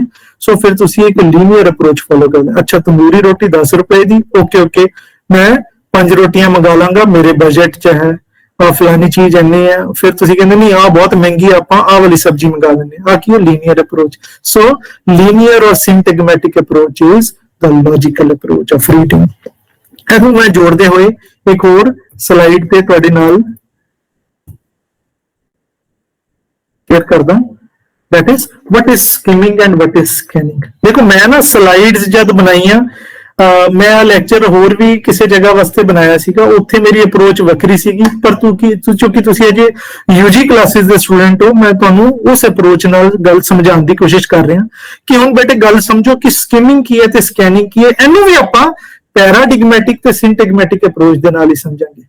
ਦੇਖੋ ਇੱਕ ਪਾਸੇ ਅਸੀਂ ਚੀਜ਼ ਦਾ ਇੱਕ ਜਨਰਲ ਆਈਡੀਆ ਲੈਂਦੇ ਹਾਂ, ਅਸੀਂ ਕਿਤਾਬ ਨੂੰ ਜਾਂ ਟੈਕਸਟ ਨੂੰ ਪੜ੍ਹਦੇ ਹਾਂ ਤੇ ਅਸੀਂ ਉਹਦੀ ਇੱਕ ਜਿਸਟ ਲੈਂਦੇ ਹਾਂ। ਜਿਸਟ ਦਾ ਮਤਲਬ ਕੀ ਹੈ? ਉਹਦਾ ਜੂਸ ਕੀ ਹੈ, ਉਹਦਾ ਸਾਰਾਂਸ਼ ਕੀ ਹੈ, ਉਹਦਾ ਇੱਕ ਥੀਮ ਕੀ ਬਣਦਾ ਹੈ, ਉਹ ਕੀ ਹੈ? ਸਕਿਮਿੰਗ। ਤੇ ਸਕੈਨਿੰਗ ਕੀ ਹੈ? ਅਸੀਂ ਇੱਕ ਇੱਕ ਫੈਕਟ ਨੂੰ ਦੂਸਰੇ ਦੇ ਨਾਲ ਜੋੜ ਕੇ ਪੜ੍ਹਦੇ ਹਾਂ। ਹੁਣ ਕਈ ਵਾਰੀ ਅਸੀਂ ਪੇਪਰ ਦੀ ਜਦ ਤਿਆਰੀ ਕਰਦੇ ਹਾਂ ਤੇ ਅਸੀਂ ਸਕੈਨਿੰਗ ਕਰ ਰਹੇ ਹੁੰਦੇ ਹਾਂ, ਤੇ ਜਦ ਅਸੀਂ ਪੇਪਰ ਤੋਂ 10 ਮਿੰਟ ਪਹਿਲੇ ਕਿਤਾਬ ਨੂੰ ਜਦ ਐਗਜ਼ਾਮੀਨੇਸ਼ਨ ਹਾਲ ਦੇ ਬਾਹਰ ਛੱਡਦੇ ਹਾਂ ਤੇ ਅਸੀਂ ਫਟਾਫਟ ਕੀ ਕਰ ਲੈਂਦੇ ਹਾਂ? ਅਸੀਂ ਇੱਕ ਜਨਰਲ ਆਈਡੀਆ ਜਾਂ ਲੈ ਲੈਂਦੇ ਹਾਂ ਕਿ ਵੀ ਹਾਂ ਬਈ ਇਹਦੇ ਚ ਕੀ ਸੀਗਾ। So this is how you have to see what is skimming and what is scanning। मैं दोबारा तो आ रहे हैं। Reading technique used when you want to get a gist or general idea। ਤੇ ਦੂਸਰੇ ਪਾਸੇ ਸਪੈਸਿਫਿਕ ਆਈਡੀਆ ਲੈਣਾ ਹੈ ਤੇ ਆਪਾਂ ਸਕੈਨਿੰਗ ਕਰਦੇ ਆ ਵੀ ਤੁਹਾਡੇ ਤੇ ਡਿਪੈਂਡ ਕਰਦਾ ਹੈ। ਜਦ ਕਿਤਾਬ ਬੇਟੇ ਬਾਜ਼ਾਰੋਂ ਖਰੀਦਣੀ ਹੈ, ਸਭ ਤੋਂ ਪਹਿਲੇ ਅਸੀਂ ਉਹਦੀ ਸਕੈਨਿੰਗ ਕਰਨੀ ਹੈ, ਫਿਰ ਅਸੀਂ ਉਹਦੀ ਸਕਿਮਿੰਗ ਕਰਾਂਗੇ, ਫਿਰ ਕਿਤਾਬ ਨੂੰ ਫਟਾਫਟ ਖਰੀਦ ਲਾਂਗੇ। ਹੁਣ ਤੁਸੀਂ ਕਹੋਗੇ ਸਰ ਅਸੀਂ ਇਹੀ ਕਰਦੇ ਰਵਾਂਗੇ ਤੇ ਕਿਤਾਬ ਖਰੀਦਾਂਗੇ ਕਦੋਂ? ਸਾਨੂੰ ਦੁਕਾਨਦਾਰ ਜਾਂ ਫਿਰ ਲਾਇਬ੍ਰੇਰੀ ਵਾਲੇ ਜੋ ਮੈਡਮ ਹੈ ਇੰਨਾ ਟਾਈਮ ਥੋੜੀ ਦੇਣਗੇ। ਉਹ ਕਹਿਣਗੇ ਵੀ ਹੋਰ ਬੱਚਿਆਂ ਨੇ ਵੀ ਕਿਤਾਬਾਂ ਜੋ ਹੈ ਇਸ਼ੂ ਕਰਵਾਉਣੀ ਹੈ, ਤੁਸੀਂ ਜਲਦੀ ਕਰੋ। ਫਿਰ ਅਸੀਂ ਕਿਤਾਬ ਨੂੰ ਚੂਜ਼ ਕਰਨ ਵਾਸਤੇ ਹੋਰ ਕਿਹੜਾ ਜਰੀਆ ਅਪਣਾਉਂਦੇ ਹਾਂ? ਉਹ ਕੀ ਹੈ? ਜਾਂ ਫਿਰ ਕਿਤਾਬ ਨੂੰ ਖਰੀਦਣ ਵਾਸਤੇ ਕਿਹੜਾ ਜਰੀਆ ਅਪਣਾਉਂਦੇ ਹਾਂ? We have to X-ray the book. ਹੁਣ ਕਿਤਾਬ ਨੂੰ ਐਕਸ-ਰੇ ਕਿਵੇਂ ਕਰਨਾ ਹੈ? ਸਭ ਤੋਂ ਪਹਿਲੇ ਬੇਟੇ ਤੁਸੀਂ ਟੇਬਲ ਆਫ ਕੰਟੈਂਟਸ ਨੂੰ ਪੜ੍ਹਿਆ ਕਰੋ। ਕਿਤਾਬ ਦੇ ਜਿਹੜੇ ਟੇਬਲ ਆਫ ਕੰਟੈਂਟਸ ਹੈ ਉਹਦੇ ਚੈਪਟਰਸ ਦੇ ਨਾਮ ਹੈ, ਉਹ ਚੈਪਟਰਸ ਨੂੰ ਪੜੋ ਤੇ ਇੱਕ ਰੈਂਡਮ ਸਕੈਨਿੰਗ ਕਰੋ। ਰੈਂਡਮ ਸਕੈਨਿੰਗ ਮਤਲਬ ਕੀ ਹੈ ਕਿ ਤੀਸਰਾ ਚੈਪਟਰ, ਪੰਜਵਾਂ, ਸੱਤਵਾਂ, ਇਸ ਤਰ੍ਹਾਂ ਕਰਕੇ ਉਹਦੇ 2 ਪੇਜ ਜਲਦੀ ਦੇਖ ਲਏ, ਪੜ੍ਹ ਲੈ ਉੱਥੇ ਲਾਇਬ੍ਰੇਰੀ 'ਚ ਬੈਠ ਕੇ, ਜਾਂ ਫਿਰ ਖਰੀਦਣ ਗਏ ਹੋ ਉੱਥੇ 10 ਮਿੰਟ ਲਗਾ ਕੇ ਜਲਦੀ ਸਕੈਨਿੰਗ ਕਰ ਲਈ। ਅਸੀਂ ਕਿਤਾਬ ਦੇ ਰੈਂਡਮ ਕੁਝ ਹਿੱਸੇ ਪੜ੍ਹੇ ਤੇ ਕੋਸ਼ਿਸ਼ ਕੀਤੀ ਕਿ ਲਾਸਟ ਪੇਜ ਨੂੰ ਪਹਿਲਾਂ ਪੜ੍ਹਿਆ। ਦੇਖੋ ਕਿੰਨੀ ਅਜੀਬ ਗੱਲ ਹੈ, ਰਿਵਰਸ ਕਰਨੋਲੋਜੀ 'ਚ ਗੱਲ ਕਰ ਰਹੇ ਹਾਂ ਆਪਾਂ। ਤੀਸਰਾ ਪੁਆਇੰਟ ਪੜੋ ਕਿ ਅਸੀਂ ਕਿਤਾਬ ਦਾ ਅਖੀਰਲਾ ਪੇਜ ਪਹਿਲੇ ਪੜ੍ਹ ਲਿਆ, ਇਸ ਗੱਲ ਨੂੰ ਸਮਝਣ ਵਾਸਤੇ ਕਿ ਕਿਤਾਬ ਦਾ ਸਿੱਟਾ ਕੀ ਨਿਕਲਦਾ ਹੈ, ਉਹਦਾ ਕਨਕਲੂਜਨ ਕੀ ਹੈ। ਉਸ ਕਨਕਲੂਜਨ ਵਿੱਚ ਕਿਤਾਬ ਦਾ ਜੂਸ ਆਏਗਾ, ਉਹਦਾ ਇੱਕ ਰਸ ਆਏਗਾ ਕਿ ਉਹ ਕਿਤਾਬ ਦੇ ਵਿੱਚ ਕਿਹੜੀਆਂ ਗੱਲਾਂ, ਕਿਹੜੇ ਘਟਨਾਕ੍ਰਮ ਨੂੰ ਕਹਿੰਦੇ ਹੋਏ ਕਿਸ ਤਰ੍ਹਾਂ ਲੇਖਕ ਕਿਹੜੇ ਨਤੀਜੇ ਤੇ ਪਹੁੰਚਿਆ। ਸਾਨੂੰ ਉੱਥੋਂ ਕਾਫੀ ਹੱਦ ਤੱਕ ਅੰਦਾਜ਼ਾ ਹੋ ਜਾਏਗਾ ਕਿ ਕਿਤਾਬ ਕਿਸ ਤਰ੍ਹਾਂ ਦਾ ਇੱਕ ਸਾਡੇ ਨਾਲ ਜੋ ਹੈ ਇਤਫਾਕ ਰੱਖੇਗੀ। ਅਸੀਂ ਕਿਤਾਬ ਨੂੰ ਪੜ੍ਹਦੇ ਹੋਏ ਕਿਹੜੀਆਂ-ਕਿਹੜੀਆਂ ਗੱਲਾਂ ਜੋ ਹੈ ਆਪਣੇ ਦਿਮਾਗ ਦੀਆਂ ਉਹਨੂੰ ਸੈਟਲ ਕਰ ਸਕਾਂਗੇ। ਤੀਸਰੀ ਚੀਜ਼, ਚੌਥੀ ਚੀਜ਼ ਬੜੀ ਜ਼ਰੂਰੀ ਹੈ ਬੇਟੇ, ਰੀਡ। ਜਦ ਤੁਸੀਂ ਕਿਤਾਬ ਖਰੀਦ ਲੈਂਦੇ ਹੋ, read with a pen and a text highlighter in your hand. ਦੇਖੋ ਬੇਟੇ, ਬਹੁਤ ਜ਼ਰੂਰੀ ਹੈ। ਜਿਹੜਾ ਬੱਚਾ ਲੇਟ ਕੇ ਕਿਤਾਬ ਪੜ੍ਹਦਾ ਹੈ ਜਾਂ ਫਿਰ ਇੱਕ ਇਹੋ ਜਿਹੀ ਅਵਸਥਾ 'ਚ ਪੜ੍ਹਦਾ ਹੈ ਜਿਹਦੇ 'ਚ ਕਿਤਾਬ ਜੋ ਹੈ ਅਸੀਂ ਉਹਨੂੰ ਇਸ ਤਰ੍ਹਾਂ ਬਸ ਇੱਕ ਪੋਜੀਸ਼ਨ ਤੇ ਟਿਕਾਇਆ ਹੀ ਹੋਇਆ ਹੈ, ਉਹ ਗਲਤ ਤਰੀਕਾ ਹੈ। ਬਟ ਕਿਤਾਬ ਨੂੰ ਇੱਜ਼ਤ ਦੇਣੀ ਹੈ। ਉਹ ਇੱਜ਼ਤ ਕਿਵੇਂ ਦੇਣੀ ਹੈ? ਅਸੀਂ ਕਿਤਾਬ ਨੂੰ ਅਲਰਟ ਹੋ ਕੇ ਪੜ੍ਹਨਾ ਹੈ। ਹੱਥ 'ਚ ਸਾਡੇ ਕਲਮ ਹੋਏਗੀ, ਇੱਕ ਟੈਕਸਟ ਹਾਈਲਾਈਟਰ ਹੋਏਗਾ ਜਿਹਦੇ ਵਿੱਚ ਮੇਨ ਗੱਲਾਂ ਨੂੰ ਅਸੀਂ ਹਾਈਲਾਈਟ ਕਰਾਂਗੇ so that we can revisit that text. ਅਸੀਂ ਉਸ ਟੈਕਸਟ ਤੇ ਵਾਪਸ ਆ ਕੇ ਉਹਦੇ ਜੋ ਨੁਕਤੇ ਹੈ, ਉਹਦੇ ਨਾਲ ਕਿਹੜੀਆਂ-ਕਿਹੜੀਆਂ ਗੱਲਾਂ ਕਿਸ ਕੰਟੈਕਸਟ 'ਚ ਕਹੀਆਂ ਗਈਆਂ ਉਹਨਾਂ ਨੂੰ ਸਮਝ ਸਕੀਏ। ਆ ਬਹੁਤ ਜ਼ਰੂਰੀ ਹੈ। ਮੈਂ ਬੇਟੇ ਜਦ ਆਪ ਸਟੂਡੈਂਟ ਰਿਹਾ ਹਾਂ, ਮੈਂ ਹੁਣ ਵੀ ਸਟੂਡੈਂਟ ਹੀ ਹਾਂ, ਬੰਦਾ ਹਮੇਸ਼ਾ ਪੜ੍ਹਨ ਲਿਖਣ ਵਾਲਾ ਸਟੂਡੈਂਟ ਰਹਿੰਦਾ। ਮੈਂ ਟੈਕਸਟ ਹਾਈਲਾਈਟਰ ਆਪਣੇ ਬੈਗ ਵਿੱਚ, ਆਪਣੀ ਜੇਬ ਵਿੱਚ ਜ਼ਰੂਰ ਰੱਖਦਾ ਹਾਂ। ਉਹ ਟੈਕਸਟ ਹਾਈਲਾਈਟਰ ਮੈਨੂੰ ਗੱਲ ਨੂੰ ਸੰਕੇਤ ਕਰਨ ਲੱਗਿਆ ਇੱਕ ਸੌਖਾ ਹਿੱਸਾ ਬਣਾ ਦਿੰਦਾ ਹੈ ਕਿ ਮੈਂ ਕਿਵੇਂ ਕਿਹੜੀ ਗੱਲ ਨੂੰ ਕਿਸ ਤਰ੍ਹਾਂ ਮਾਰਕ ਕੀਤਾ ਸੀਗਾ। ਤੇ ਅਗਲੀ ਗੱਲ ਕੀ ਹੈ? Right your opinions. ਕਿ ਕਿਤਾਬ ਦੇ, ਦੇਖੋ ਲਾਇਬ੍ਰੇਰੀ ਦੀ ਕਿਤਾਬ ਦੇ ਨਹੀਂ ਮੈਂ ਕਹਿ ਰਿਹਾ, ਜਿਹੜੀ ਕਿਤਾਬ ਤੁਹਾਡੀ ਆਪਣੀ ਹੈ ਜਿਹਨੂੰ ਤੁਸੀਂ ਪੜ੍ਹਦੇ ਹੋ, ਤੁਹਾਡੀ ਟੈਕਸਟ ਬੁੱਕ ਹੈ, ਟੈਕਸਟ ਬੁੱਕ ਤੇ ਲਿਖ ਸਕਦੇ ਹੋ। ਟੈਕਸਟ ਬੁੱਕ ਦੇ ਜਿਹੜੇ ਸਾਈਡ ਮਾਰਜਨਸ ਹੈ ਉਹਦੇ ਵਿੱਚ ਬੇਟੇ ਪੈਨਸਿਲ ਨਾਲ ਜਾਂ ਪੈਨ ਨਾਲ ਲਿਖੋ। ਕੁਝ ਲੋਕ ਮੇਰੀ ਇਸ ਗੱਲੋਂ ਆਲੋਚਨਾ ਵੀ ਕਰਨਗੇ, ਤੁਸੀਂ ਕਹੋ ਕਿ ਸਰ ਕਿਤਾਬ ਗੰਦੀ ਹੁੰਦੀ ਹੈ। ਮੈਂ ਕਹਿੰਦਾ ਕਿ ਕਿਤਾਬ ਨੂੰ ਬੇਟੇ ਜਿੰਨਾ ਤੁਸੀਂ ਉਹਦੇ ਨਾਲ ਵਿਚਰੋਗੇ, ਜਿੰਨਾ ਉਹਦੇ ਨਾਲ ਤੁਸੀਂ ਮੇਨ ਆਈਡੀਆਜ਼, ਮੇਨ ਪੁਆਇੰਟਸ ਲਿਖੋਗੇ, ਉਹ ਉਨੀ ਕੁ ਜ਼ਿਆਦਾ ਤੁਹਾਡੀ ਹੁੰਦੀ ਜਾਏਗੀ। ਉਹਦੇ ਵਿੱਚੋਂ ਤੁਸੀਂ ਉਹਦੀ ਆਤਮਾ ਦੀ ਆਵਾਜ਼ ਕੱਢ ਕੇ ਸਾਈਡ ਤੇ ਲਿਖਤੀ, ਜੋ ਤੁਹਾਨੂੰ ਬਾਰ-ਬਾਰ ਜਦ ਤੁਸੀਂ ਇਸ ਕਿਤਾਬ ਨੂੰ ਪੜ੍ਹੋਗੇ ਆਵਾਜ਼ਾਂ ਲਗਾਏਗੀ ਕਿ ਵੀ ਆਹ ਵਾਲੀ ਗੱਲ ਤੂੰ ਮੇਰੇ ਕੋਲ ਪੜ੍ਹੀ ਸੀਗੀ, ਤੈਨੂੰ ਯਾਦ ਹੈ ਕਿ ਨਹੀਂ ਯਾਦ। ਮੈਂ ਐਗਜ਼ਾਮਪਲ ਦਿੰਦਾ, ਮੈਂ ਆਪਣੀ ਇੱਕ ਕਿਤਾਬ ਵਿੱਚੋਂ ਜਦ ਮੈਂ MA 'ਚ ਪੜ੍ਹਦਾ ਸੀਗਾ, ਉਸ ਕਿਤਾਬ ਤੋਂ ਮੈਂ ਇੱਕ ਤੁਹਾਨੂੰ ਫੋਟੋ ਖਿੱਚ ਕੇ ਲੈ ਕੇ ਆਇਆ ਜਿਹਦੇ ਨਾਲ ਤੁਹਾਨੂੰ ਪਤਾ ਲੱਗ ਜਾਏ ਕਿ ਮੈਂ ਹਾਂ ਲਿਖਦਾ ਰਿਹਾ, ਕਿ ਸਰ ਕਿਤੇ ਐਵੇਂ ਤੇ ਨਹੀਂ ਗੱਲ ਕਰਦੇ ਕਿ ਵੀ ਆਪ ਲਿਖਦੇ ਨਾ ਹੋਣ ਤੇ ਸਾਨੂੰ ਕਹਿ ਦਿੰਦੇ ਤੇ ਅਸੀਂ ਕਿਤਾਬ ਜੋ ਹੈ ਲਾਲ ਕਾਲੀ ਨੀਲੀ ਪੀਲੀ ਕਰ ਦਈਏ। ਇਸ ਤਰ੍ਹਾਂ ਨਹੀਂ ਹੁੰਦਾ ਬੇਟੇ। whenever a teacher has to say something, ਆ ਦੇਖੋ ਮੇਰੀ ਕਿਤਾਬ, ਮੈਂ ਵਿਲੀਅਮ ਜੇ ਲੌਂਗਸ ਦੀ ਹਿਸਟਰੀ ਆਫ ਇੰਗਲਿਸ਼ ਲਿਟਰੇਚਰ ਵਿੱਚੋਂ ਕੁਝ ਪੇਜ, ਸਾਰੇ ਤੇ ਨਹੀਂ ਮੈਂ ਤੁਹਾਨੂੰ ਦਿਖਾ ਸਕਦਾ ਸੀਗਾ, ਐਗਜ਼ਾਮਪਲ ਦੇ ਤੌਰ ਤੇ ਦਿਖਾ ਰਿਹਾ। Use the blank space in the book to the maximum, ਕਿ ਜ਼ਿਆਦਾ ਤੋਂ ਜ਼ਿਆਦਾ ਵਰਤੋਂ ਕਰੋ ਬੇਟੇ। ਆ ਦੇਖੋ ਮੈਂ ਜੋ ਨੋਟਸ ਬਣਾਏ, ਮੈਂ ਆ ਨੋਟਸ ਦੇ ਬੇਸਿਸ ਤੇ ਬੇਟੇ ਆਪਣਾ UGC ਨੈਟ ਕਲੀਅਰ ਕਰ ਗਿਆ, ਮੈਂ ਨੌਕਰੀ 'ਚ ਆ ਗਿਆ। ਦੇਖੋ ਗੱਲ ਨੂੰ ਸਮਝੋ, ਮੈਂ ਕਿਤਾਬ ਵਿੱਚੋਂ ਕਿਹੜੀਆਂ ਕੁਝ ਚੀਜ਼ਾਂ ਕੱਢੀਆਂ। ਜਦ ਵੀ ਮੈਂ ਉਹਨੂੰ ਰੀਵਿਜ਼ਿਟ ਕਰਾਂਗਾ ਮੈਂ ਇਸ ਤਰਤੀਬ ਵਿੱਚ ਪੜ੍ਹ ਲਾਂਗਾ, ਹਾਂ ਮੈਂ ਆ ਗੱਲ ਕੱਢੀ ਸੀਗੀ ਕਿਤਾਬ ਵਿੱਚ, ਮੈਂ ਆਪਣੇ ਨਾਲ ਦੀ, ਆਪਣੇ ਦਿਮਾਗ ਦੀ ਗੱਲ ਇਸ ਲਿਖੀ ਹੋਈ ਗੱਲ ਨਾਲ ਜੋੜੀ ਸੀਗੀ ਜਿਹਨੂੰ ਮੈਂ ਦੁਬਾਰਾ ਰੀਵਿਜ਼ਿਟ ਕਰ ਸਕਦਾ। ਸੋ ਤੁਸੀਂ ਦੇਖ ਸਕਦੇ ਹੋ ਕਿ ਵੀ ਕਿਤਾਬ ਨੂੰ ਮੈਂ ਕਿਸ ਤਰ੍ਹਾਂ ਲਿਖਿਆ ਹੈ, ਤੁਸੀਂ ਵੀ ਇਸ ਤਰ੍ਹਾਂ ਲਿਖ ਸਕਦੇ ਹੋ। ਕੋਈ ਇਹਦੇ ਚਰਚਾ ਨਹੀਂ ਹੈ ਬੇਟੇ, ਆ ਤੁਹਾਡੇ ਵਾਸਤੇ ਹੀ ਕਿਤਾਬ ਬਣੀ ਹੈ, ਤੁਹਾਡੀ ਆਪਣੀ ਕਿਤਾਬ ਜੋ ਤੁਸੀਂ ਖਰੀਦਦੇ ਹੋ ਟੈਕਸਟ ਬੁੱਕ, ਉਹਨੂੰ ਇਸ ਤਰ੍ਹਾਂ ਪੜ੍ਹਿਆ ਕਰੋ। ਹੁਣ ਕੁਝ ਬੱਚੇ ਕਹਿੰਦੇ ਸਰ ਅਸੀਂ ਬੇਟੇ ਕੁਝ ਕਿਤਾਬ ਦੇ ਕੁਝ ਹਿੱਸੇ ਫੋਟੋਸਟੇਟ ਵੀ ਕਰਾਏ ਜਾ ਸਕਦੇ ਆ। ਜੇ ਇਸ ਤਰ੍ਹਾਂ ਨਹੀਂ ਲਿਖ ਸਕਦੇ, ਕੁਝ ਨਾ ਚਿਟਸ ਆਉਂਦੀਆਂ, ਉਹਨਾਂ ਨੂੰ ਤੁਸੀਂ ਐਡਹੈਸਿਵ ਚਿਟਸ ਹੁੰਦੀਆਂ, ਉਹਨਾਂ ਨੂੰ ਤੁਸੀਂ ਸਲਿਪਸ ਨੂੰ ਆਪਣੀ ਕਿਤਾਬ ਵਿੱਚ ਚਿਪਕਾ ਸਕਦੇ ਹੋ ਤੇ ਉਹ ਨੋਟਸ ਬਣ ਜਾਂਦੇ। ਜਿਸ ਤਰ੍ਹਾਂ ਫਲੈਗਸ ਹੁੰਦੇ ਆ ਉਸੇ ਤਰ੍ਹਾਂ ਇੱਕ ਚੌੜੇ ਕੁਝ ਐਡਹੈਸਿਵ ਸਲਿਪਸ ਹੁੰਦੀਆਂ, ਉਹਦੇ ਵਿੱਚ ਵੀ ਤੁਸੀਂ ਆਪਣੇ ਰਿਮਾਰਕਸ ਲਿਖ ਲੈਂਦੇ ਹੋ। ਤੁਸੀਂ ਉਸ ਤਰ੍ਹਾਂ ਵੀ ਕਰ ਸਕਦੇ ਹੋ, ਠੀਕ ਹੈ। ਪੇਜ ਨੰਬਰ ਜ਼ਰੂਰ ਲਿਖਿਆ ਕਰੋ ਜਿਹੜਾ ਵੀ ਤੁਹਾਨੂੰ ਕੋਈ ਇੰਪੋਰਟੈਂਟ ਲੱਗਦਾ ਹੈ, ਠੀਕ ਹੈ। ਆ ਇੱਕ ਅੱਛੀ ਆਦਤ ਹੈ। ਹੁਣ ਇਸ ਤੋਂ ਅਗਲੀ ਅੱਛੀ ਆਦਤ ਕੀ ਹੈ ਕਿ ਆਪਣੇ ਕ੍ਰਿਟੀਕਲ ਰਿਵਿਊਜ਼ ਜ਼ਰੂਰ ਪੜੋ। ਜਿਹੜੇ ਵੀ ਕੋਈ ਕਿਸੇ ਬੁੱਧੀਜੀਵੀ ਨੇ, ਕਿਸੇ ਮੈਨ ਆਫ ਲੈਟਰਸ ਨੇ, ਕਿਸੇ ਵੀ ਬਹੁਤ ਜ਼ਿਆਦਾ ਵਧੀਆ ਆਲੋਚਕ ਨੇ ਕੋਈ ਗੱਲ ਉਸ ਕਿਤਾਬ ਬਾਰੇ ਲਿਖੀ ਹੈ, ਡਿਜੀਟਲੀ ਇੰਟਰਨੈਟ ਦੇ ਮਾਧਿਅਮ ਨਾਲ ਜਾਂ ਕਿਤਾਬ ਦੇ ਵਿੱਚ, ਕਿਤਾਬ ਦੇ ਬੈਕ ਸਾਈਡ ਤੇ ਜਾਂ ਫਿਰ ਕਿਸੇ ਰਸਾਲੇ ਵਿੱਚ, ਉਹਨੂੰ ਜ਼ਰੂਰ ਗੂਗਲ ਕਰਕੇ ਸਰਚ ਕਰਕੇ ਪੜ੍ਹਿਆ ਕਰੋ। ਕਿਉਂਕਿ ਕਿਤਾਬ ਦਾ ਇੱਕ ਕਿਸ ਤਰ੍ਹਾਂ ਉਹ ਪ੍ਰਭਾਵਿਤ ਕਰ ਰਹੀ ਹੈ ਲੋਕਾਂ ਨੂੰ, ਇੱਕ ਵਿਚਾਰਧਾਰਾ ਦੇ ਨਾਲ ਸਾਨੂੰ ਸਾਂਝ ਪਾਣੀ ਸੌਖੀ ਹੋ ਜਾਂਦੀ ਹੈ। ਕਿ ਫਿਰ ਸਾਨੂੰ ਵੀ ਅੱਛਾ ਲੱਗਦਾ ਹੈ ਕਿ ਇੰਨੇ ਵੱਡੇ ਆਲੋਚਕ ਇੰਨੇ ਵੱਡੇ ਅਕੈਡਮਿਸ਼ੀਅਨਸ ਜੋ ਇਸ ਕਿਤਾਬ ਬਾਰੇ ਆ ਗੱਲ ਕਰ ਰਹੇ ਹੈ, ਤੇ ਉਸ ਕਿਤਾਬ ਦੇ ਵਿੱਚ ਹੋਰ ਕੀ ਕੁਝ ਹੋ ਸਕਦਾ ਹੈ, ਸਾਨੂੰ ਹੋਰ ਜ਼ਿਆਦਾ ਇਨਕਿਊਜ਼ਿਟਿਵਨੈਸ, ਹੋਰ ਜ਼ਿਆਦਾ ਅੰਦਰੋਂ ਇੱਕ ਇੱਛਾ ਪੈਦਾ ਹੋ ਜਾਂਦੀ ਹੈ ਇਸ ਕਿਤਾਬ ਨੂੰ ਪੜ੍ਹਨ ਦੀ। ਉਹ ਇੱਛਾ ਬਹੁਤ ਜ਼ਰੂਰੀ ਹੈ। ਤੇ ਅਖੀਰ 'ਚ ਮੈਂ ਜਿਹੜੀ ਗੱਲ ਇੱਥੇ ਲਿਖ ਰਿਹਾ ਹਾਂ, ਅਖੀਰ ਇਸ ਲੈਕਚਰ ਦਾ ਨਹੀਂ ਹੈਗਾ, ਇਸ ਸਲਾਈਡ ਦਾ ਹੈ, pen down the citations and references used in the book, ਕਿ ਵੀ ਕਿਤਾਬ ਵਿੱਚ ਲੇਖਕ ਨੇ ਕਿਹਦੀ ਗੱਲ ਕਿੱਥੇ ਕੋਟ ਕੀਤੀ, ਕਿਹੜੇ ਰੈਫਰੈਂਸਸ ਯੂਜ਼ ਕੀਤੇ, ਕਿਹਦੀਆਂ ਗੱਲਾਂ ਕਿਹਦੀਆਂ ਥਾਟਸ ਨੂੰ ਕਿੱਥੇ ਕਿੱਥੇ ਕੋਟ ਕੀਤਾ ਹੈ, ਉਹ ਤੁਸੀਂ ਵੀ ਨੋਟ ਕਰਨੇ ਹੈ। ਤੇ ਤੁਸੀਂ ਸਿਰਫ ਨੋਟ ਨਹੀਂ ਕਰਨੇ, ਤੁਸੀਂ ਉਸ ਰੈਫਰੈਂਸਸ ਨੂੰ ਵੀ ਲੱਭਣਾ ਹੈ। ਹੁਣ ਤੇ ਸਾਰੇ ਬੱਚਿਆਂ ਕੋਲ ਬੇਟੇ ਇੰਟਰਨੈਟ ਦਾ ਸਾਧਨ ਹੈ, ਸਮਾਰਟਫੋਨ ਹੈ, ਲੱਭਿਆ ਕਰੋ ਉਹ ਸਾਈਟੇਸ਼ਨਸ ਕੀ ਹੈ। ਸਾਨੂੰ ਹੋਰ ਵੀ ਉਸ ਤੋਂ ਵਧੀਆ ਕਿਤਾਬਾਂ ਤੋਂ ਜਿੱਥੋਂ ਉਹ ਲੇਖਕ ਪ੍ਰਭਾਵਿਤ ਹੋਇਆ ਉਹ ਕਿਤਾਬਾਂ ਤੱਕ ਲੈ ਕੇ ਜਾਏਗੀ। ਹੁਣ ਈ ਬੁੱਕਸ ਦਾ ਦੌਰ ਹੈ ਬੇਟੇ, ਇਸ ਤਰ੍ਹਾਂ ਅਸੀਂ ਲੱਭ ਕੇ ਮੈਂ ਜਿਹੜੇ ਬੱਚੇ ਮੇਰੇ ਤੋਂ ਕੋਈ ਪੁੱਛਣਾ ਚਾਹਣ, ਇੱਕ pdf.org ਕਰਕੇ ਵੈਬਸਾਈਟ ਹੈ, ਉੱਥੇ ਤੁਹਾਨੂੰ ਫ੍ਰੀ ਈ ਬੁੱਕਸ ਜਿੰਨੀਆਂ ਮਰਜ਼ੀ ਚਾਹੋ ਸਾਰੀਆਂ ਮਿਲ ਜਾਂਦੀਆਂ। ਅੱਜ ਤੱਕ ਦੀਆਂ ਹਜ਼ਾਰਾਂ ਹੀ ਜੋ ਵਧੀਆ ਆਲ ਟਾਈਮ ਬੈਸਟ ਕਿਤਾਬਾਂ ਹੈ, ਉਹਨਾਂ ਦੇ PDF ਉੱਥੇ ਅਵੇਲੇਬਲ ਹੈ। ਕਈ ਤੇ ਲੋਕਾਂ ਨੇ ਆਪਣੀਆਂ ਕਿਤਾਬਾਂ ਜਿਹੜੀਆਂ ਉਹ ਲਾਇਬ੍ਰੇਰੀ ਨੂੰ ਦਾਨ ਨਹੀਂ ਕਰ ਪਾਏ, ਉਹਨਾਂ ਨੇ ਉਹਨੂੰ ਸਕੈਨ ਕਰਾ ਕੇ ਉੱਥੇ ਅਪਲੋਡ ਕਰਤਾ। ਸੋ ਉਹ ਫ੍ਰੀ ਹੈ, ਤੁਸੀਂ ਆਪਣੇ ਫੋਨ ਵਿੱਚ ਜਦ ਮਰਜ਼ੀ ਉਹਨੂੰ ਕਰ ਸਕਦੇ ਹੋ। ਸੋ ਟੇਬਲ ਆਫ ਕੰਟੈਂਟਸ ਫਿਰ ਤੋਂ ਦੁਬਾਰਾ ਆ ਰਿਹਾ, random scanning, read the last page first, read with a pen and a text highlighter, write your opinions, ਆਪਣੇ ਵਿਚਾਰ ਜ਼ਰੂਰ ਲਿਖਣੇ ਹੈ।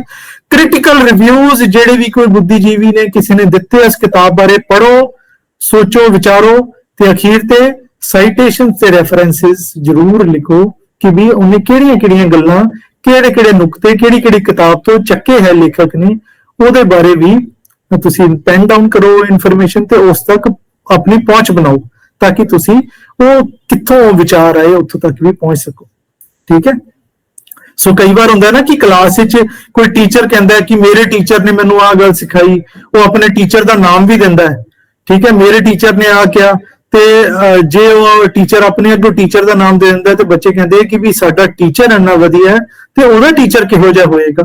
ਸੋ ਇਸ ਤਰ੍ਹਾਂ ਦਾ ਇੱਕ ਤਾਨਾ ਬਾਨਾ ਅਸੀਂ ਕਲਾਸ ਵਿੱਚ ਵੀ ਬੁਣਿਆ ਕਰਦੇ ਹਾਂ, ਤੇ ਕਿਤਾਬਾਂ ਵੀ ਇਸੇ ਤਰ੍ਹਾਂ ਦਾ ਇੱਕ ਤਾਨਾ ਬਾਨਾ ਬਣਨ ਵਿੱਚ ਸਾਡੀ ਮਦਦ ਕਰਦੀ ਹੈ। ਸੋ ਇਸ ਤੋਂ ਅਗਲੀ ਗੱਲ, ਨੈਕਸਟ ਸਲਾਈਡ, ਚਲੋ। As expressed by your worthy teacher, I'll just be now hurriedly taking up a glass of whatever I have to say.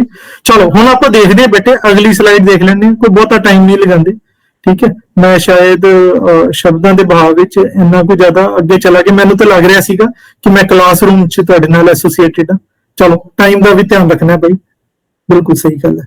Always read with the mindset of a critic and a projective author as well as a critic. ਦੇਖੋ ਬਹੁਤ ਜ਼ਰੂਰੀ ਹੈ। ਦੇਖੋ ਇੱਕ mind set of a critic ਬਣਾਉਣਾ ਹੈ, ਤੇ ਨਾਲ ਕੀ ਹੈ ਪ੍ਰੋਜੈਕਟਿਵ ਆਥਰ ਵੀ ਆਪਣੇ ਆਪ ਨੂੰ ਬਣਾਉਣਾ ਹੈ।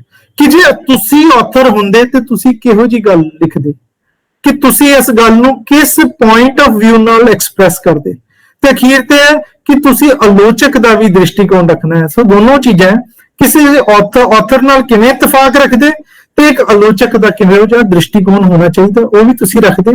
ਸੋ a lesson or a message, as it is said, is what the intention of the author is, but you can differ with it.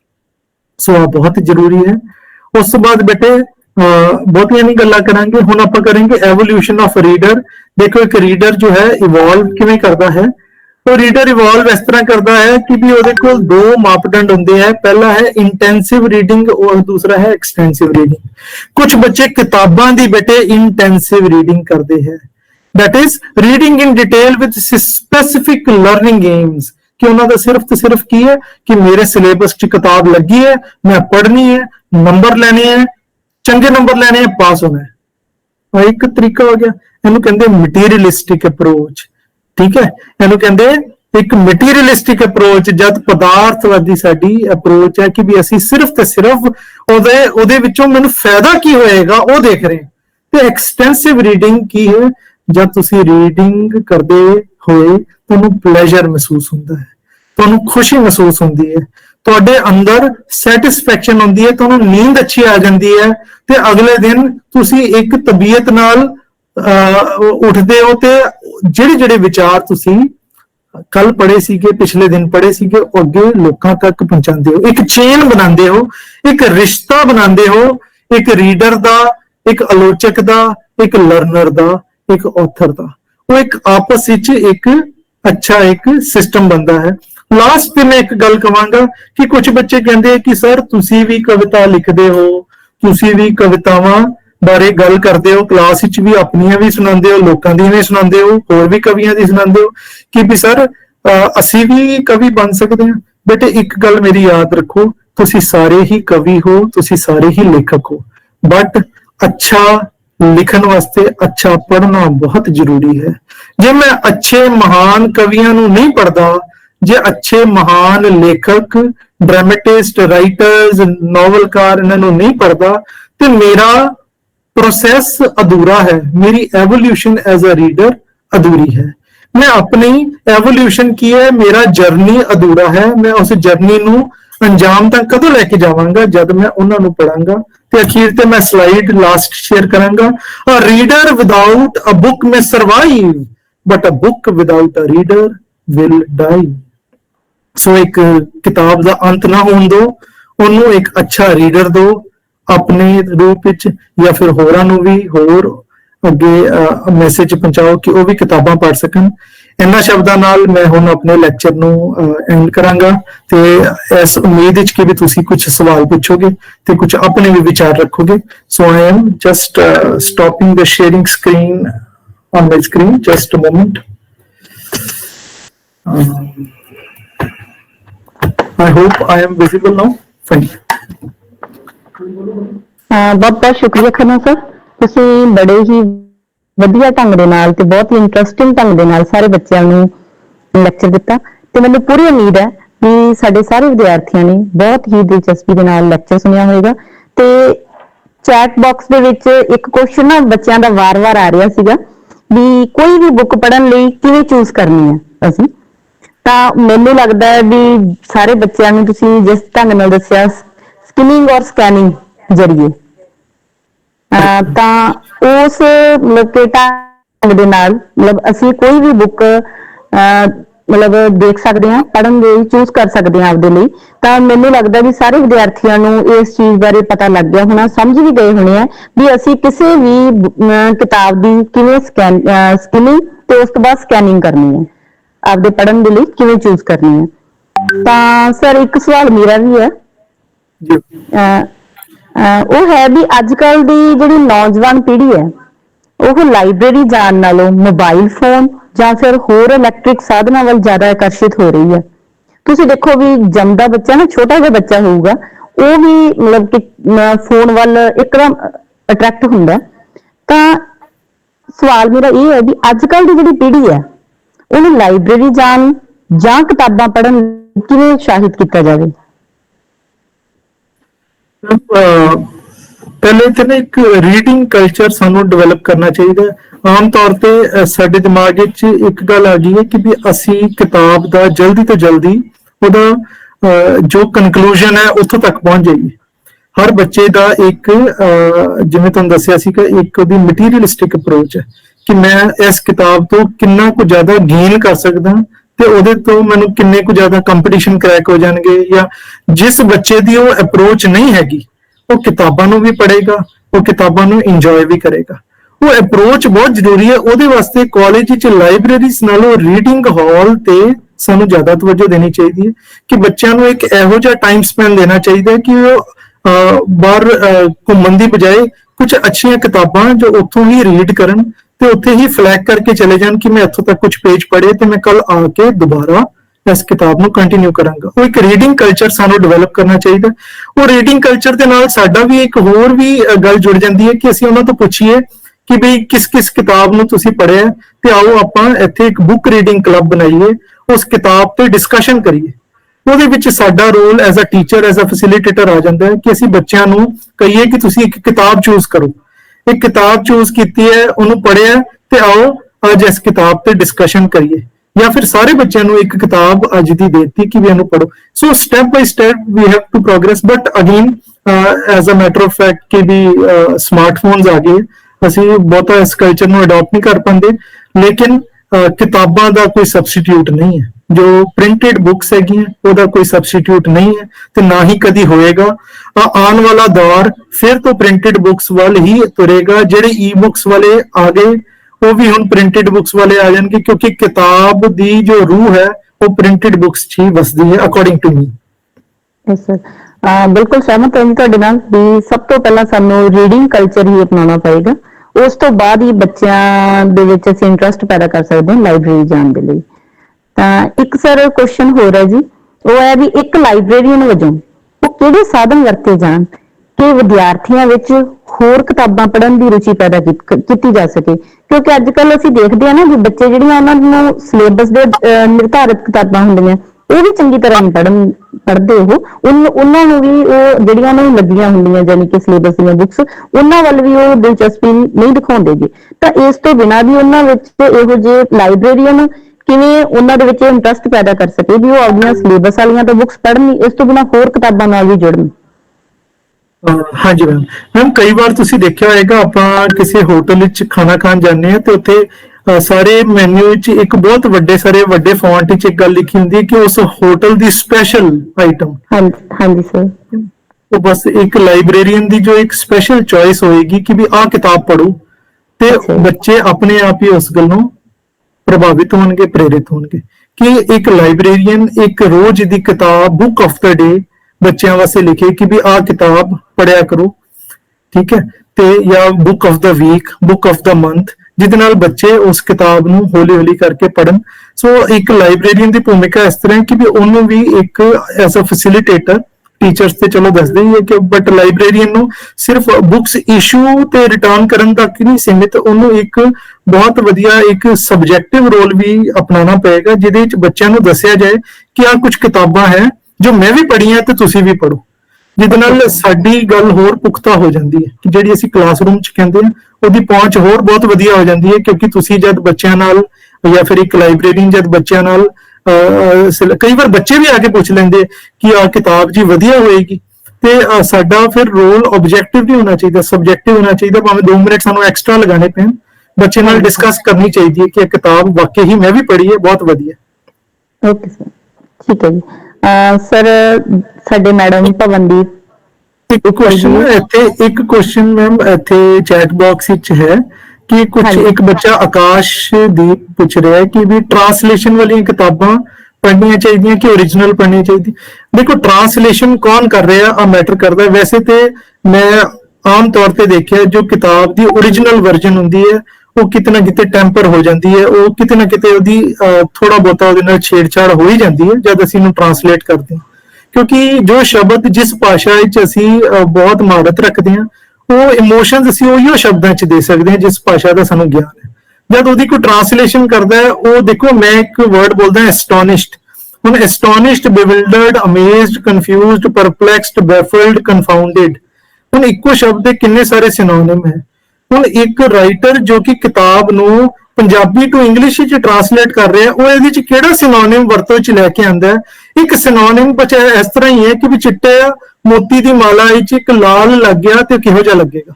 ਸੋ ਇਸ ਤਰ੍ਹਾਂ ਹੀ ਹੈ ਕਿ ਵੀ ਕਈ ਵਾਰ ਉਹੋ ਜਿਹਾ ਨਹੀਂ ਅਸਰ ਪੈਂਦਾ। ਸੋ ਓਰੀਜਨਲ ਵਿੱਚ ਜੇ ਅਸੀਂ ਪੜ੍ਹ ਸਕਦੇ ਹਾਂ, ਜੇ ਸਾਨੂੰ ਭਾਸ਼ਾ ਦਾ ਗਿਆਨ ਹੈ ਤੇ ਪੜ੍ਹਨਾ ਚਾਹੀਦਾ।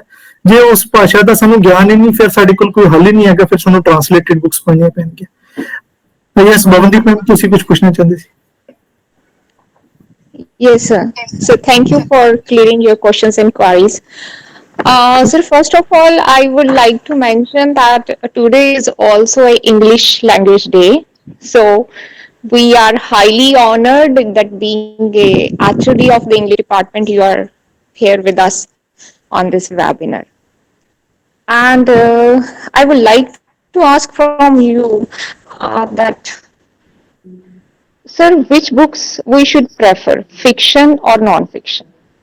It is a matter of choice. What I would like to recommend is that as I for recommending a book for yourself, as I have told in my lecture also, that you have to be very selective as per your taste. You have got a didactic outcome, you have got an outcome for serious subjects. So it matters that what sort of inclination you have.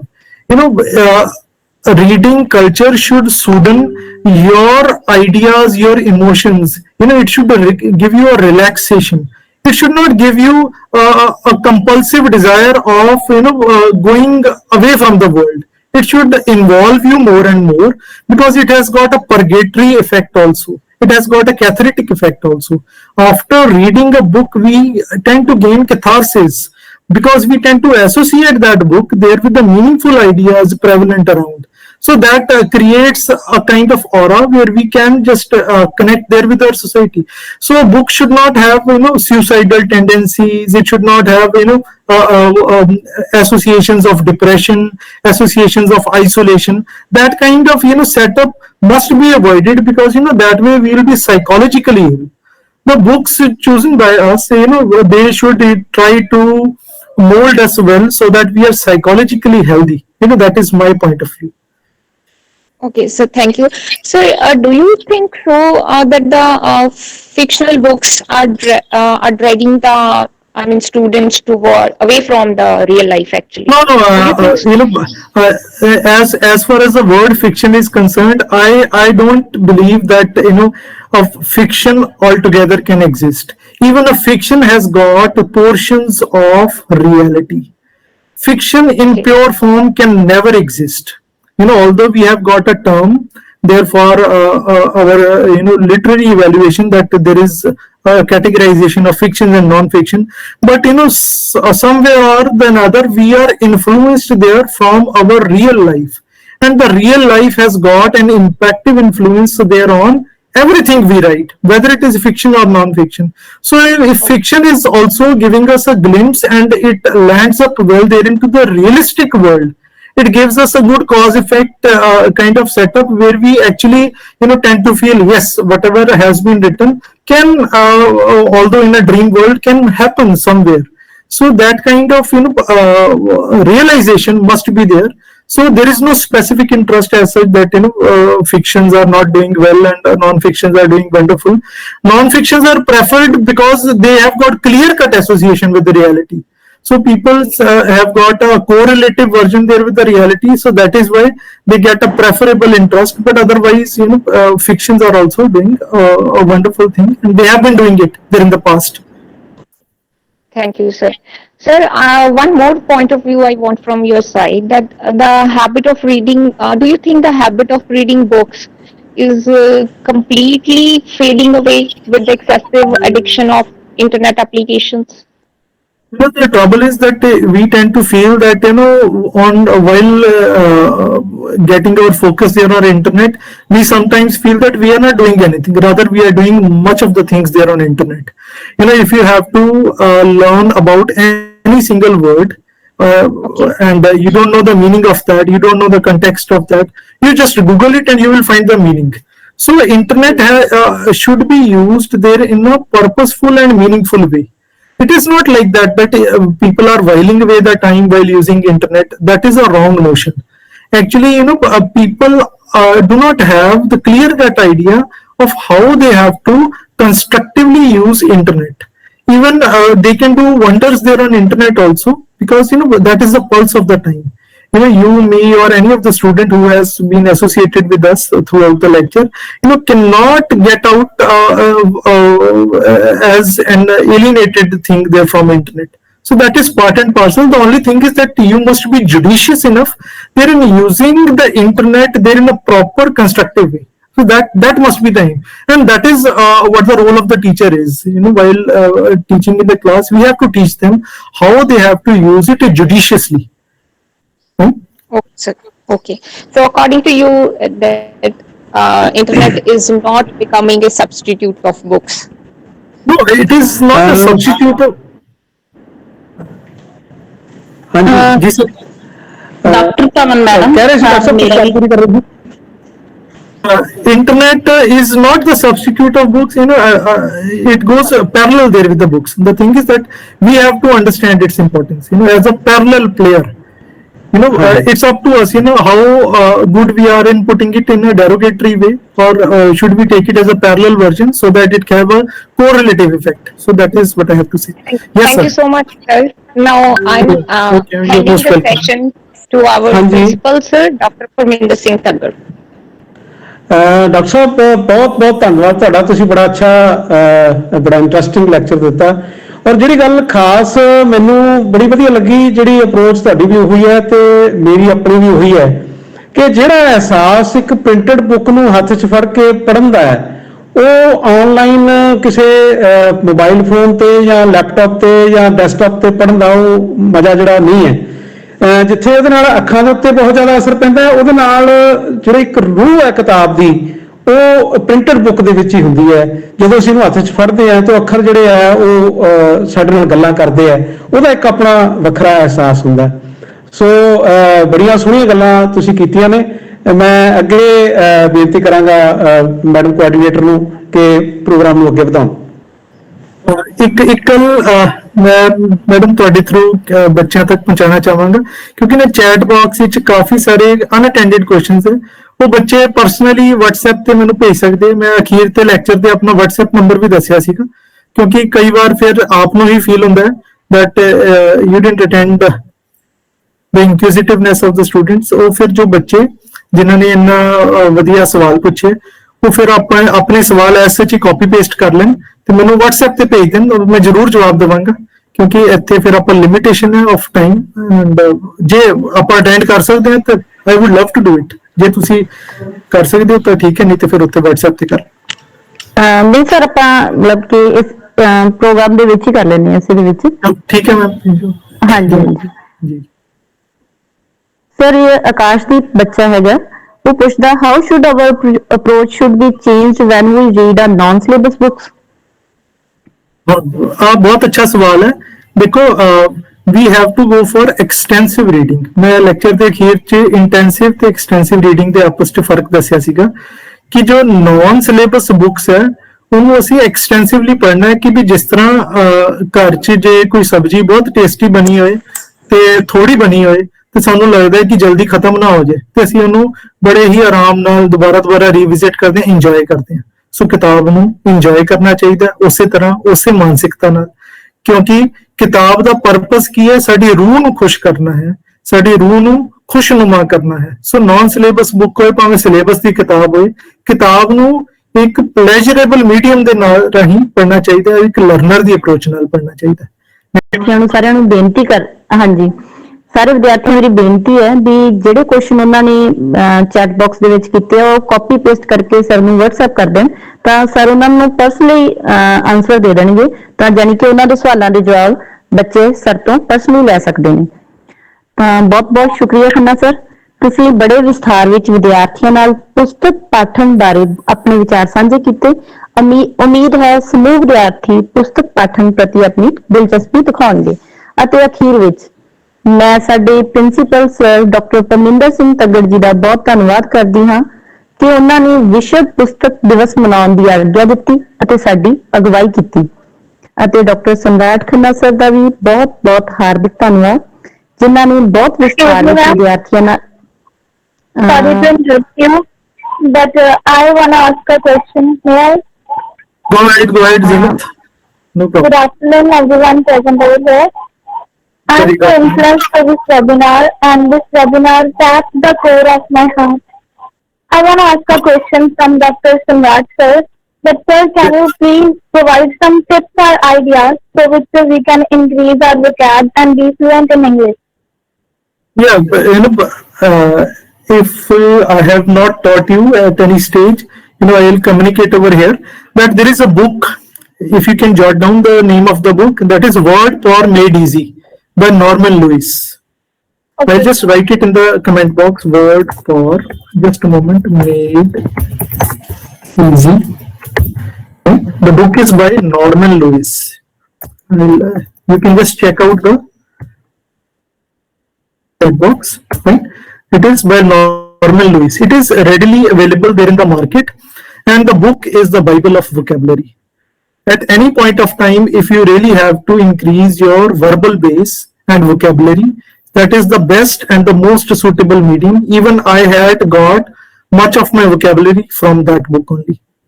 So I hope that will serve the purpose. Thank you so much. Okay. ਉਮੀਦ ਹੈ sir ਵੀ ਸਾਰੇ ਵਿਦਿਆਰਥੀ ਆਪਣਾ ਸਾਰੇ question ਤੁਹਾਡੇ ਨਾਲ ਸਾਂਝੇ ਕਰ ਲੈਣਗੇ।